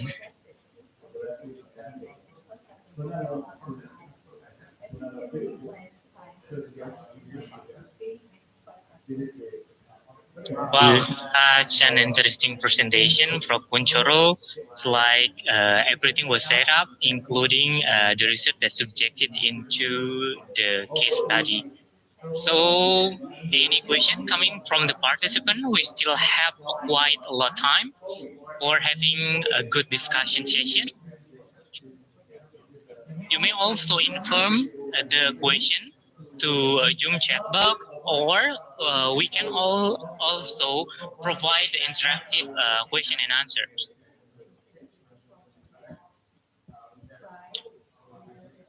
All participants may also have the question in Bahasa, and it will also try to be delivered in English later on. While waiting the other student, possibly I have a question from, saya ada pertanyaan. According to those alternative, can it be embedded into a different type of the river, considering the parameters? Apakah sekiranya bisa diimplementasikan kedua alternatif tersebut di tipe sungai yang lain, atau apakah ada alternatif parameter yang lain yang dipertimbangkan? Baik, terima kasih. Jadi dua alternatif itu dibuat karena adanya permasalahan-permasalahan, some of the problem in the river, dari sedimentasi dan erosi. Dari lengkung sungai, jadi karakter sungai yang disebut di atas itu akan terjadi erosi di sebelah luar dari lengkung. Kemudian terjadi sedimentasi di sebelah dalam dari lengkung itu. Di mana kalau terjadi arus sungai melalui lengkung sungai, karakternya akan selalu begitu. Jadi problematika ini, pekerjaan ini karena adanya kesalahan penempatan dari struktur di sungai, sehingga terjadi kondisi yang sangat membahayakan dari struktur itu, sehingga harus ada revisi dari perencanaan, karena ini struktur yang sangat penting dan tidak bisa dipindahkan, sehingga harus ada solusi. Nah, solusinya apa? Sehingga ini harus diadakan suatu riset. Grip yang mana yang akan efektif untuk melindungi struktur yang sudah akan rusak itu.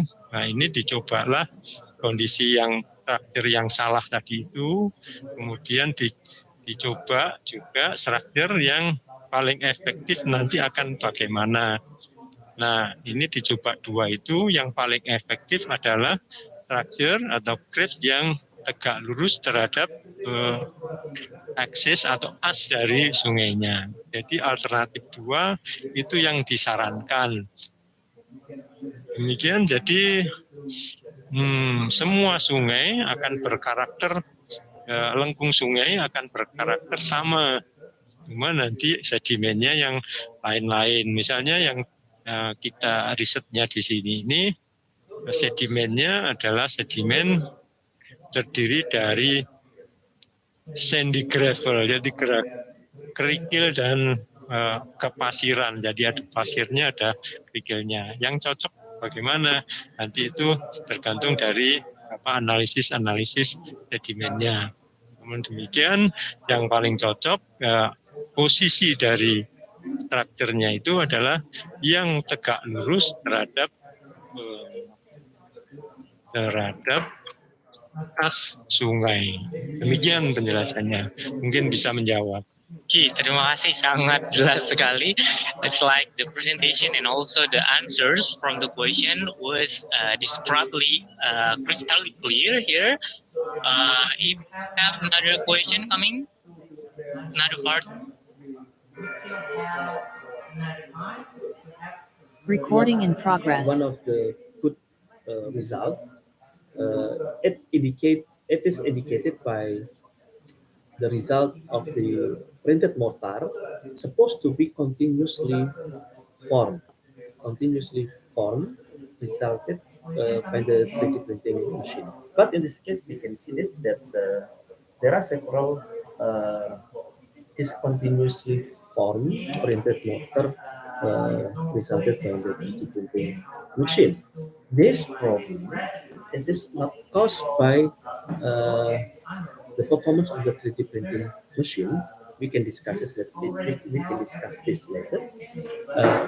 Mainly, this cause of of the mortar characterization itself. And the last one, the procedure that we need to conduct, that is the buildability test. It is how to identify uh, the ability to build the final purpose that we would like to print this mortar. As we can see here, our mortar formula using this 3D printing machine, we have a limitation. We have a limitation regarding to the working area of the space size of the printing machine. Also, our working area of this 3D printing machine is only for less than 1 meter by 1 meter and less than a half meter of age. So, the feasibility test is trying to conduct how the stock capacity of the mortar will flex. Next.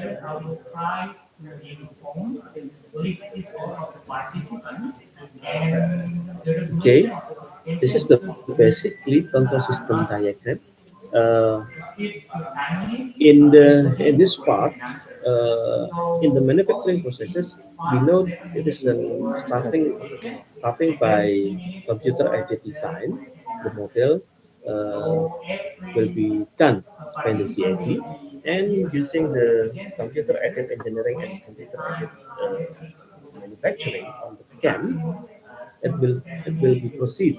It will be proceed generalize the numerical code such as the G code, M code, C code, and several codes. Uh, how to move the 3D printing machine to get the printing procedure. And from this model, continuously signal sent to the driver motor, which coupled to the stepper motor as an actuator to the 3D printing machine. In this 3D printing machine, there are four actuators, which are x-axis actuator, y-axis actuator, z-axis actuator, and also the spindle to rotate the spindle. And finally, we will get the printing machine. Next.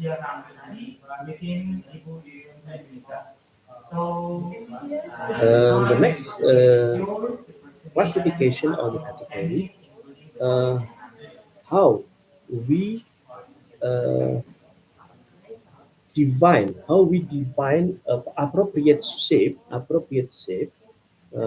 geometrical shape, the printed mortar, based on our expert judgment from the industry. Uh, we are trying to printing the mortar to fit to types of the pattern. We call it as the prototyping parameters. The first pattern, we are trying to print to plot or to build based on square. based on square shape. Why? Usually, a house or public facility, spatial room or spatial geometry, they are defined by the square shape. And the second shape, we are trying to increase the complexity of the printing capacity, such as shown in the second prototyping parameters. Next.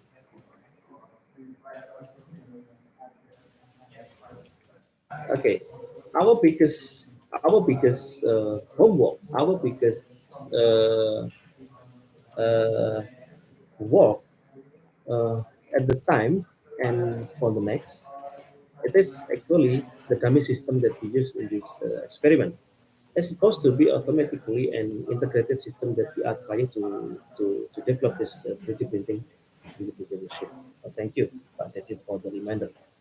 Uh, in principally, the concept of the 3D printing uh, consists of these three parts.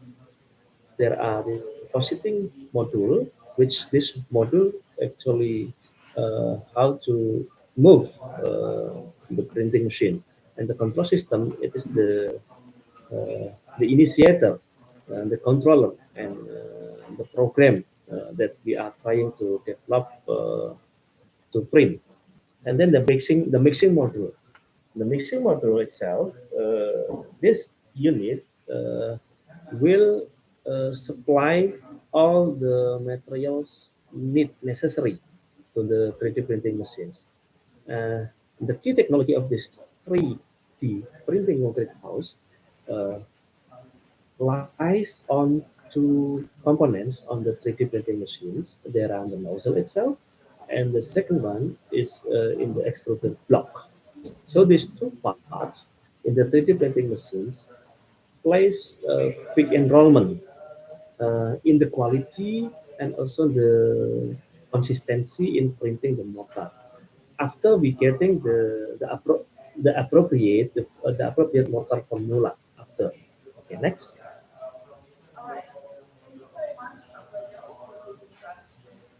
Okay, the design parameters and recommended. Uh, the size of the 3D printing machine that we are trying to develop, as we mentioned before, circa 1 by 1 meter and 1 meter 8, using an high capacity, high capacity computer system, uh, and this is our biggest homework, the dummy system for the tank and reservoir system. It is supposed to be integrated together with the 3D printing machine and the control system to be one system. But in this case, this is one of our exposure to be improved for the next optimization is how to develop the mixing unit and also the reservoir unit and pumping automatically to the extruder or nozzle and able to be printed. Next. And finally, uh, this is actually the capacity of our 3D printing machine with the high or superior performance specification actually. For fitting rate, the machine movement recognition is able to be operate from 700 to 1400 unit per second. And actual movement, we only execute the fitting rate between 11 to 16 millimeter per second. This is why actually our computer, our controller of this 3D printing machine, uh, we can say that is an offer design, offer capacity as required for printing the motor materials. Uh, for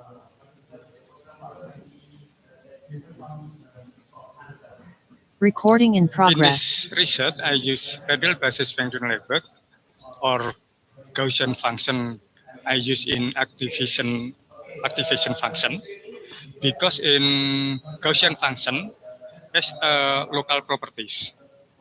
If input very large, far from mean, the value function is small, 10 to 0. Conversely, if input very small, close to mean, the value function is 10 to 1 or unit. So we can optimize the result. Okay. Why we use RBFNN or Gaussian function to as activation function because the properties. Thank you very much, Dr. Joe, for the answer. Perhaps other participants? Any question from other participants? Don't be shy. Please raise your hand. It's okay if you ask in Bahasa Indonesia. You can have, group discussion related to neural network or perhaps any other related methods before we jump into the next session for paper presentation. Yes? Yeah. Oh, this is from Pak Rifai? Yeah. Yeah. Could you please repeat your question, Pak Rifai? Sorry. Like any software that you use for doing the neural network. All right. And then so what the requirement for that? I mean, like the software that you use. Which software do you usually use, Pak Prajo? Okay. I use MATLAB software to process the data. But if you can use another software such as statistics packet social science that have a neural network to process data. But I use MATLAB. Thank you. Yeah. If I may add, actually we have like open source software like R Studio or perhaps Python. That's it's like open source software, so it's easier for us to access the application. We also can access that in the code, like R Studio code, etc. So I think it would be helpful for us to access the software. All right. Any other questions from the participants? We still have around 10 minutes for the Q&A session before we jump into the paper presentation. The second presentation coming from the same speaker, time before.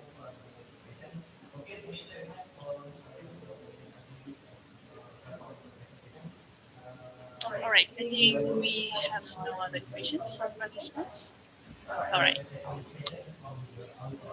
Okay, ladies and gentlemen, before we move to the next session, please allow me to take some highlighted points from this today's session.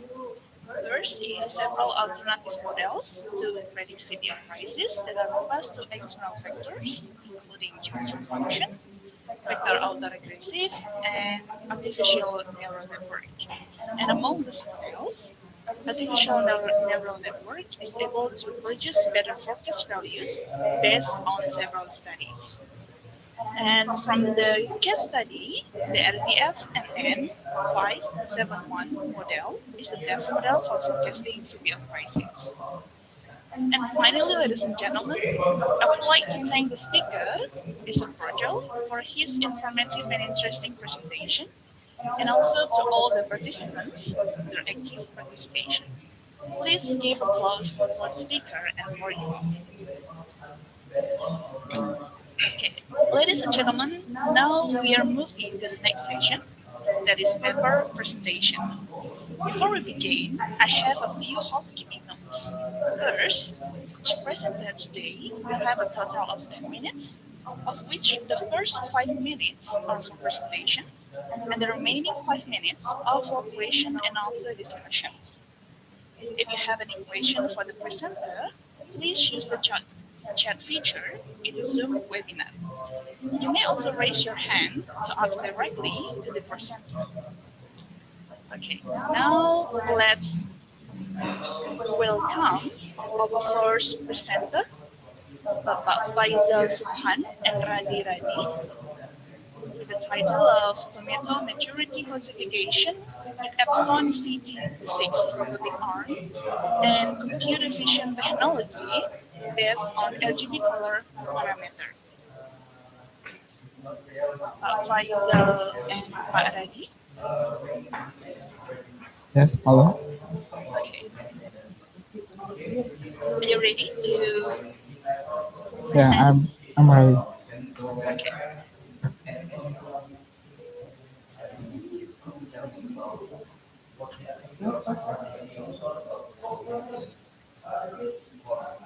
You may share the presentation slide. Oh, okay. First, let me share my presentation. Okay, you have 5 minutes for presentation, and after that we will have discussion, right? Okay, okay. Mana?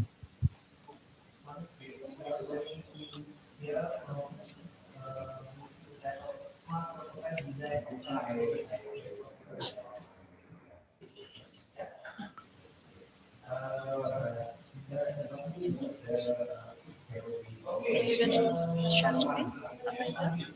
Okay, okay. Okay. Um, can you see my slide? Yes. You may start from now. Okay.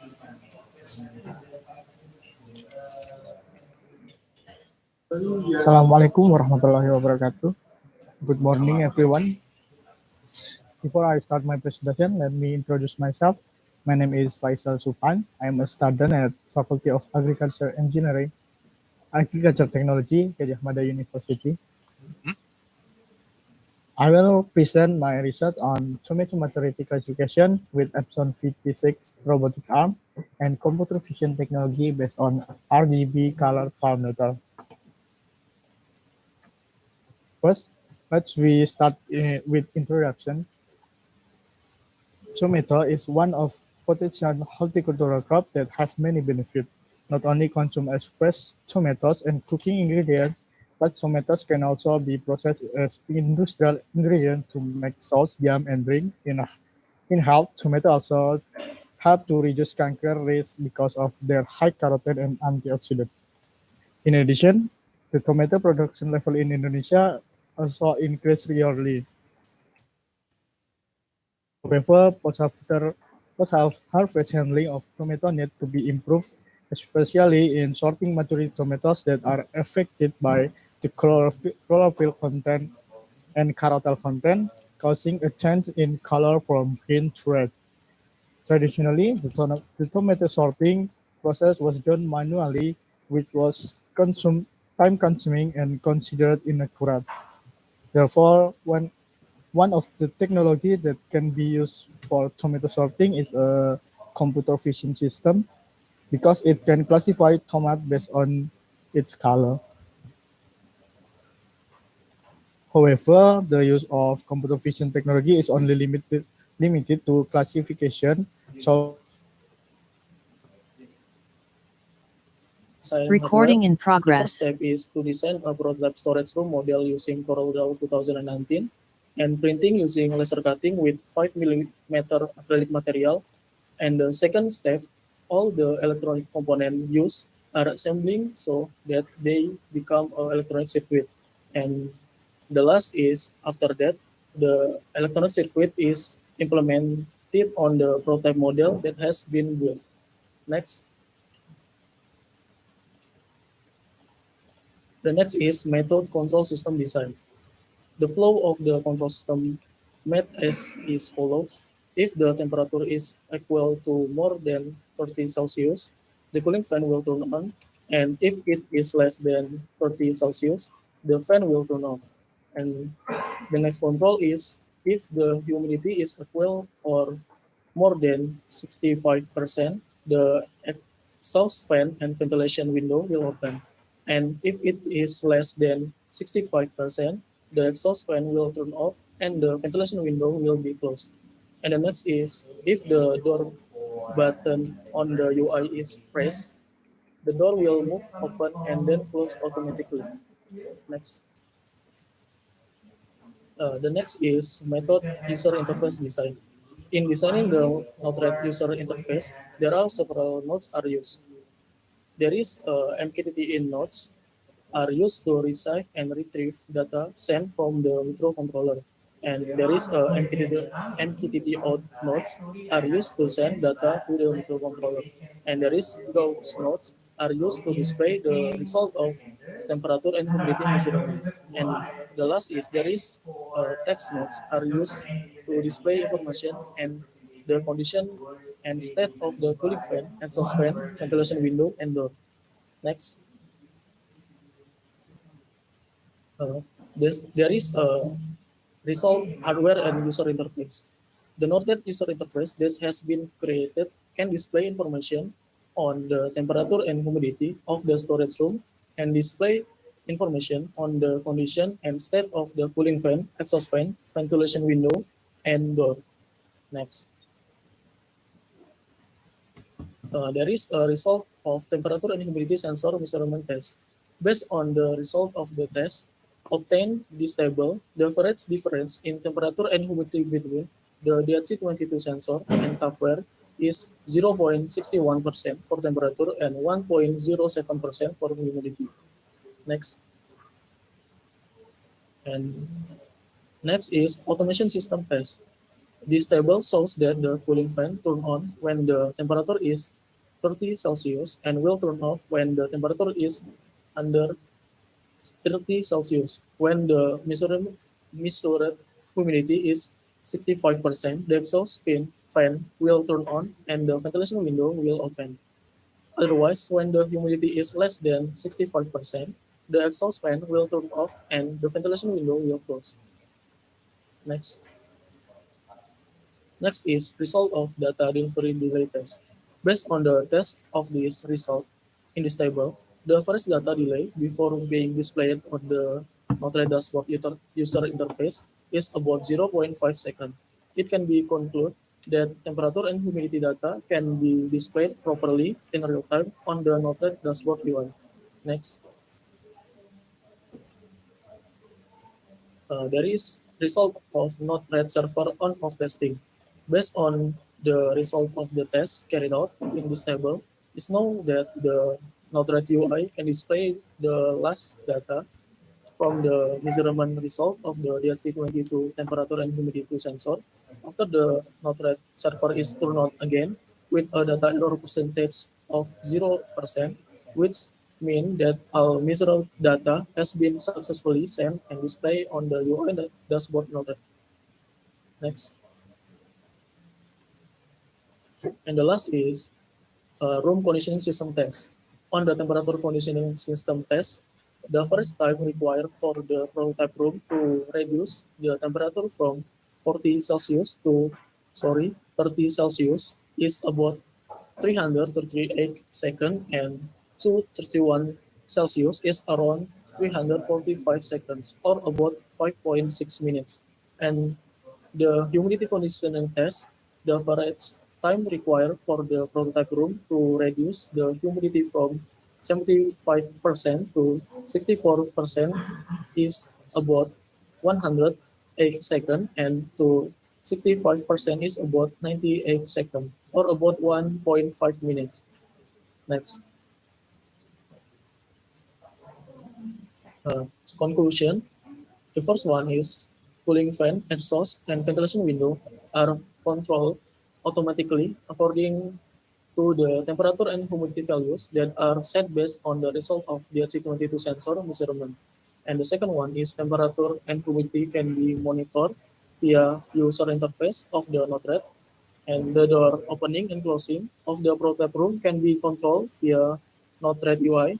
Node-RED UI can display the last data from the measurement result of the DHC22 temperature and humidity sensor with average data delay is about 0.5 seconds and a data error percentage of 0%. And the last is in testing the result of temperature and humidity measurement, the DHC22 sensor has an average difference in temperature measurement of 0.91% and humidity of 1.07% with the temperature and humidity meter sensor in the test carried out. It took about 5.41 minutes to reduce the temperature from 40 Celsius to 30 until 31 Celsius and to reduce the humidity from 75% to 64%. It took about 1.46 minutes. Okay, that's all I can explain about our research. Thank you for your attention. Okay, thank you very much from Poltek Nuklir, yeah, the Polytechnic of Nuklir, M. Fadil Nur Hidayat. Okay, since we still have time, is there any question from the participant? Please raise your hand. Maybe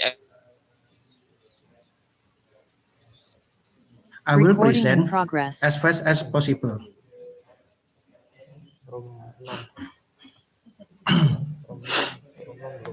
First, I will brief about the introduction.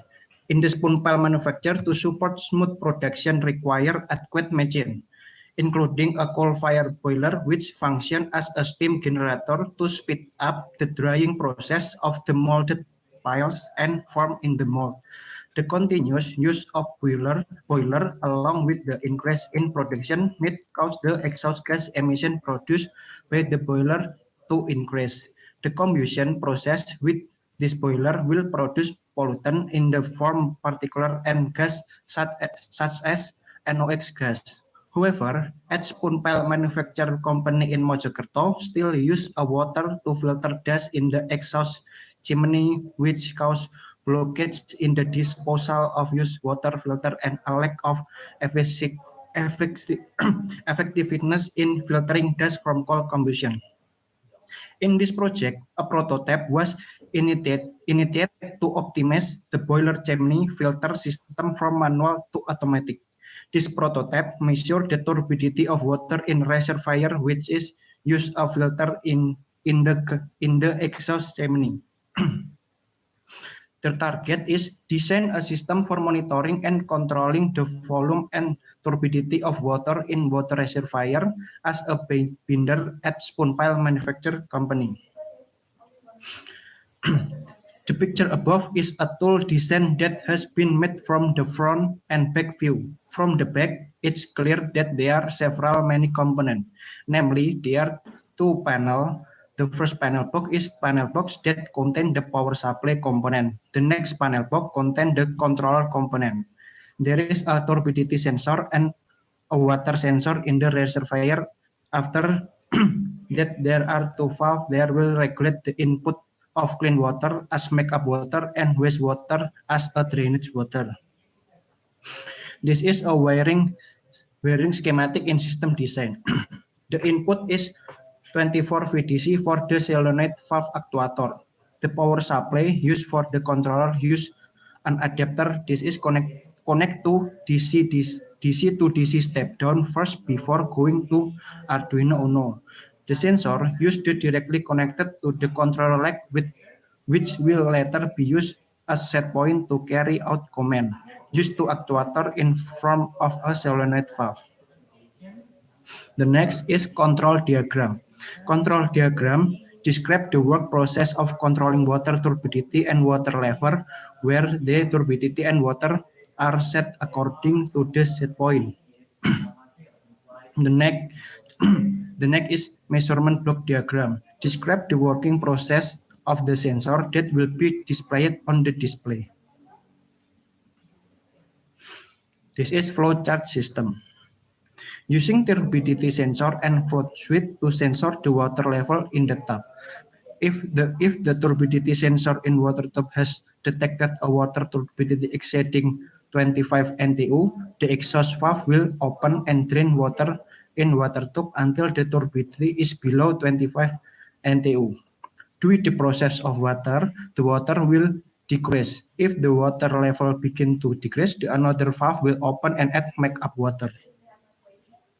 This is a prototype result. Number one is float switch as a water level sensor by setting the upper and lower limit of the water. Number two is turbidity sensor. As a turbidity sensor we use. Number three is solenoid valve drainage as an actuator that works to dispose of the process stop if the turbidity water exceeds the set point. Number four is solenoid valve make up water as an actuator to add a make up water. Number five is panel box. There are two panel box which has been described in the next slide. This is a panel box. In the first panel box was include power supply 24 VDC as a power supply. In the second panel box include PCB as a system controller board and turbidity sensor module. This is a turbidity sensor testing. Turbidity sensor validation is carried out by preparing three water sample to be tested with the turbidity sensor and comparing with the existing validator.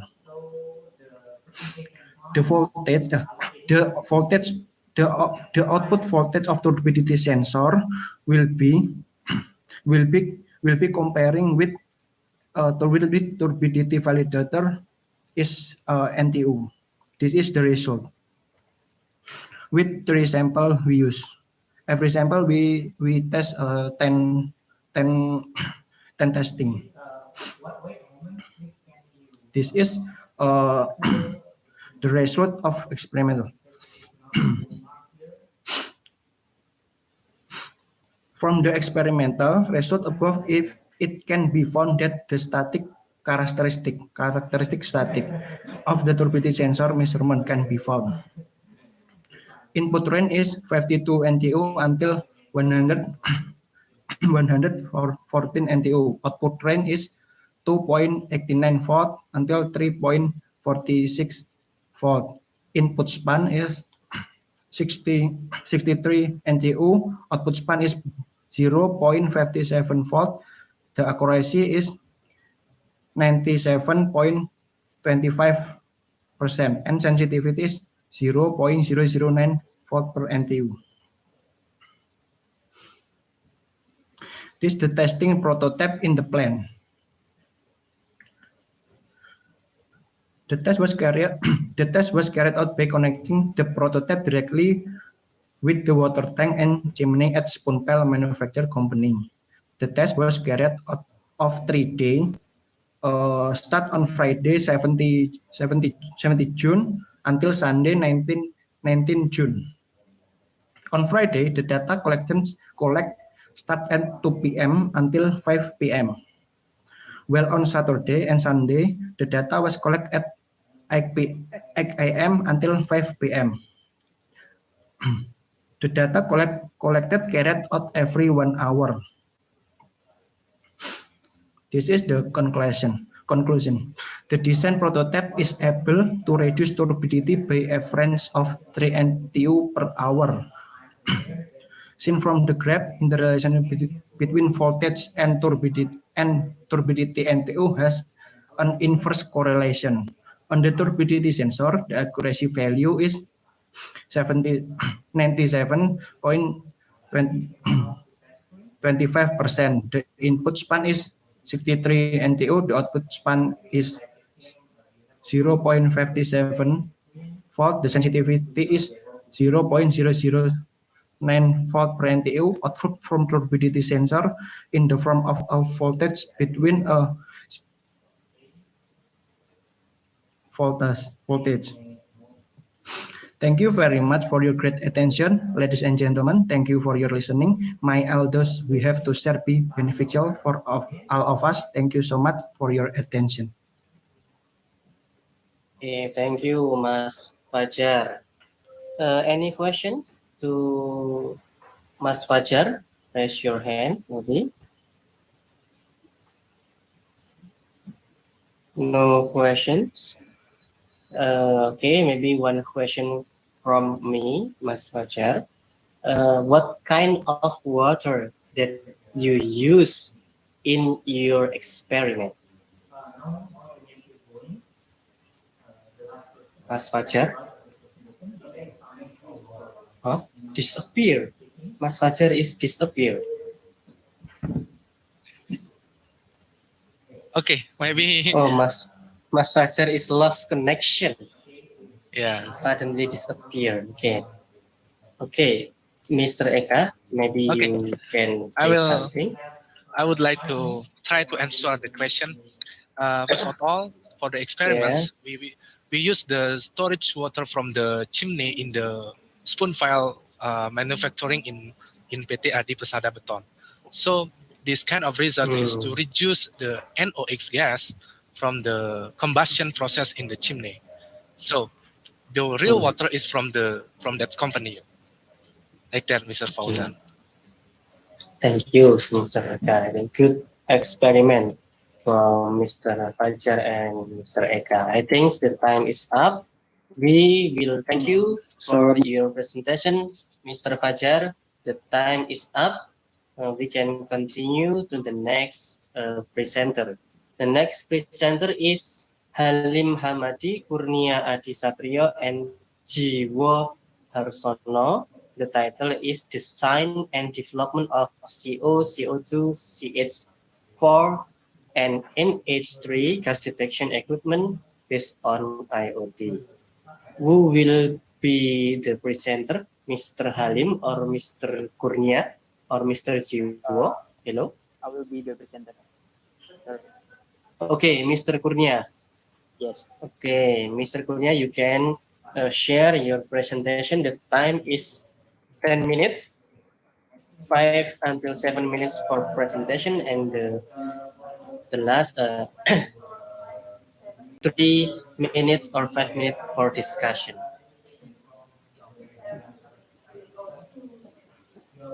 Okay, time is you. Okay. Good afternoon, everyone. I will first let me introduce myself. My name is Kurnia Satrio, and I would like to say thank you for giving me this opportunity to present our project, our research about design and development of carbon monoxide, carbon dioxide, methane, and ammonia gas detection equipment based on IoT. First is introduction. Toxic gases are gases that can cause damage to living tissues, the central nervous system, or in extreme cases can cause death. There were several toxic gases in chemical laboratory, such as carbon monoxide, carbon dioxide, methane gas.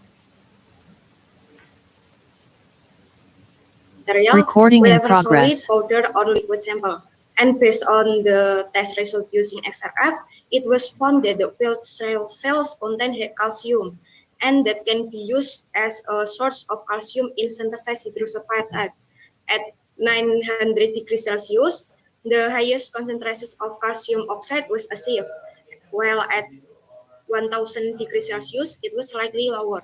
Therefore, the calcination temperature is considered sufficient to carry out at temperature 900 degrees Celsius and calcinating for about 5 hours. Next. Second, it's about the hydroxyapatite analysis with XRD. It is the analysis that was carried out to determine the characteristic of crystal structure of hydroxyapatite, and it is the identification and has been provided based on the data in GCPDS. And from the graphic, it shows that hydroxyapatite is more dominant in the 5 and 8 gram potassium dihydrogen phosphate samples, while at 6 gram potassium dihydrogen phosphate samples still contain other bases such as lime carbon oxide and portland carbon hydroxide. And the crystal size of XRD analysis will be calculated using the equation formula from Dave Seher. From the result crystal size measurement, it was shown that the hydroxyapatite crystal size was relatively the same and didn't have too significant difference in the size. Next. The third about hydroxyapatite morphological using analysis SEM. SEM analysis was used to determine the morphology and shape of the hydroxyapatite synthesized by the precipitation method. The morphology of two hydroxyapatite sample shows the agglomeration with the characteristic of single particle tending to be spherical. practical size can be seen in the image that the 5 grams is 851.9 nanometer, and the second in the 6 gram is 878.8 nanometers. Next. And the last about the hydroxyapatite and polycaprolactone filament. Based on the experiment that we have carried out, the composition of ratio and the mixture variation of polycaprolactone and hydroxyapatite with a mass of 10 grams, it shows that the best result in the manufacture of filament on the use of potassium dihydrogen phosphate mass were at a filament output time 25 minutes in temperature 65 degrees Celsius and the length in 70 centimeter. Next. And the conclusion that we have are the first, the use of calcinated temperature which contain the composition of calcium oxide compounds in the shell of snail cells at temperature of 900 degrees Celsius at 99.55%. The second is all sample identified hydroxyapatite forming groups with the best hydroxyapatite content in the 5 gram and 8 gram samples, because no matter compound were formed as in 6 gram sample, namely lime and portline, with a particle size of 5 grams in 851.9 nanometer and 6 grams in 878.8 nanometer. And the last, the best result in making filament on the use of potassium dihydrogen phosphate mass are with filament output time in 25 minutes and an extrusion temperature in 65 degrees Celsius and with the filament length in 70 centimeter. Yes, next. Yes, that is the end of our presentation. Sorry if we have any mistake. Thank you very much for the great attention, and if anyone has any question, I'm happy to open the discussion. Thank you. Okay, thank you. Okay, we just have one question. Yes. Because 30, there's just 30 seconds remaining. So for Miss Atinda Lulita, please deliver your question. Okay, thank you. I will give a question. In this experiment, what is the reason your team chose the precipitation method? Thank you. Okay, for the engineering finance team, you can deliver your answer. And Ms. Alida, is that the question is clear enough? Okay, please. Yes, clear enough. Yes, maybe I would like to answer the question about what is the reason our team choose the precipitation method. Our team choose the precipitation method because the method is able to increase the crystallinity of hydroxyapatite, effective and pure layer for synthesis of hydroxyapatite in nanobase. Besides that, it includes taking place at lower temperature, easy implementation, low cost, high purity, and efficiency energy transformation.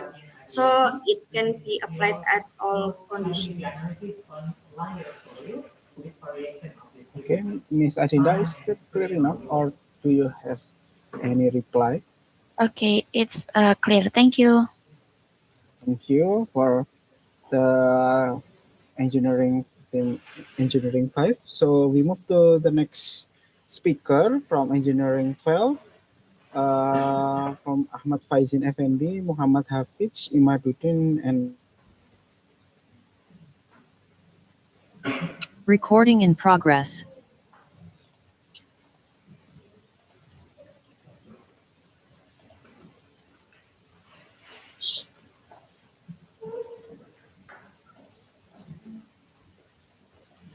Okay, thank you for the time, moderator. It's an honor to be presenter here. Good afternoon, ladies and gentlemen. Let me introduce myself. My name is Vipro. I'm from Civil Infrastructure Engineering, and today I would like to present my research about with the title "If slope stability analysis on layered soil with the variation of stiffness. Okay, for the introduction is why we use this title, because one of the most interesting in the geotechnical engineering is about slope stability analysis. The Zhang and Liu in 2016 said that influencing factor in slope stability, such as physical and mechanical properties of soil and external factors such as external load, be it static or dynamic, and rainfall or the seismic. And then in 2017, from Sazat and Moni, was evaluated the soil layers effect. The soil layers can affect the slope stability and examine the mode of slope failure. And meanwhile, in this 2022, Goswami and Chakraborty investigated the slope stability of two-layered artificial slope with different combination of soil properties and varying slope the parameters. So, from the introduction or from the background or why this research can be happen, this study aims to examine the influence of the arrangement of layered soil on slope stability. The slope stability analysis is constantly carried out and focused on good safety factor value and configuration of the slip surface. The variety of methods for slope stability analysis is using limit equilibrium methods or LEM and numerical methods such as finite element method or FEM. And also this study is to obtain the safety factor values and the configuration of the slip surfaces with the various arrangement of layered soil, where the layered soil is varied in different soil stiffness. So the methods how to figure the safety factor is about first we have the slope geometry. Yeah, you can see in the next slide, and then we use various of layer soil. We have 6 various to the slope stability, and then the soil parameter for FAM and the LAM.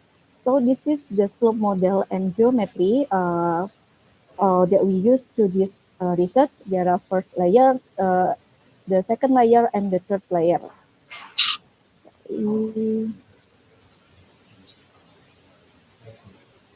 This is the first layer, the second layer, and the third layer. This is the exactly slope model and geometry we use to this research. And now the arrangement of the layered soil is modeled into 6 variations with from top to bottom. The first one variation is soft consistency, medium consistency soil, and stiff consistency. And the second is medium, stiff, and soft soil. And the third is stiff, soft, and medium soil. And the fourth is stiff, medium, and soft. The fifth at medium, soft, and stiff. And the sixth is soft, stiff, and medium. This is from the layer 1, layer 2, and layer 3. We are use this combination to run into this LEM and FAM method. And now this is the soil parameter we use for finite element method. This is the parameter about the material model using Moore column, and then the material model undrained. This is the wet soil and dry soil unit, the horizontal permeability and vertical permeability, the young modulus or stiffness, and look at its various the soft, medium, and stiff soil. And then we have cohesion ratio and cohesion, also friction angle. And the soil parameter for limit equilibrium method is using dry unit soil and wet unit soil, cohesion ratio and cohesion, and also friction angle. So the different method between LAM and FEM is in LAM we use a Bishop method. A Bishop method proposes a solution to the ordinary method of slice, and in this method, the effect of forces on the side of each slice is accounted to to some degree. And in the finite element method, we use the finite element model is a more column model, where the more column model this is with a perfectly elastic and plastic linear model from the stiffness also.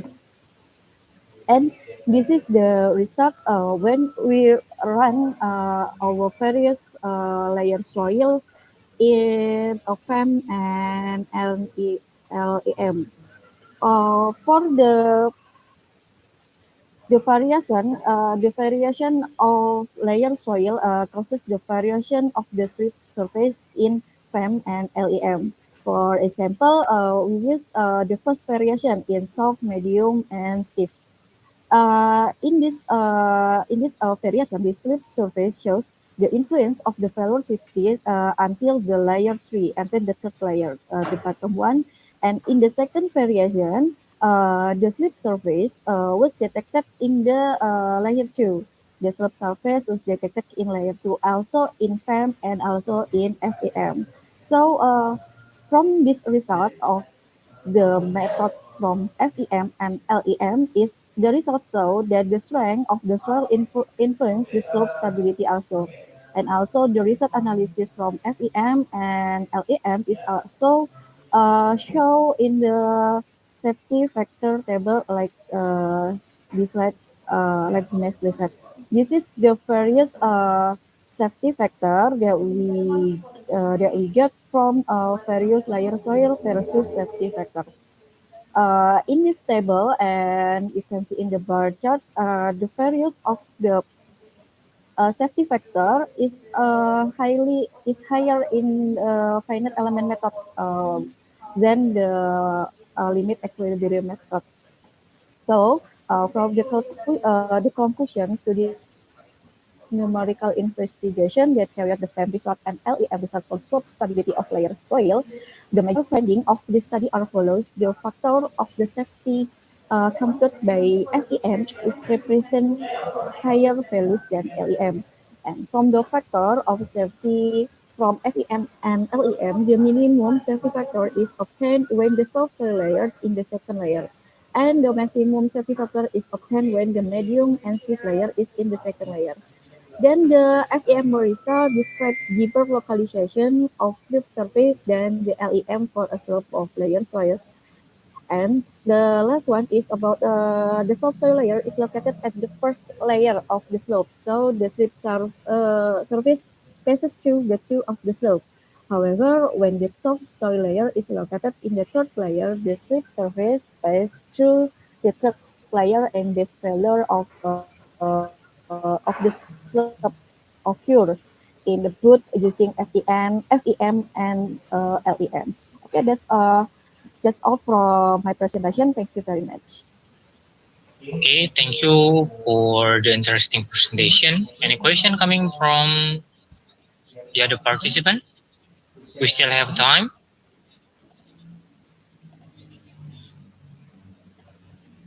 If it is not, we use Recording in SEM progress. for the material characterization. Okay, this is the result of potential dynamic polarization in citrus aurelia pills.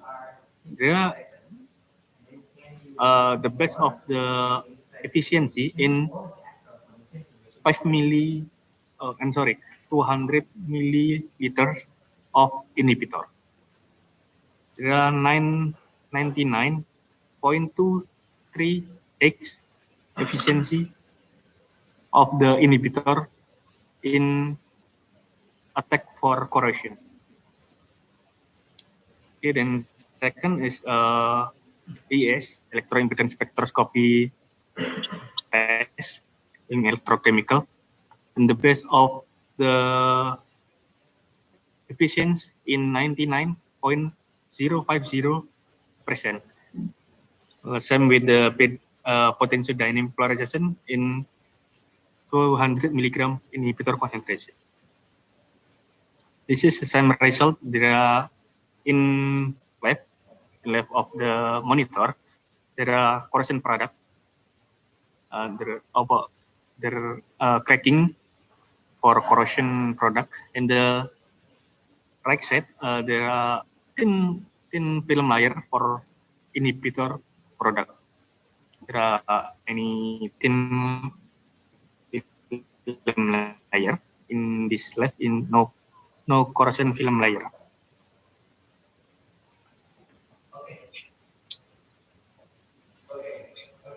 As a conclusion, there are potential highest 99 to 3% for in the corrosion rate of them 0.5. And the electrochemical impedance spectroscopy, there are same with the potential dynamic polarization with 200 milligram inhibitor, and in the efficiency 99.5050%. In the scanning electron microscope or SEM, is there are cracking in the material of not use inhibitor corrosion, and we look back in we use inhibitor corrosion. There are thin film in this material. There are protect them for corrosion rate material. Okay, thank you for this presentation. I will back to Mr. Dedi. Yeah. Okay, thank you for Saiful. Any comment, question from other participant? Okay, you can speak directly.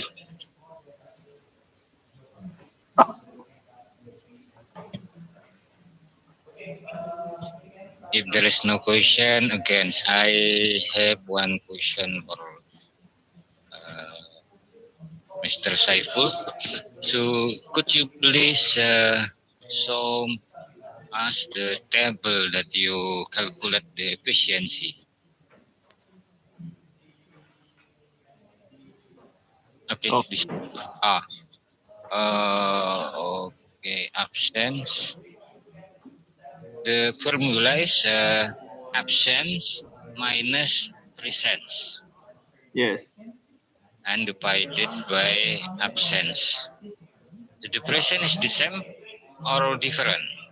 Because there is of the only data absence. Oh, I'm sorry for this. This interpretation is opposite.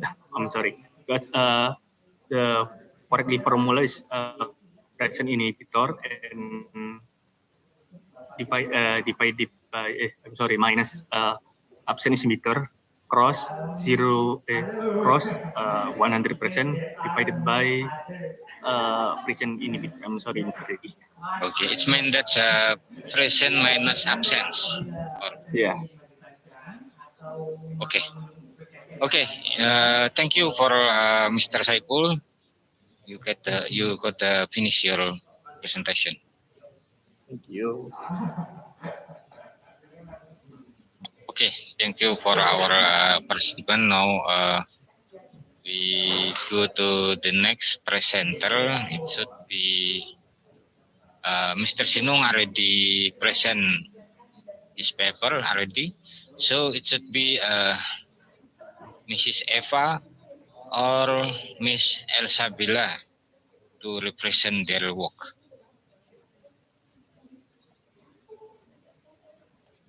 Elsabila.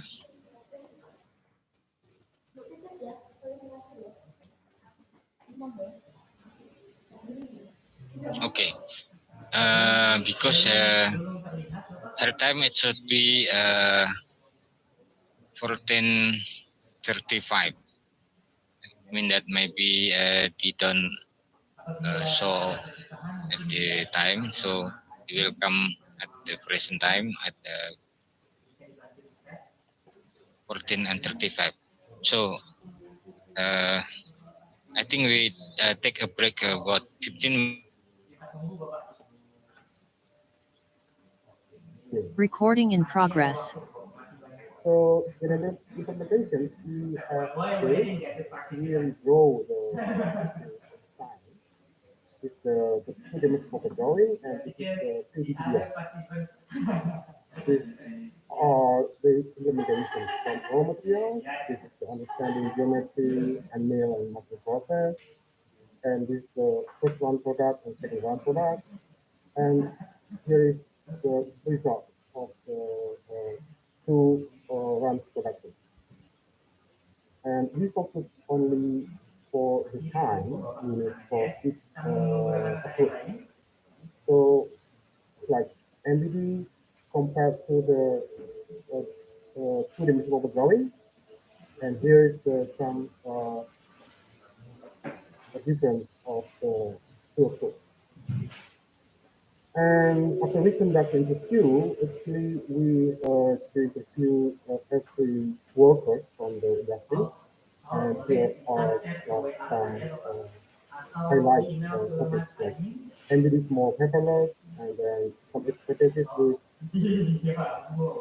supporting facilities still not ready yet, and the master data we need for material processes are 3DDF and metadata performance.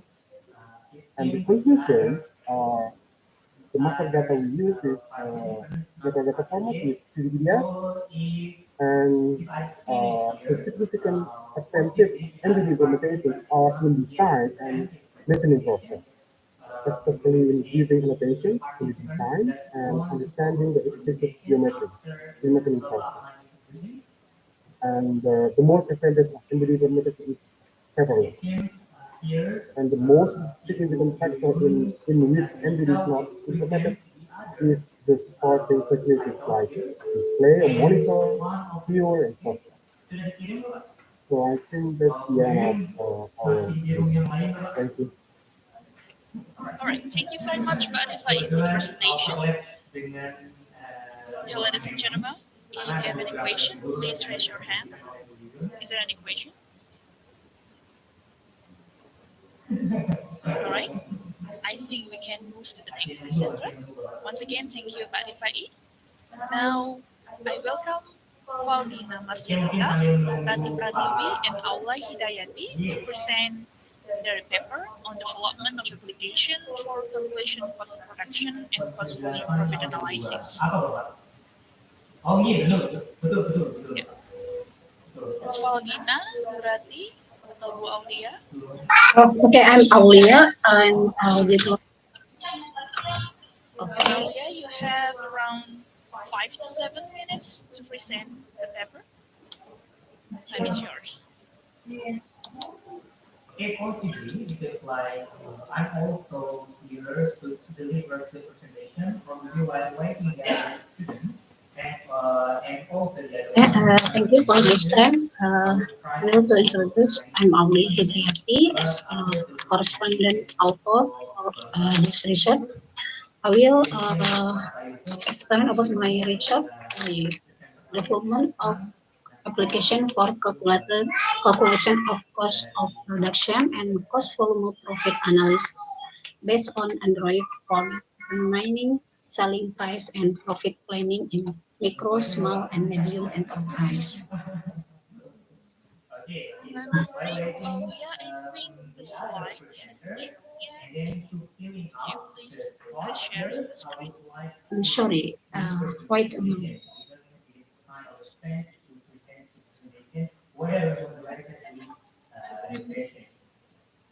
My laptop is hanging. Wait a moment.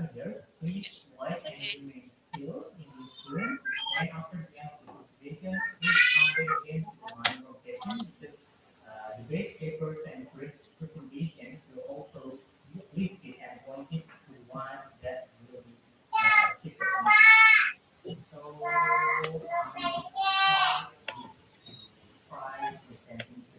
I think I should restart my laptop. Maybe can next presentation. After that, I will. All right. I think we need to move to the next presenter first. Okay. Okay. Thank you. Yeah. Okay. Next presenter is Nurul Jannah and Frida Shaharani. Conducted within the analytical within one of our college. Nurul Jannah and Frida Shaharani. Bapak Pia Sukobo and Ivan Takis, one of my colleagues ada Nurul Jana and Frida Shahrani with the title of Implementation of Corporate Social Responsibility.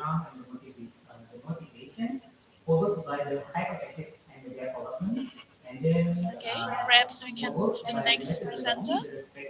Ahmad Husin, Arif Paramananda, Ibnu Puji, Diki, Sukono, and Yuyun Gadis on the evaluation of inelastic behavior and performance level of existing structure CT1 stories in Surabaya using nonlinear time history analysis. Are there any participants with the name of Nur Ahmad Husin? Arif Paramananda.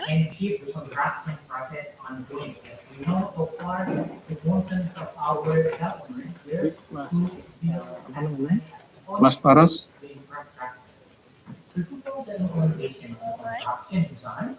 Halo, Mas Paras, monitor.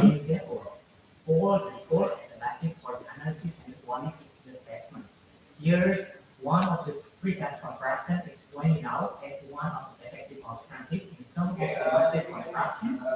Ya, bagaimana? Ahmad Husin ya? Bentar, Mas Faros, Bu Mukti yang presentasi. Iya, sudah bergabung itu. Mas Faros. And based on this particular project, here we have the benefit and the resource content here that lessen the coursework and considerably minimize the administrative community and the environmental impact, and also use the parity of challenging such conditions such as within the high Okay, Mas Faros. Ya, sudah saya telepon Bu Mukti.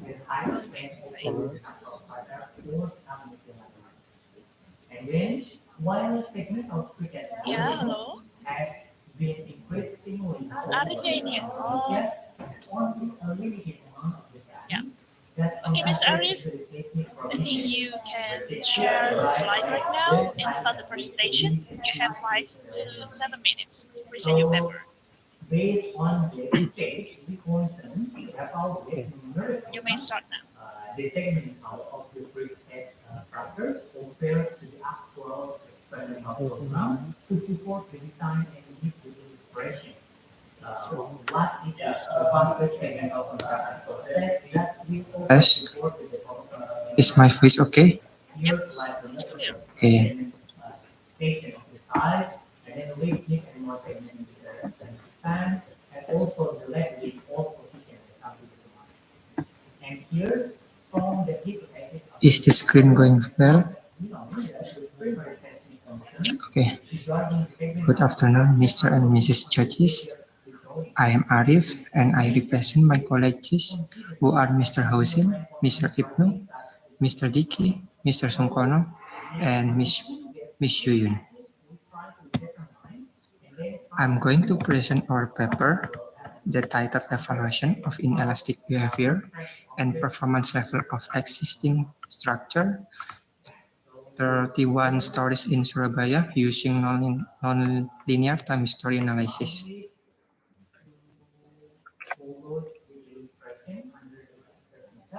First of all, let me explain what we were doing by describing our concept. So we have done a couple of tests, data RSR review and NLTH or nonlinear time history analysis. Basically, we test the structure with RSR review procedure to investigate the problems that might be occur because of some changes in updated seismic design standard. And the result will be continue with nonlinear time history analysis. And at this step, we are going to predict actual inelastic behavior and yielding instead on beam and column. And the result of the two RSR review and NLT nonlinear time history analysis will be verified, and it will tell us how far the damage of the structure due to earthquake. In LSR review, we know that there are some changes in seismic load, such as the spectral acceleration, or we call it SA and S1, and the dynamic base shear that we have from etaps must be scaled at least 100% of static base shear. These changes make predicted an inelastic drift didn't meet the minimum of requirement of SNE. Also, some impact shows that main beams' ultimate flexure capacity were greater than their fracture capacity.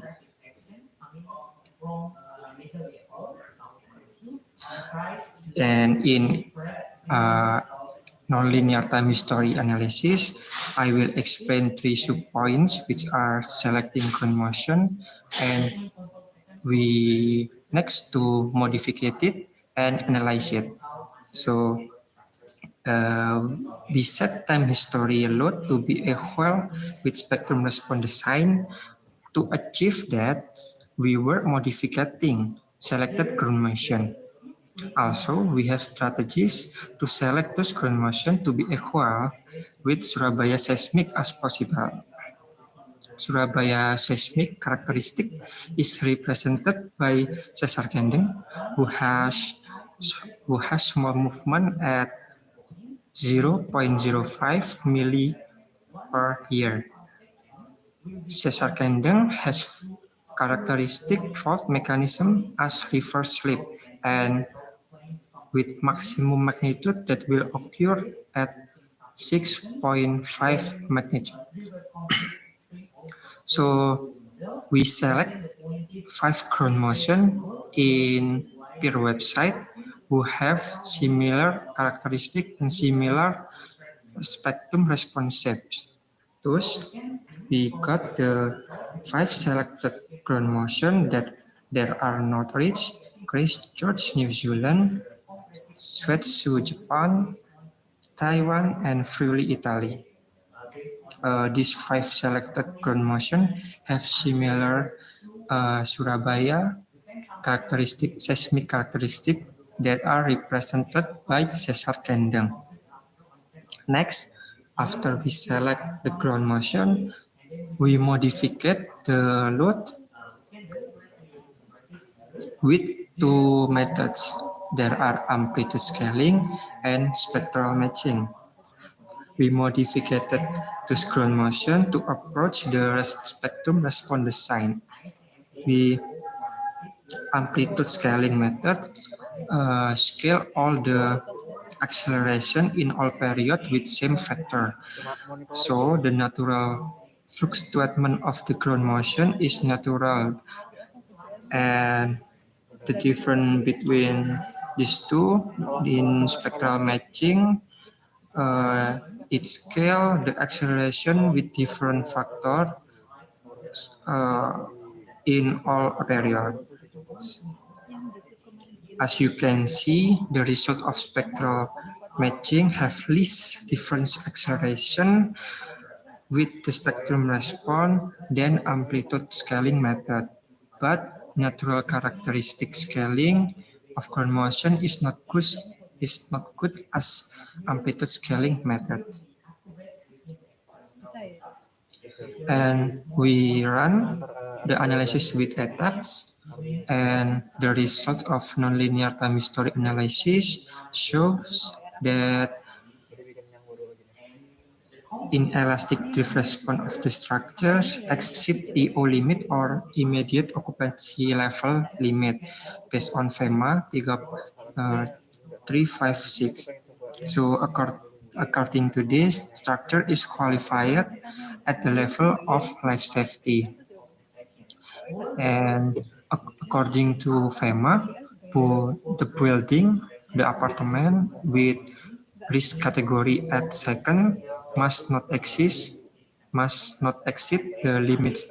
The limit is life safety. So the structure meets the requirement, and the hinge of beam and column pass the elastic limit that are represented by some hints that occur in etaps.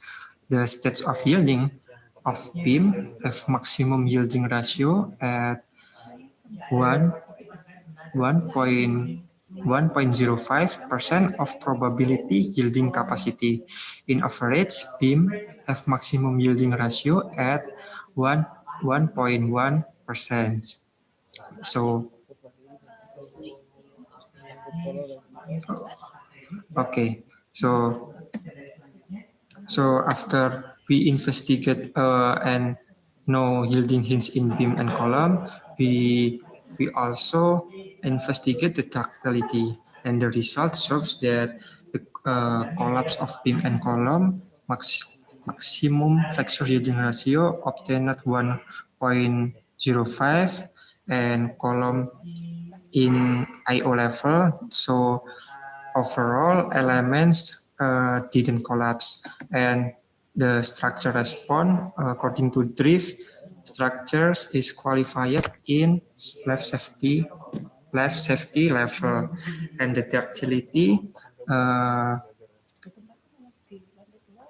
got at 4.74, and this means that the structure is not optimum as well as designed that 5.5, and the drift response according to FEMA maximum limit is life safety. So apartment building with risk category second is meets requirement according to FEMA. Thank you. If there are any questions, please let me know. Thank you, Buddy, for the presentation. Any questions from other participants? Raise your hand or submit it to the chat box. Any question? All right. If there's no question, I think we can move to the next presenter. I think we need to go back to the previous presenter. Encountered some problems before. Ibu Valdina, can you present here? Ibu Valdina? Or perhaps Guru Nurjana? Guru Nurjana?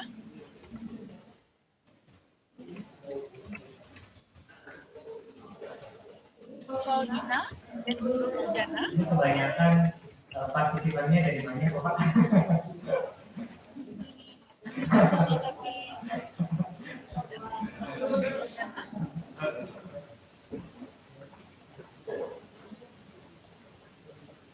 Alright, I think we can move to the next presenter.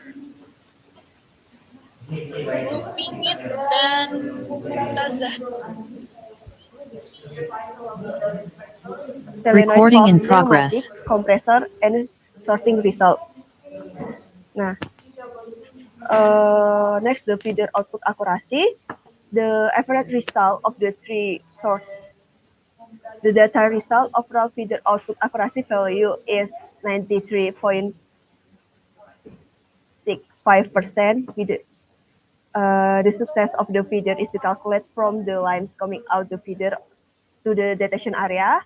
Line that does not fall within the detection area is considered is failed. Next, the accuracy of detection result. The average result from three classes is 86.55% with the detection speed of 1.25 seconds per pieces. Next, the gripper success. The overall gripper success of 92.38%. The average speed of the retrieval duration is 11.36 seconds per freight. Now, the final result of the sorting, the accuracy of the line classification system based on diameter is 84.13%. The classification speed is 11.94 seconds per pieces. The actually working speed is 13.0 seconds per pieces, so that the efficiency of working time is 92.08%.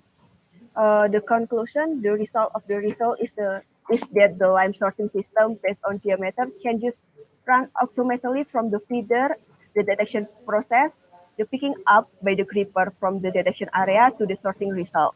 The classification of lime using the UNICEF classification standard is divided into three classes, namely big lime, medium lime, and small lime. The classification process uses digital imaging processing with geometric operation for the detection of shape and size.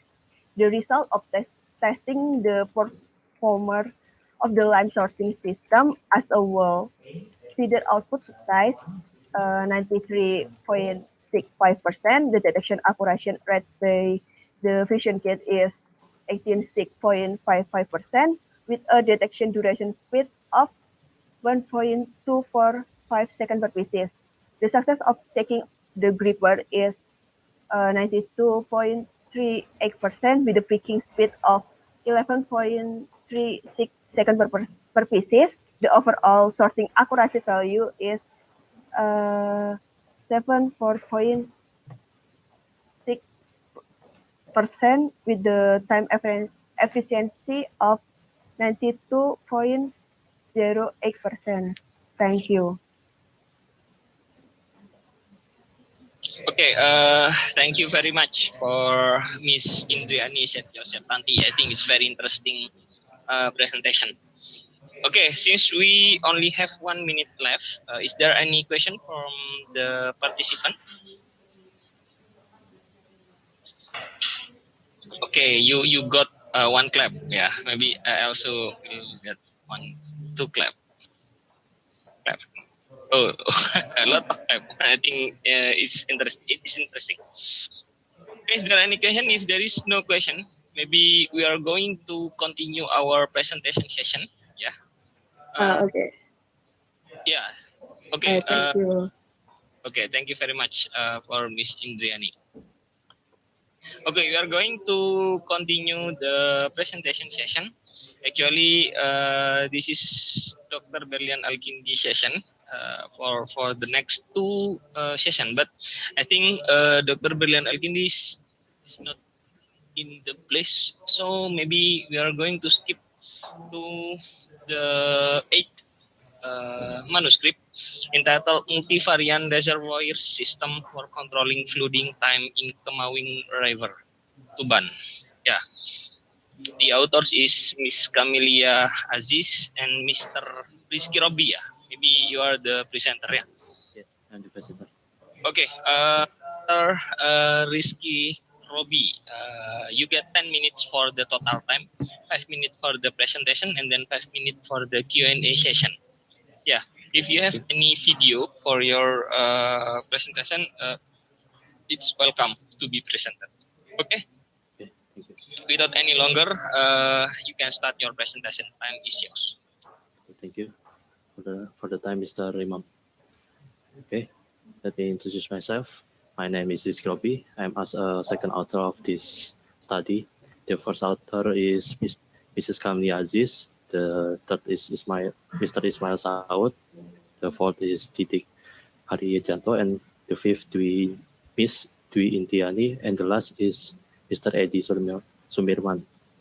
This title about multi-reservoir system for controlling flood time arrival in Kemang River at Tuban. Okay, the background consists of three background. First is along the Tuban is increasing because the Tuban is developed rapidly because the Tuban is many new increase industrial in area in Tuban. The impact of this industry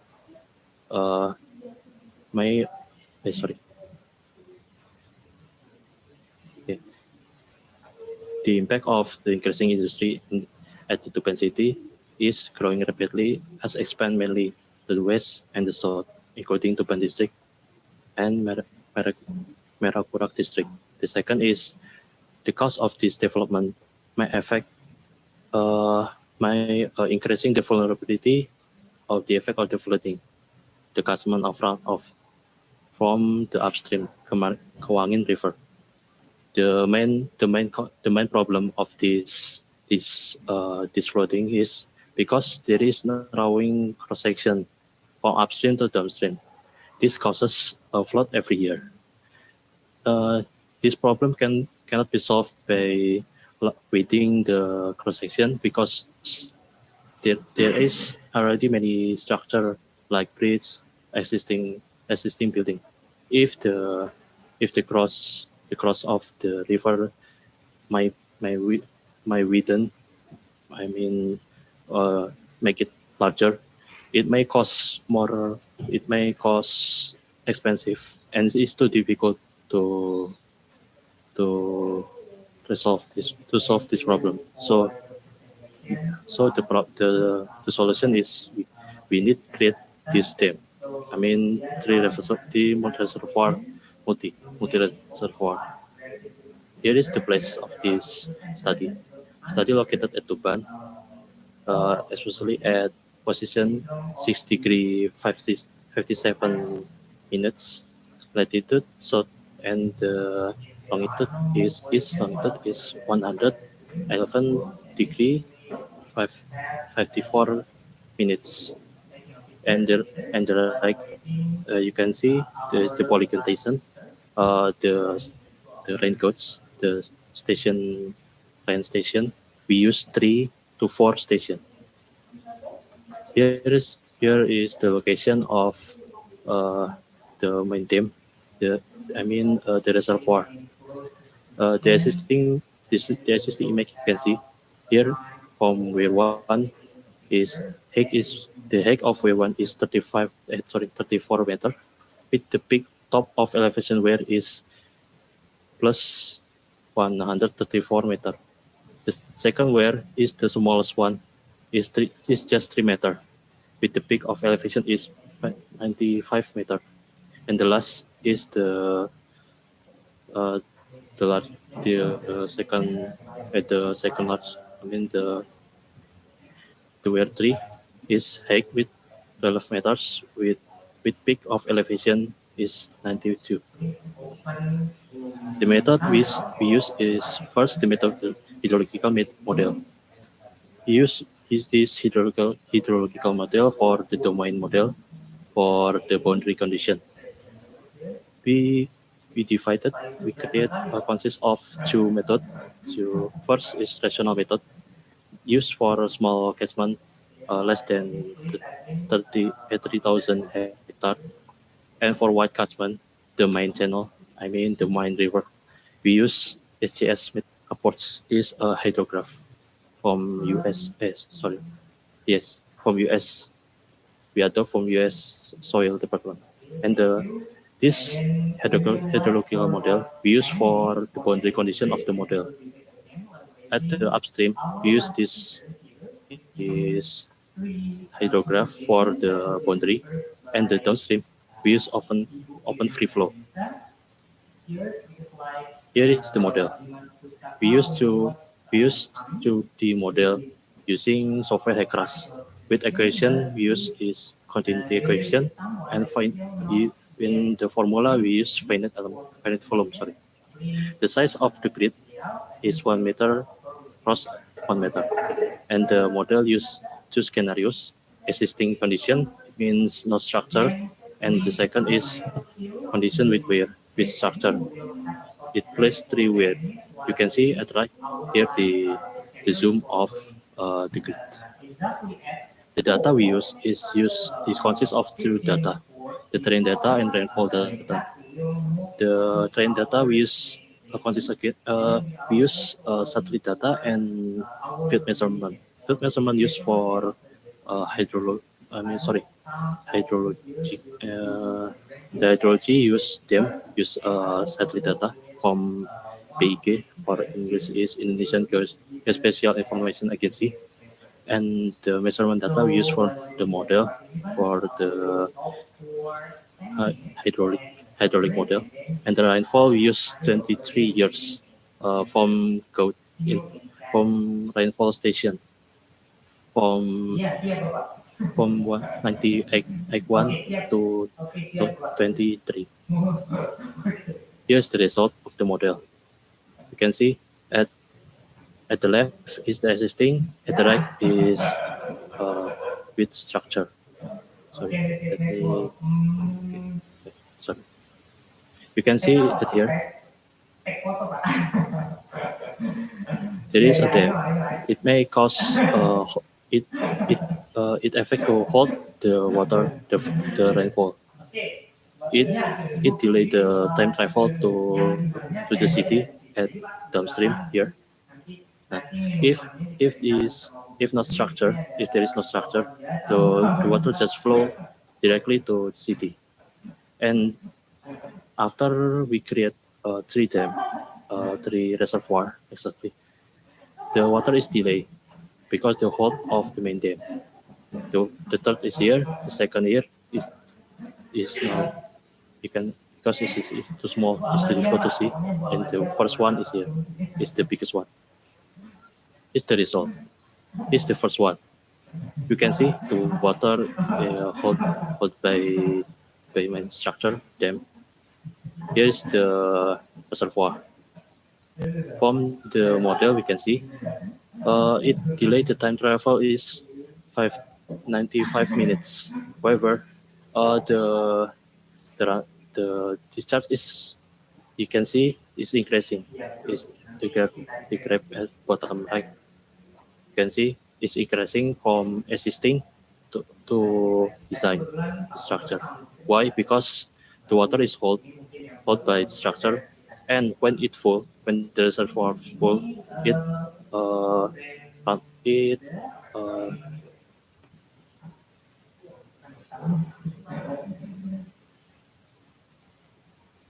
Dia tinggal tinggal ini atau ini yang belum tersampaikan.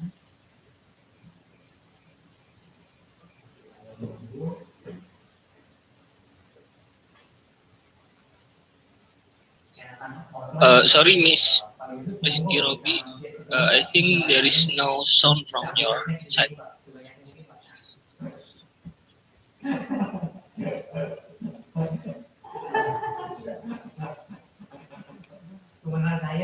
Yeah, maybe there is a error.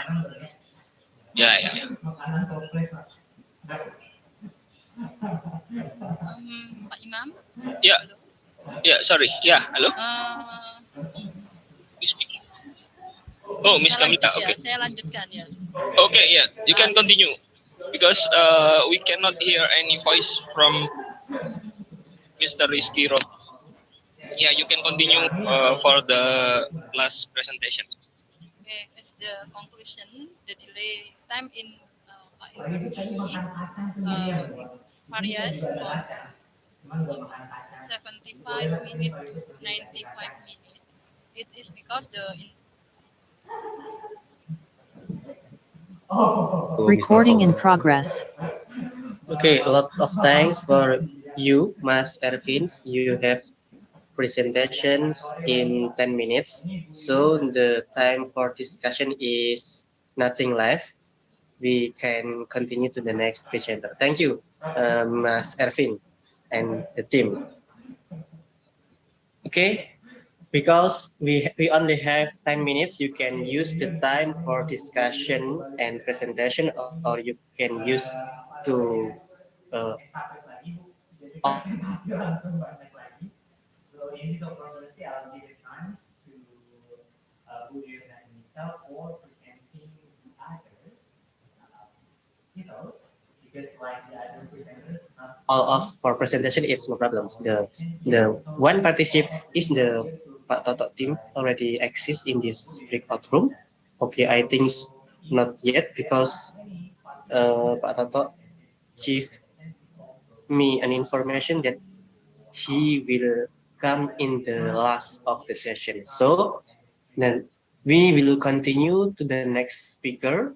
To the next title is from Bu Safira, Bu Sefi, Rico Apria, and Haga Yenima. Closed loop control system design and monitoring of CO2.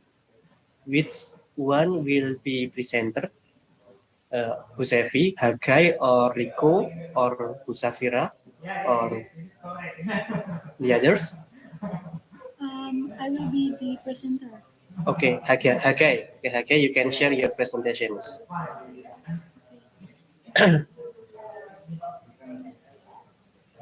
Please finish before 15:05.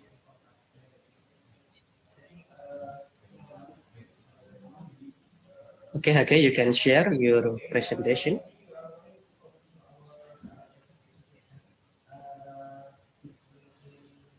Okay, time is yours.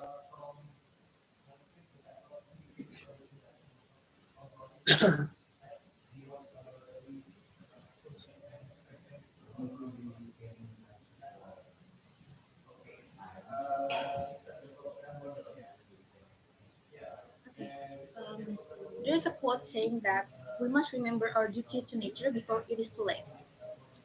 Greetings, ladies and gentlemen. My name is Hage Mima. And responding to the quote that I've stated before, hence my team and I created a project with the title Internet of Things Best, Carbon Dioxide Gas Concentration, Monitoring and Closed Loop Control System.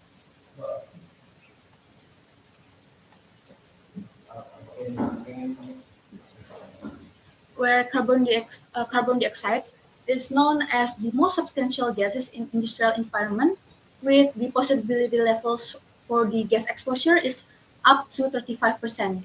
Hence, the system that my team and I created will be used as a tool for gas sensor validation tests using the Internet of Things best. We have several methodology applied for this system. The first one is hardware design and manufacturing. Here is the picture of the control system and monitoring design, where in the pipe design, where the gas is entering the pipe, it will inhibit the gas and the gas will enter the test tube slowly, where when the gas is entering the tube slowly, it will allow the gas to be detected by the sensor because the sensor itself has a slow response. And in this system, we use a closed loop control system block diagram, which the input will affect the output, and the output is the valve opening, which matches with the input.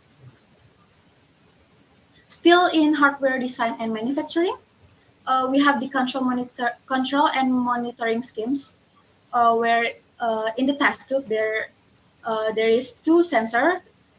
The first sensor is MHZ14, which will be used as a validation sensor, and the second one is the MQ135, which will be used as a test sensor, and both of the sensor is using the non-dispersive infrared method. The sensor will do the readings and will send the data to the Arduino, which then the Arduino will send the data to the smartphone and the LCD to do the action. And the system created with connected by wire, and the system accessible through keypad or smartphone as a control system. The second methodology is software design and manufacturing. We have the smartphone application design, which the input is in the form of a ppm gas content number, which will send the instruction to the valve to be opened. We also have the pseudo diagram, which in the case where the desired set point is less than the initial concentration of gas in the test tube, then the gas will be needed to be added by entering the SP value in the input column of the set point, and vice versa, where in the condition that the set point is more than the concentration, the input valve will be closed and the output valve will be opened. The last methodology is the component testing mechanism. We have the placement of sensors and measuring instruments, which we use the linear regression, where here is also the equation, and the equation will be used to adjust the sensor readings in the software program. The result of our system design, the system that we created has a main function as a facilitator in gas sensor testing to perform set point manipulation for carbon dioxide gas sensor testing. Also, of course, the system will be used as to detect the carbon dioxide gas and will perform readings and display on the display. We have also MCB here to as a on-off button and voltage source to proceed a 12-volt power supply for Arduino voltage supply. We also use the Arduino Mega as a main controller in the system, and there's a tube placed inside and attached to the pipe to drain the gas into the tube. We have also done several system testing. The first one, the system testing, the result of system testing will be in the form of graph.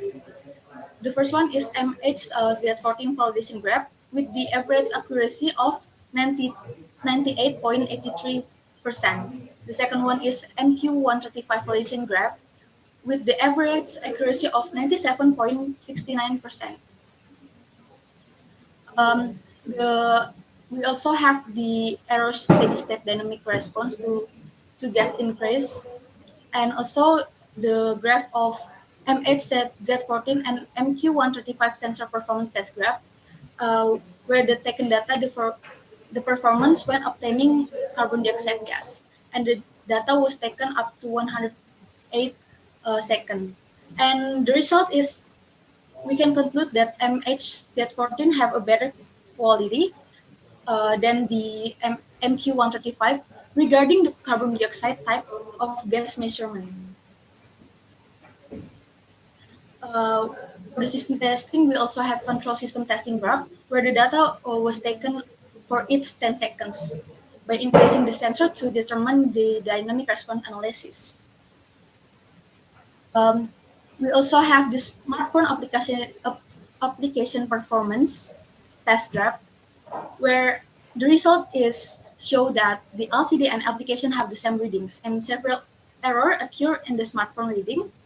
But the HMI system is unable to read the reading changes on the sensor, but it is able to jump onto the next reading.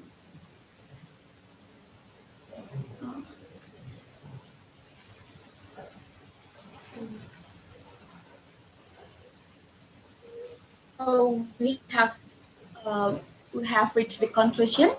The conclusion we got is the first one: the addition of human-machine interface allows the system to be operated using smartphone to facilitate distant practical learning of measurement and calibration process.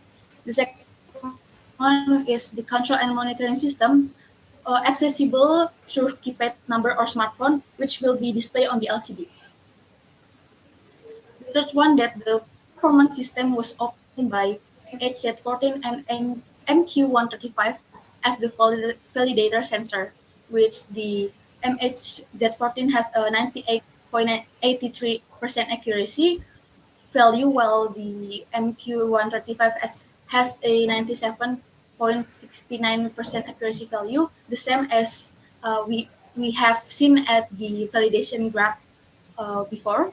And we have the error steady state of 2.10% with the maximum overshoot of 2.67% and settling time in 125.25 seconds.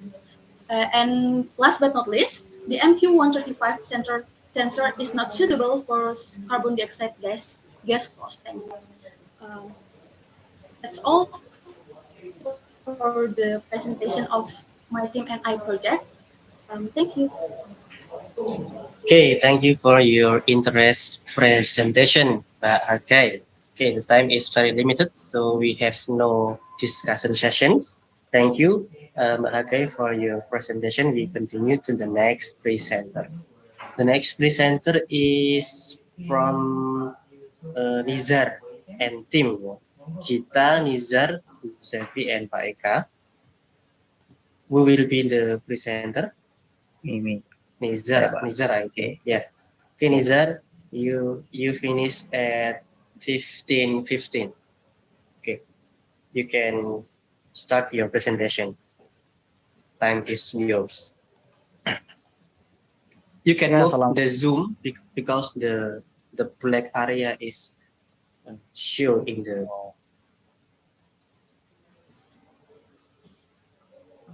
Recording all in that progress. you have 10 minutes including Q&A session. Okay, you can start. Okay, Bismillahirrahmanirrahim. Thank you for your opportunity, Mr. Afan. Bismillahirrahmanirrahim. Assalamualaikum warahmatullahi wabarakatuh. Salam, Om Swastiastu, Namo Buddhaya, Salam Kebajikan. Good afternoon, I say to Prof. Danawati and Prof. Supri, as speaker in this room. And then Mr. Daril and Mr. Tama are my advisor. Let me explain about my topic. Afternoon, I will discuss with the title Simulation of Computational Fluid Dynamics or CFD mixing tank in a powder manufactory to reduce material loss. And then for the first, I will introduce myself. My name is Muhammad Kurniawan Dwi Febrianto. And then my partner is Fitria Dwi Mulyani. Sorry, it's my partner is cannot attending for the seminar afternoon.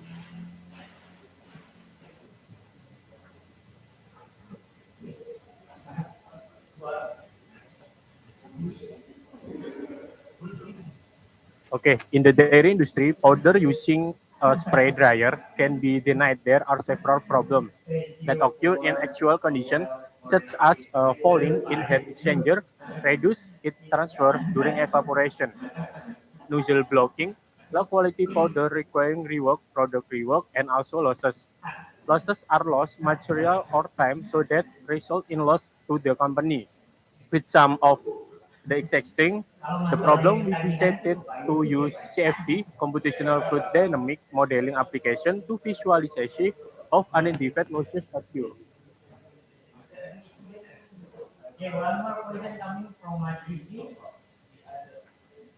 And then about meaning losses, losses are lost material or time. The losses that are considered are yield loss, which occur due to raw material.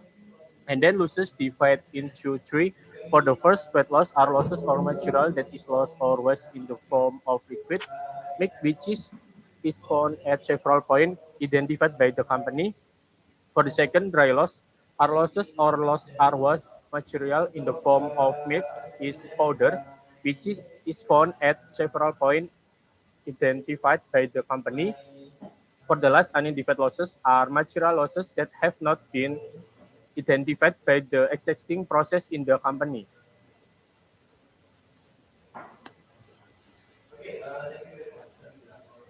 And the next, mixing tank. Mixing is the process of mixing, dispersing, and stirring raw material, fat, hot water, vitamin, and mineral, solid or powder and liquid component to obtain a homogeneous mixture before the drying process. The working principle of this tool is stirring using is agitator with a rotating movement and has capacity of 1200 liter. The mixing process takes place at the temperature of 50 until 60 degrees centigrade. In this temperature range, milk powder has leachable properties and the mixture has low viscosity so that the mixing process takes place quickly and perfectly. And then about the tools, ANSYS 2020 R1 Computational Fluid Dynamics or CFD is a method that provides comprehensive modeling capability for various laminar and turbulent fluid flow problem. In ANSYS Fluent, there are various mathematical models for transport phenomena, such as heat transfer and chemical reaction combined with complex geometry.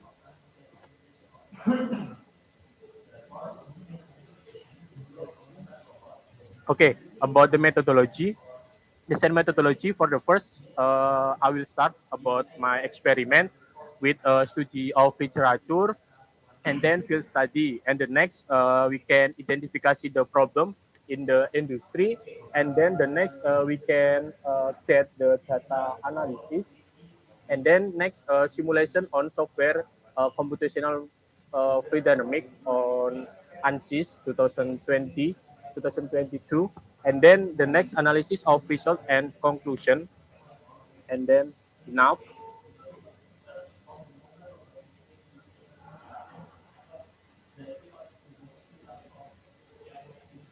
About the methodology simulation of CFD, divided into three: pre-processing, solving, and then processing. For the first pre-processing, I will try geometry making in the inventor application, and then after I will make geometry making, and the next will meshing method meshing with element size order 1015 millimeter, and then grid name selection.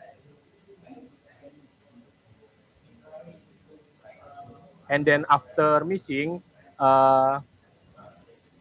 we can go to input setting data in the run calculation like multi-phase, viscous, material, and propeller speed.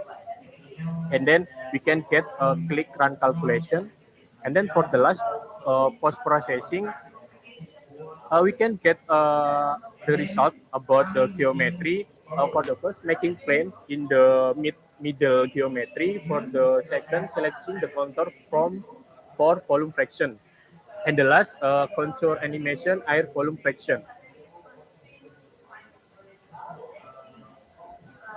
About cause of losses in the mixing tank, I mean material loss occur when the compounding tank is empty before cleaning in place, or CIP, which is affected by losses in the compounding tank as follow. Level control on compounding tank, I mean mixing tank, the presence of foam or foam in the liquid. And then in the visual, your screen, result geometry with the information, and then result the meshing. And last week I will validation about my meshing, and I think about my meshing is excellent. So I will next to continue, two step continue.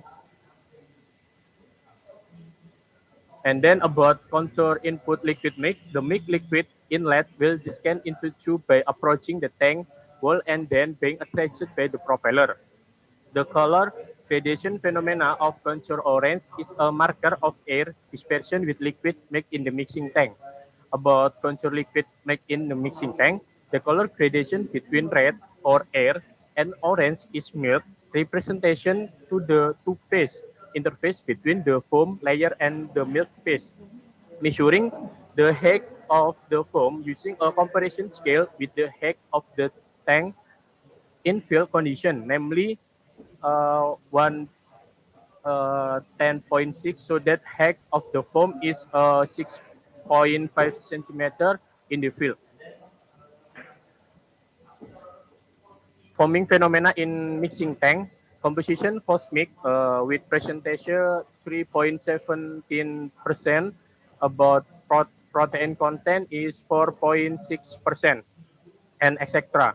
Foam is dispersion of gas bubble in liquid, semi-liquid, or solid phase. Milk protein are known to form a thick layer of foam. Our requirement for foam formation include gas butter, surfactant, and energy, while for milk foam, surfactant are protein present in the system. Okay, for the last, the conclusion. For the first, there are material loss that occur in the milk-based powder production process, which consists of dry losses and wet losses, with the highest contributor to wet losses being the mixing tank caused at the time of emptying the tank before CIP, where the sensor level saw 5%, which is indicate that there is still liquid in the mixing tank. However, it's not such in the by the pump. So to the operator presumption that is entirely foaming detected by the level sensor, so it is simple thrown away. For the second, based in the result of the CFD simulation, it can be seen that the foaming phenomena is indicated by the color gradation between red is air and orange is mist. Okay, thank you from me. Enough. Okay, thank you. We move to the Q&A session. Is there any question from the participant? Okay, please, you can deliver your question, Ms. Liwaul. Okay, thank you, Mr. Alvan, for the opportunity. I will ask to Mr. Kurniawan. Can you explain the advantage and disadvantage of the simulation? Thank you.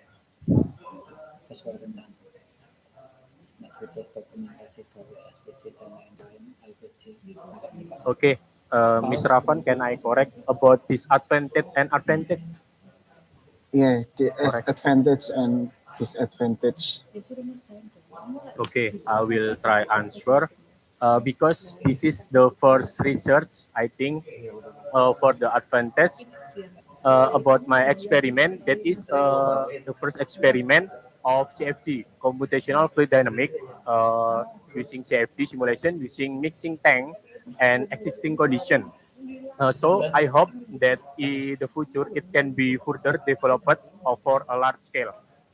And then about disadvantage, I think my experiment there are still many shortcomings and determining the meshing method. I think about the floating or but the result about the method meshing. I think just like that, and then do too many different conditions enough for me. Okay, is that clear for Ms. Lewau? It's clear. Okay, thank you, Mr. Kurniawan. Okay, we move to the next paper that will be presented by Engineering 3019 with a paper entitled Surface Coating of Titanium Alloy TI6AL4VALE bond implants by anodizing method to improve corrosion resistance. Okay,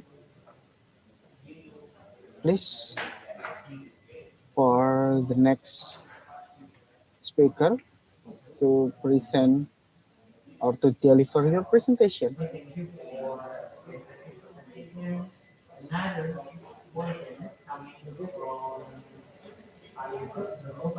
Okay, the member of this team is Dr. Eva Octavia Ningrum. Uh, correctly. My friend is the name is Rian. Reconnecting with Ravan. I'm sorry. Okay. Okay, maybe we should move to the next speaker or to the next paper. The next paper is from a study of brand waste treatment using electropulse as recycling water for salt wasting. It will be presented by Putri Alia. Okay, you can deliver your presentation with Mr. Rama. Okay. Assalamualaikum warahmatullahi wabarakatuh. Good evening, everyone. We are team engineering 59. We will presentation about our paper. The title is to study brain waste treatment using electrocoagulation utilized for salt washing. Next.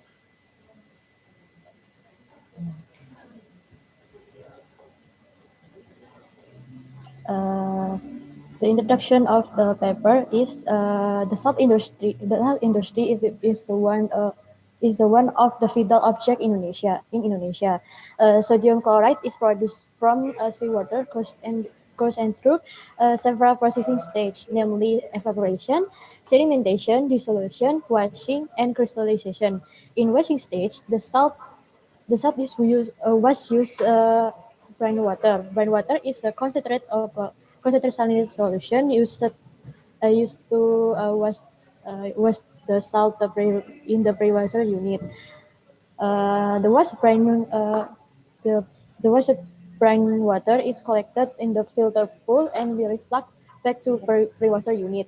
Washing using a brine water aims to minimize the solubility NaCl and maximize solubility impurities such as Ca, Mg, and Fa. As the salt washing cycle increase, concentration impurities in the brine water increase.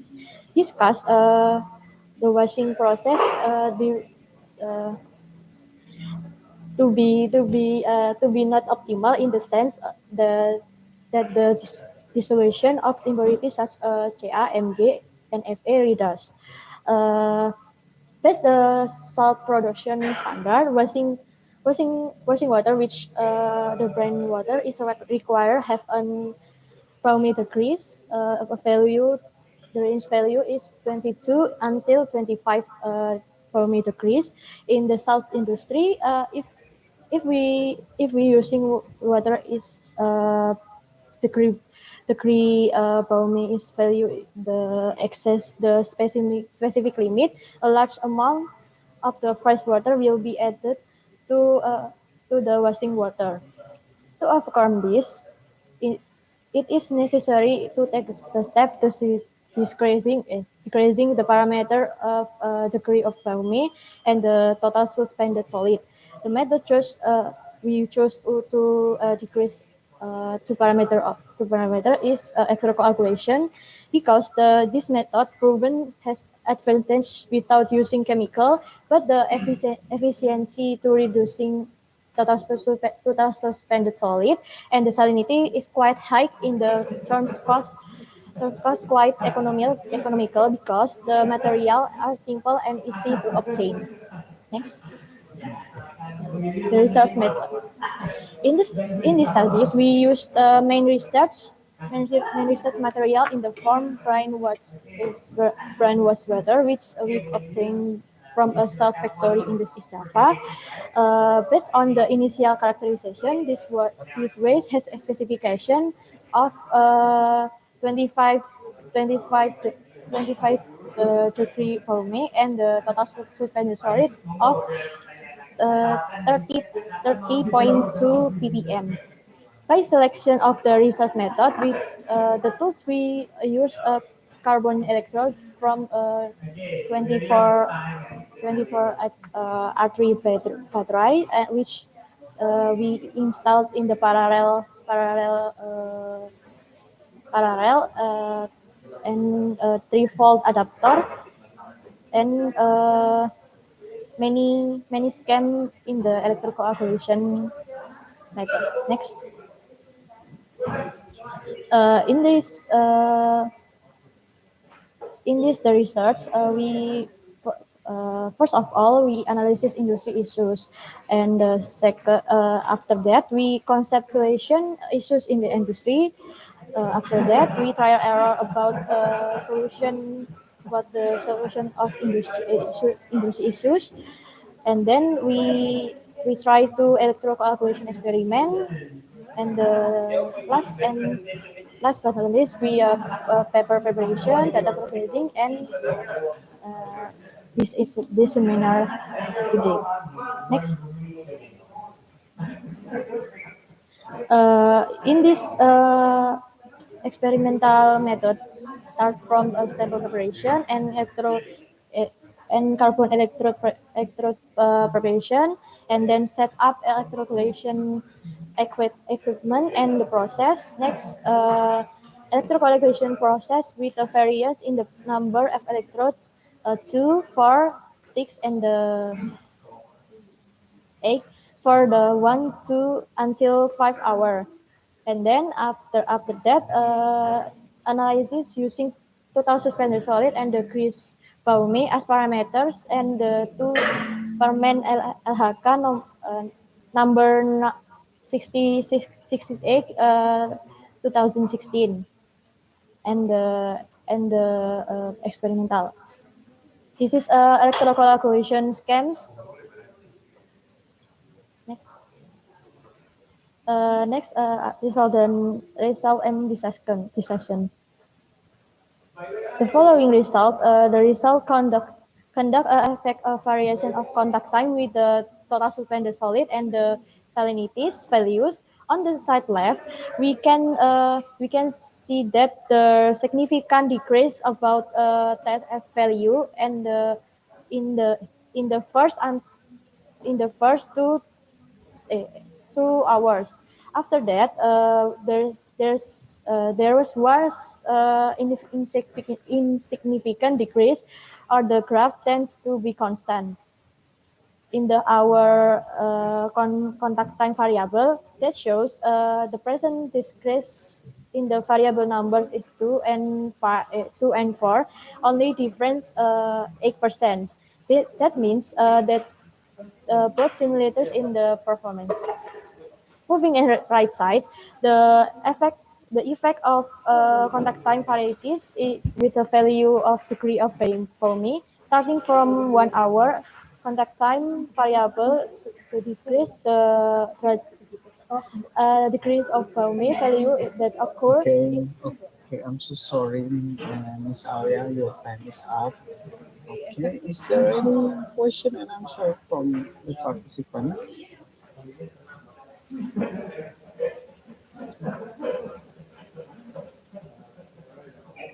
Okay, we move to the next presentation. Still from Filippo GS50 teams in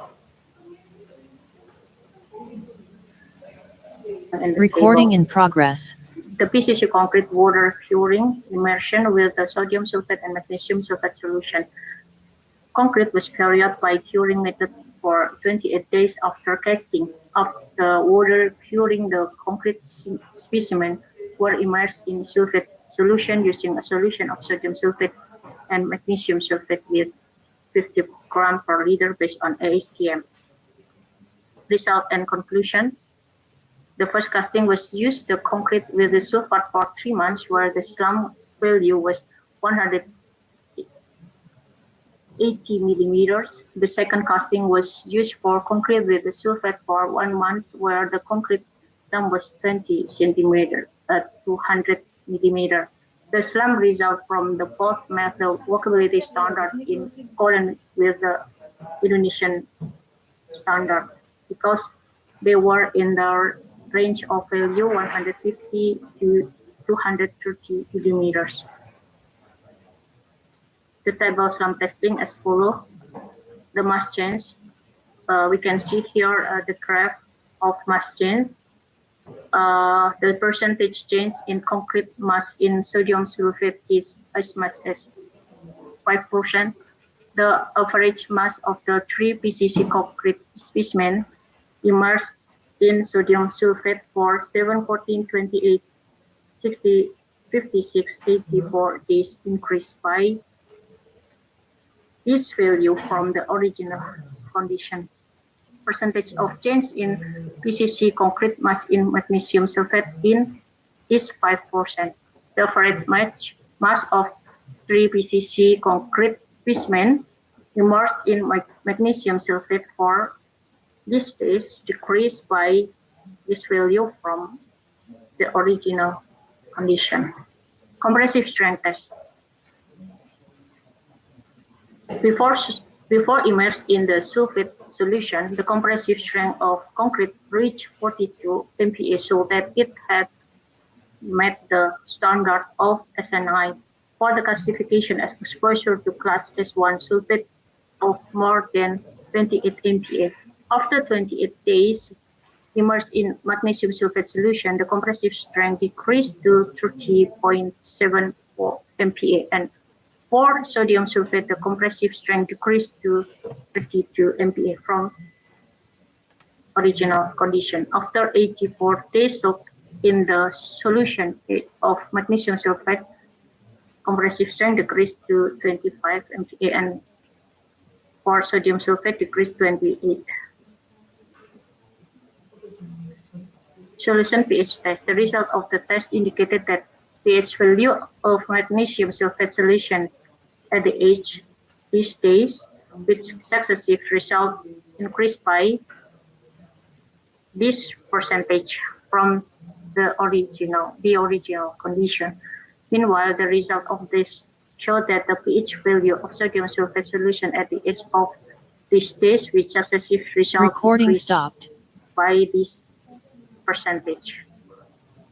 The conclusion, the test result of change in the mass sulfate for this day show a decrease in the mass in conventional concrete after immersing for 12 weeks on sodium sulfate by this percentage. This mass change test refers to ASTM. Weight change calculated up to 0.01% to nearest percentage of loss or weight gain of the specimen during immersion for each inspection period by taking the weight condition. The result of compressive strength has shown the compressive strength value of concrete with the Sika superposition with content of 0.6 with a slump value of 180 millimeter before with the sulfate solution for 28 and 84 days was 40-28. After 84 days of immersing in magnesium sulfate, the compressive strength decreased by this. Meanwhile, exposure to sodium sulfate for 84 days, the compressive strength decreased by 28. It is due to the development of large volume that exceed their original volume. This chemical process will cause inflamed, break, exfoliated concrete, and exposure to such a state of concrete, the concrete compressive strength of its destruction decreases. Thank you. Okay, thank you for such a quiet amount of the presentations. Again, if every participant here is having other questions, do not hesitate to ask right now because those two presentations as counted as the last presentation session. So before we come to the main room, I can anticipate the question and answers. It is not only to Bu Yuyun Tanjunisa, but to all of the presenter here. So we still have 10 minutes for question and answers. Rizky? One question. Oke, Pak Yusuf dulu, Pak Yusuf dulu. Yes. Okay. Bu Yuyun. Kayaknya saya tertarik dengan ini apa conclusion ini ya. Kalau tadi first slide ini last slide ya. Depend on your prediction. If we make daytime double from 84 to 168, yeah, what will happen?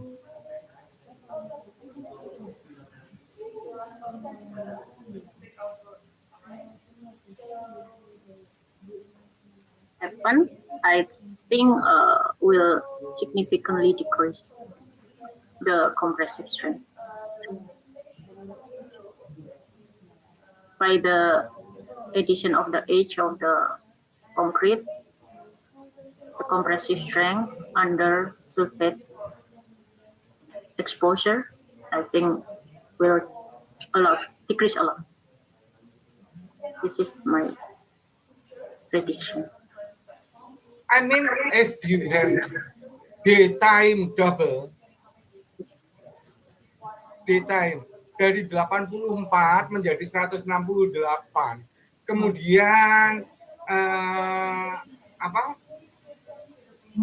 yang 0,47% itu menjadi berapa gitu? I don't know. Get the point? Yeah, I got the point, but I can't answer it. Because yeah, I don't know. That's why I predict. Oh. If you know, I don't say predict.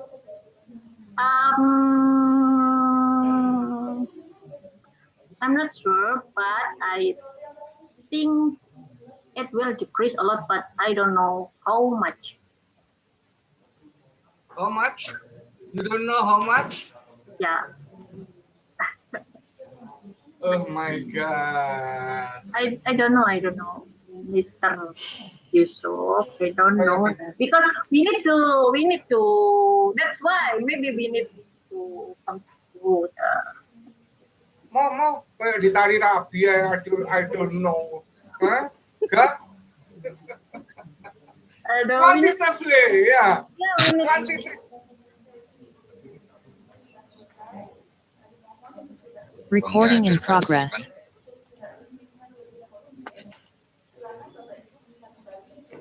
Okay, if there is no other comment, I think it is the last presentation for this session, so you can close your presentation. And for the participant, you can back to the main room. So we will have a closing ceremony for our seminar today. And thank you for participation this time. And see you in the closing ceremony. Assalamualaikum warahmatullahi wabarakatuh. So we can like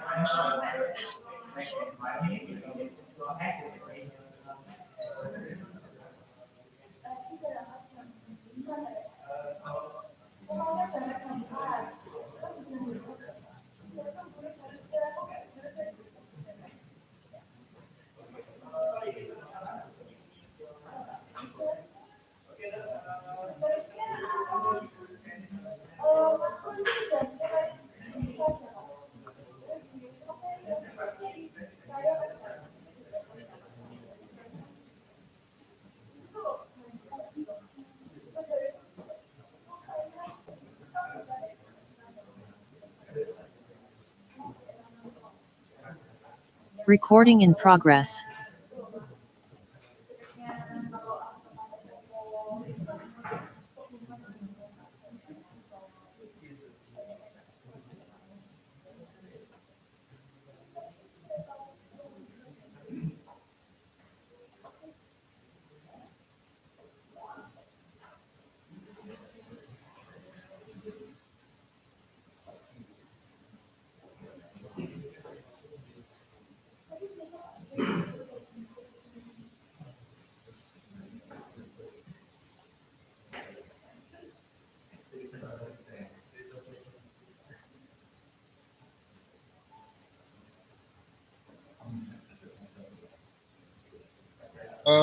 We will start with an introduction to this research. The research and object or place or the study is the Department of Industrial Chemical Engineering, Faculty of Vocational Education, Institute Teknologi 10 November, Surabaya, Indonesia. And then what is the problem? What administration and implementation of the final project internship of university students have been done manually without any supervision. Therefore, the activities cannot be controlled or monitored well. The management of the administration procedure of the final project and internship has not been systemized well, starting from the registration, acceptance, guidance, weekly report, and examination stage. And then what is needed? What is needed is a web-based monitoring information system to monitor the final project and internship activities implementation in order to manage service quality satisfaction well. The purpose of this research to design and develop a web-based monitoring information system to improve final project and internship activities.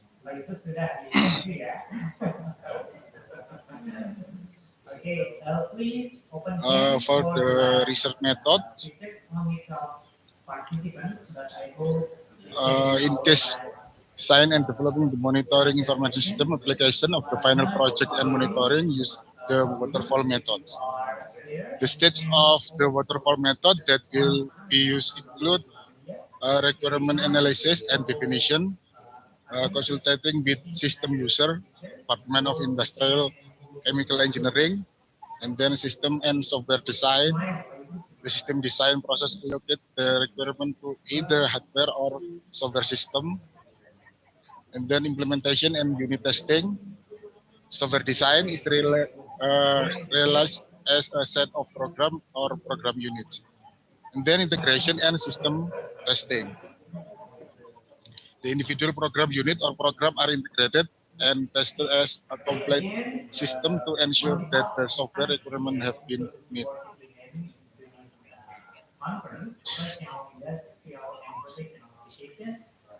Then we will go to the result and discussion section. The result of the system analysis from this study can be explained through the activity procedure table of the final project internship below. The activity procedure of the proposal is registration, acceptance, advisor plot, proposal guidance, seminar registration, seminar schedule plot, seminar implementation, examination, and examination recap. And then for progress guidance, presentation registration, presentation schedule plot, presentation implementation, examination, and examination recap. And then for final result guidance, final seminar registration, final seminar schedule plot, final seminar implementation, examination, and examination recap.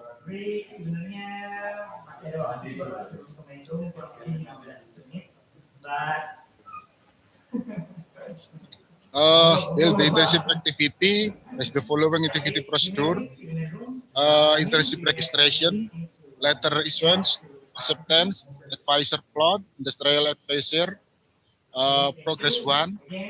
Progress one is logbook, guidance, seminar, and examination from advisor and examiner. Progress two and final progress, examination from the industry, and examination recap.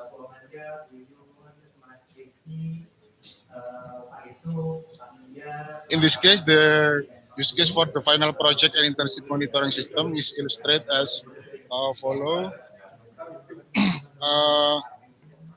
There are three user login: student login, admin login, lecturer login.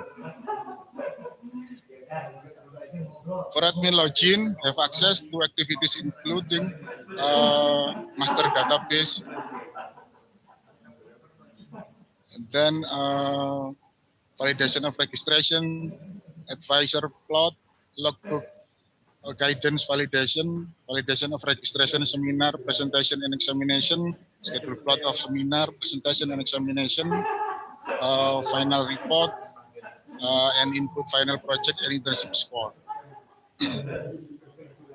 Student login has access to activities including registration of final project and internship, input logbook or guidance, registration of seminar, presentation and examination, schedule of seminar, presentation and examination, printing the examination minutes and sheet.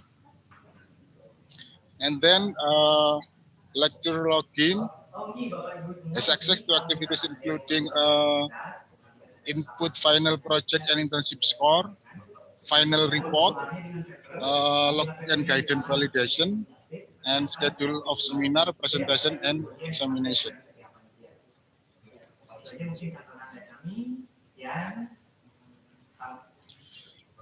The activity diagram of the final project can be seen in the image below. Registration of final project proposal, then plot of advisor, then guidance, then registration of final project seminar proposal, then plot of seminar schedule, then implementation of seminar, then guidance of final project progress, then registration of presentation of final project progress, then plot of presentation schedule, then implementation of presentation, then guidance of final project examination, then registration of examination, then plot of examination schedule, and implementation of final project examination.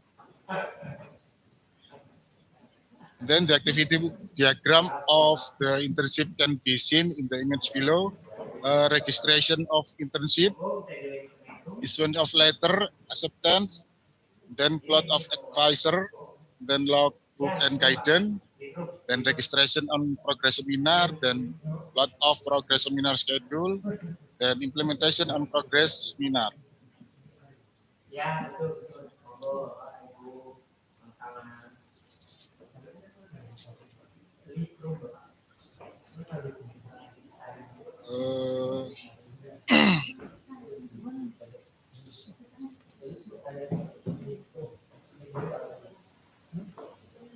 Yeah, sorry, Mr. Yuli. Maybe yes?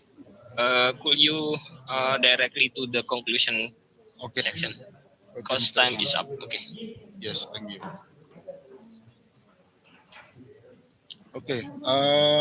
Conclusion based on the result of research conducted for designing and developing a web-based monitoring information system, especially a final project and internship, then it can be summed up, providing students with easy in implementing the final project and internship administration activities online.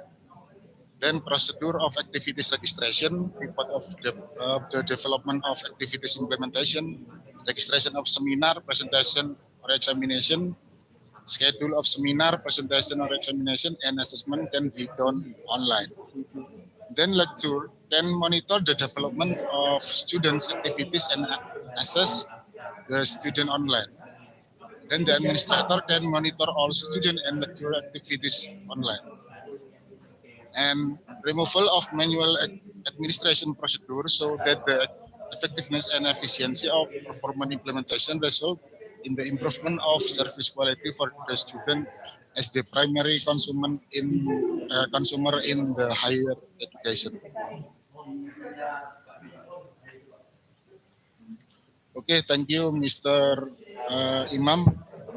That's paper that I present, and thank you for your attention. Okay, thank you very much, Mr. Yuli Purwanto, for your presentation. I think very interesting topic, your research.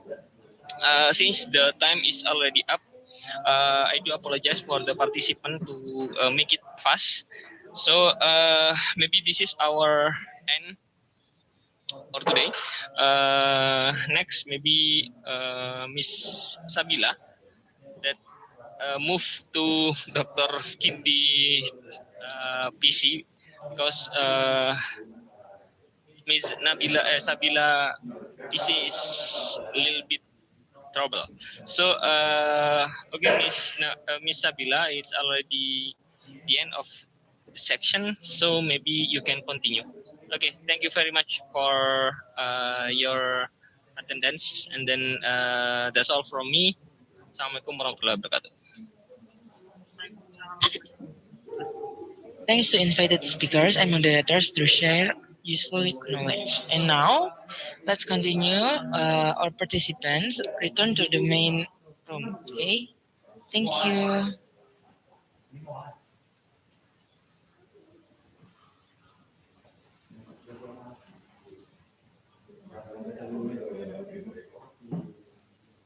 Ngompor Pak Brigjen itu.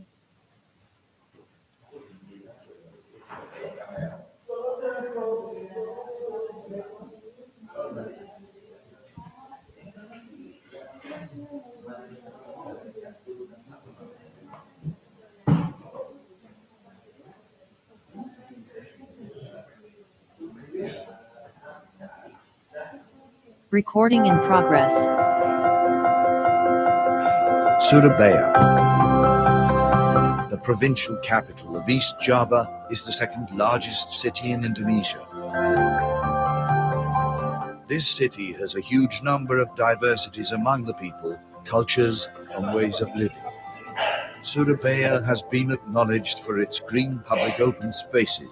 It also has successfully equalized the development between build-up area and green area that makes Surabaya a livable city for all. I see Surabaya as a great city with amazing people.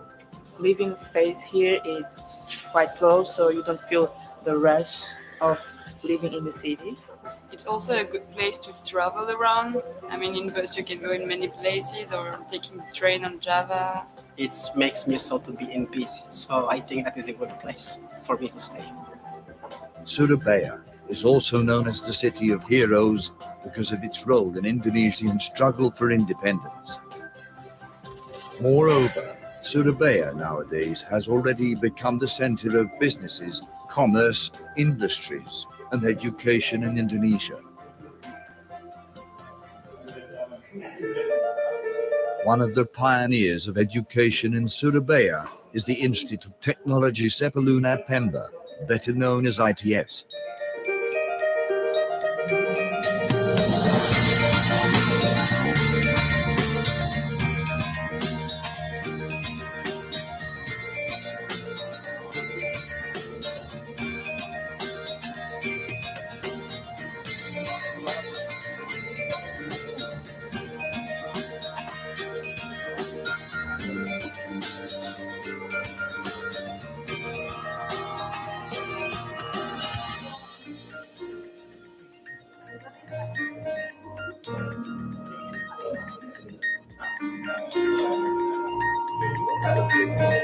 ITS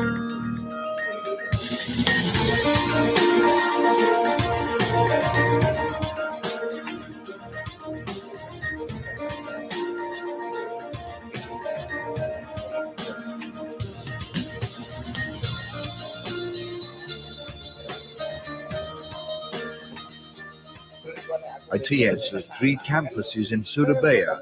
ITS Sukolilo as main campus. ITS Manyar its campus vocational study of civil infrastructure engineering.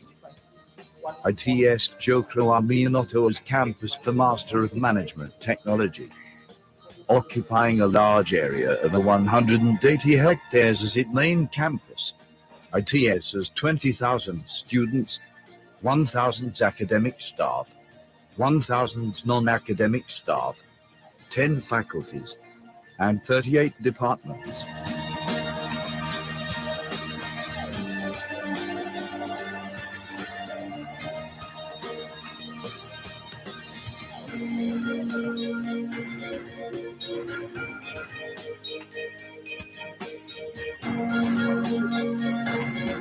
ITS has various fields of study, faculties, and strategic study program which are the center of excellence.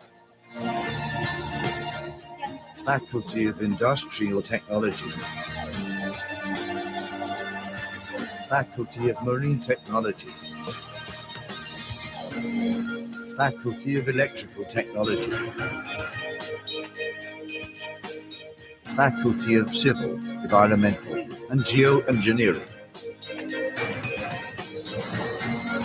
Faculty of Business and Management Technology, Faculty of Architecture, Design and Planning, Faculty of Information and Communication Technology, Faculty of Mathematics, Computing and Data Science, Faculty of Natural Science, Faculty of Vocational Studies. Study program at ITS consists of vocational program, bachelor program, master program, and doctoral program. ITS also has more than 130 full-time international students and 400 international student mobility short program, K&B program, student exchange, and another programs. I work with many projects and many assignments, so it's helped me to improve my personal skill and also for communication skill. There are many things that we have to fulfill, and ITS has been helping me to improve this kind of things.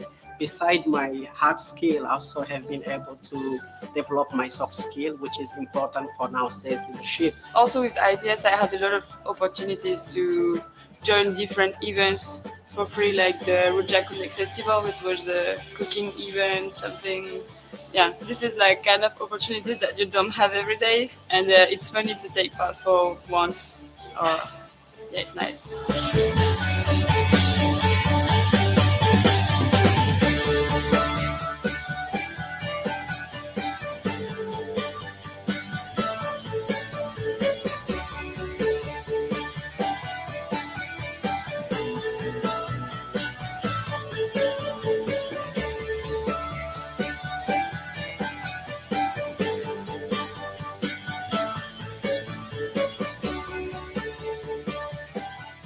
ITS inventing many technological innovations that have been acknowledged in various international competitions. These are several national and international achievements by ITS.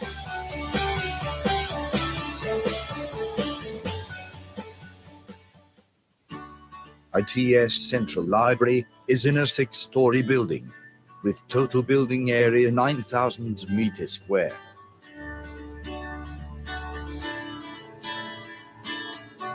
This library, more than 121,000 printed textbooks, more than 10,000 e-books, 10,000 audio-visual data, and 18,000 digital library collections.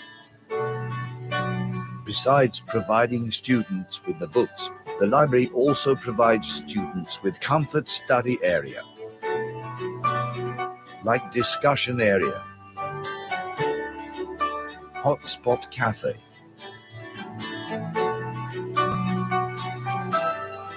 computer rent, multi-purposes room,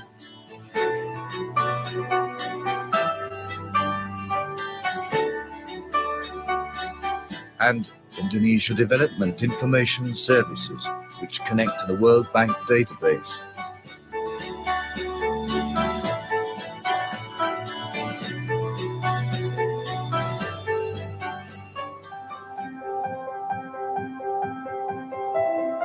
Research and innovation at ITS are geared towards addressing global challenges. Therefore, creative inventions are increasingly being produced by ITS researchers.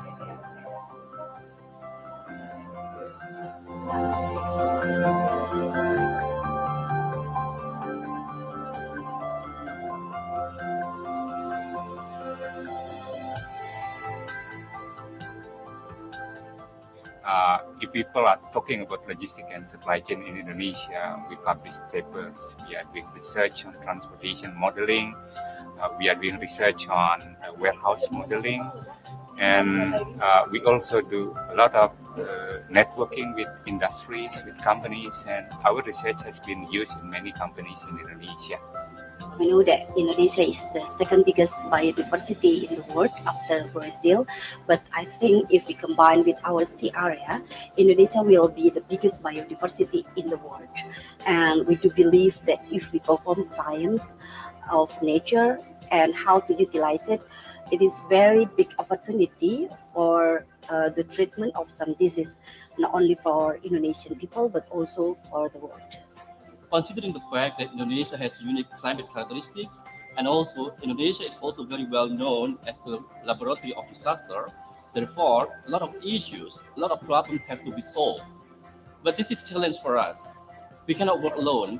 We need to work interdisciplinary, which involve expert, local or internationally. Therefore, we invite all of you to work here with us in ITS.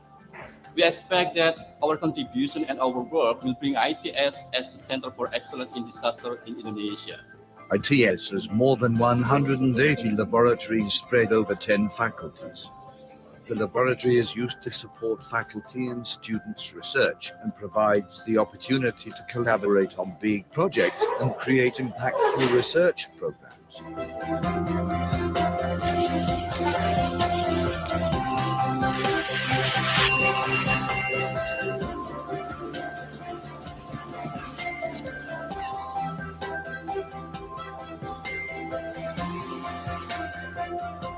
So, as the institution, I think ITS has contributed a lot in terms of giving an ideas and spirit, and at the same time self-confidence to our country about how capable we are.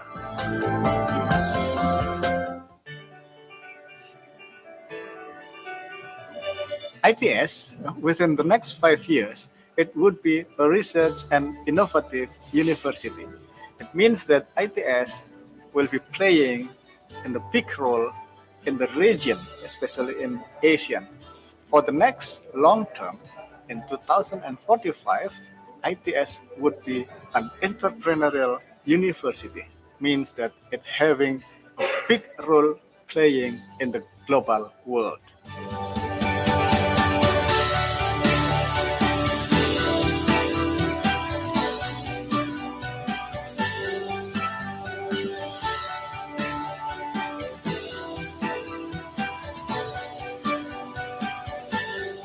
So, come and join us. Come and join us. Come and join us. Come and join us. Come and join us. Come and join us. Come and join with us, ITS. ITS. ITS. ITS. University of Europe.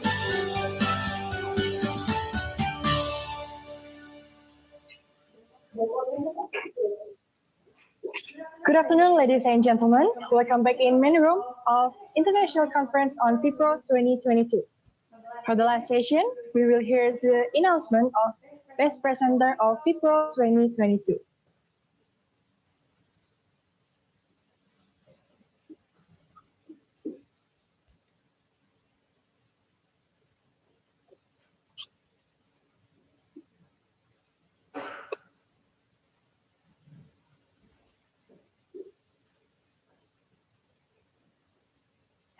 And the best paper or the best presenter is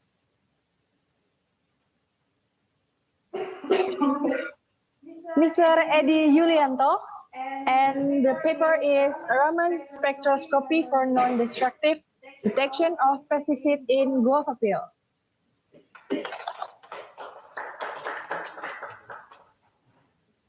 Congratulations to Mr. Edi Yulianto as the best presenter of Vipro 2022. Thank you. Let's take a picture first for Mr. Edi Yulianto. You can turn on your camera.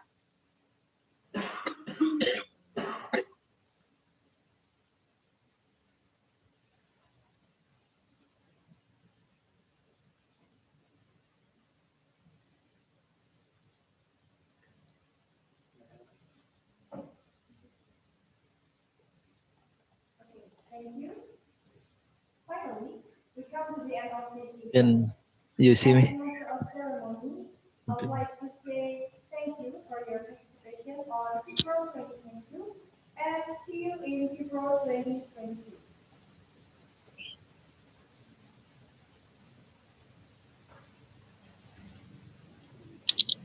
I have on my camera.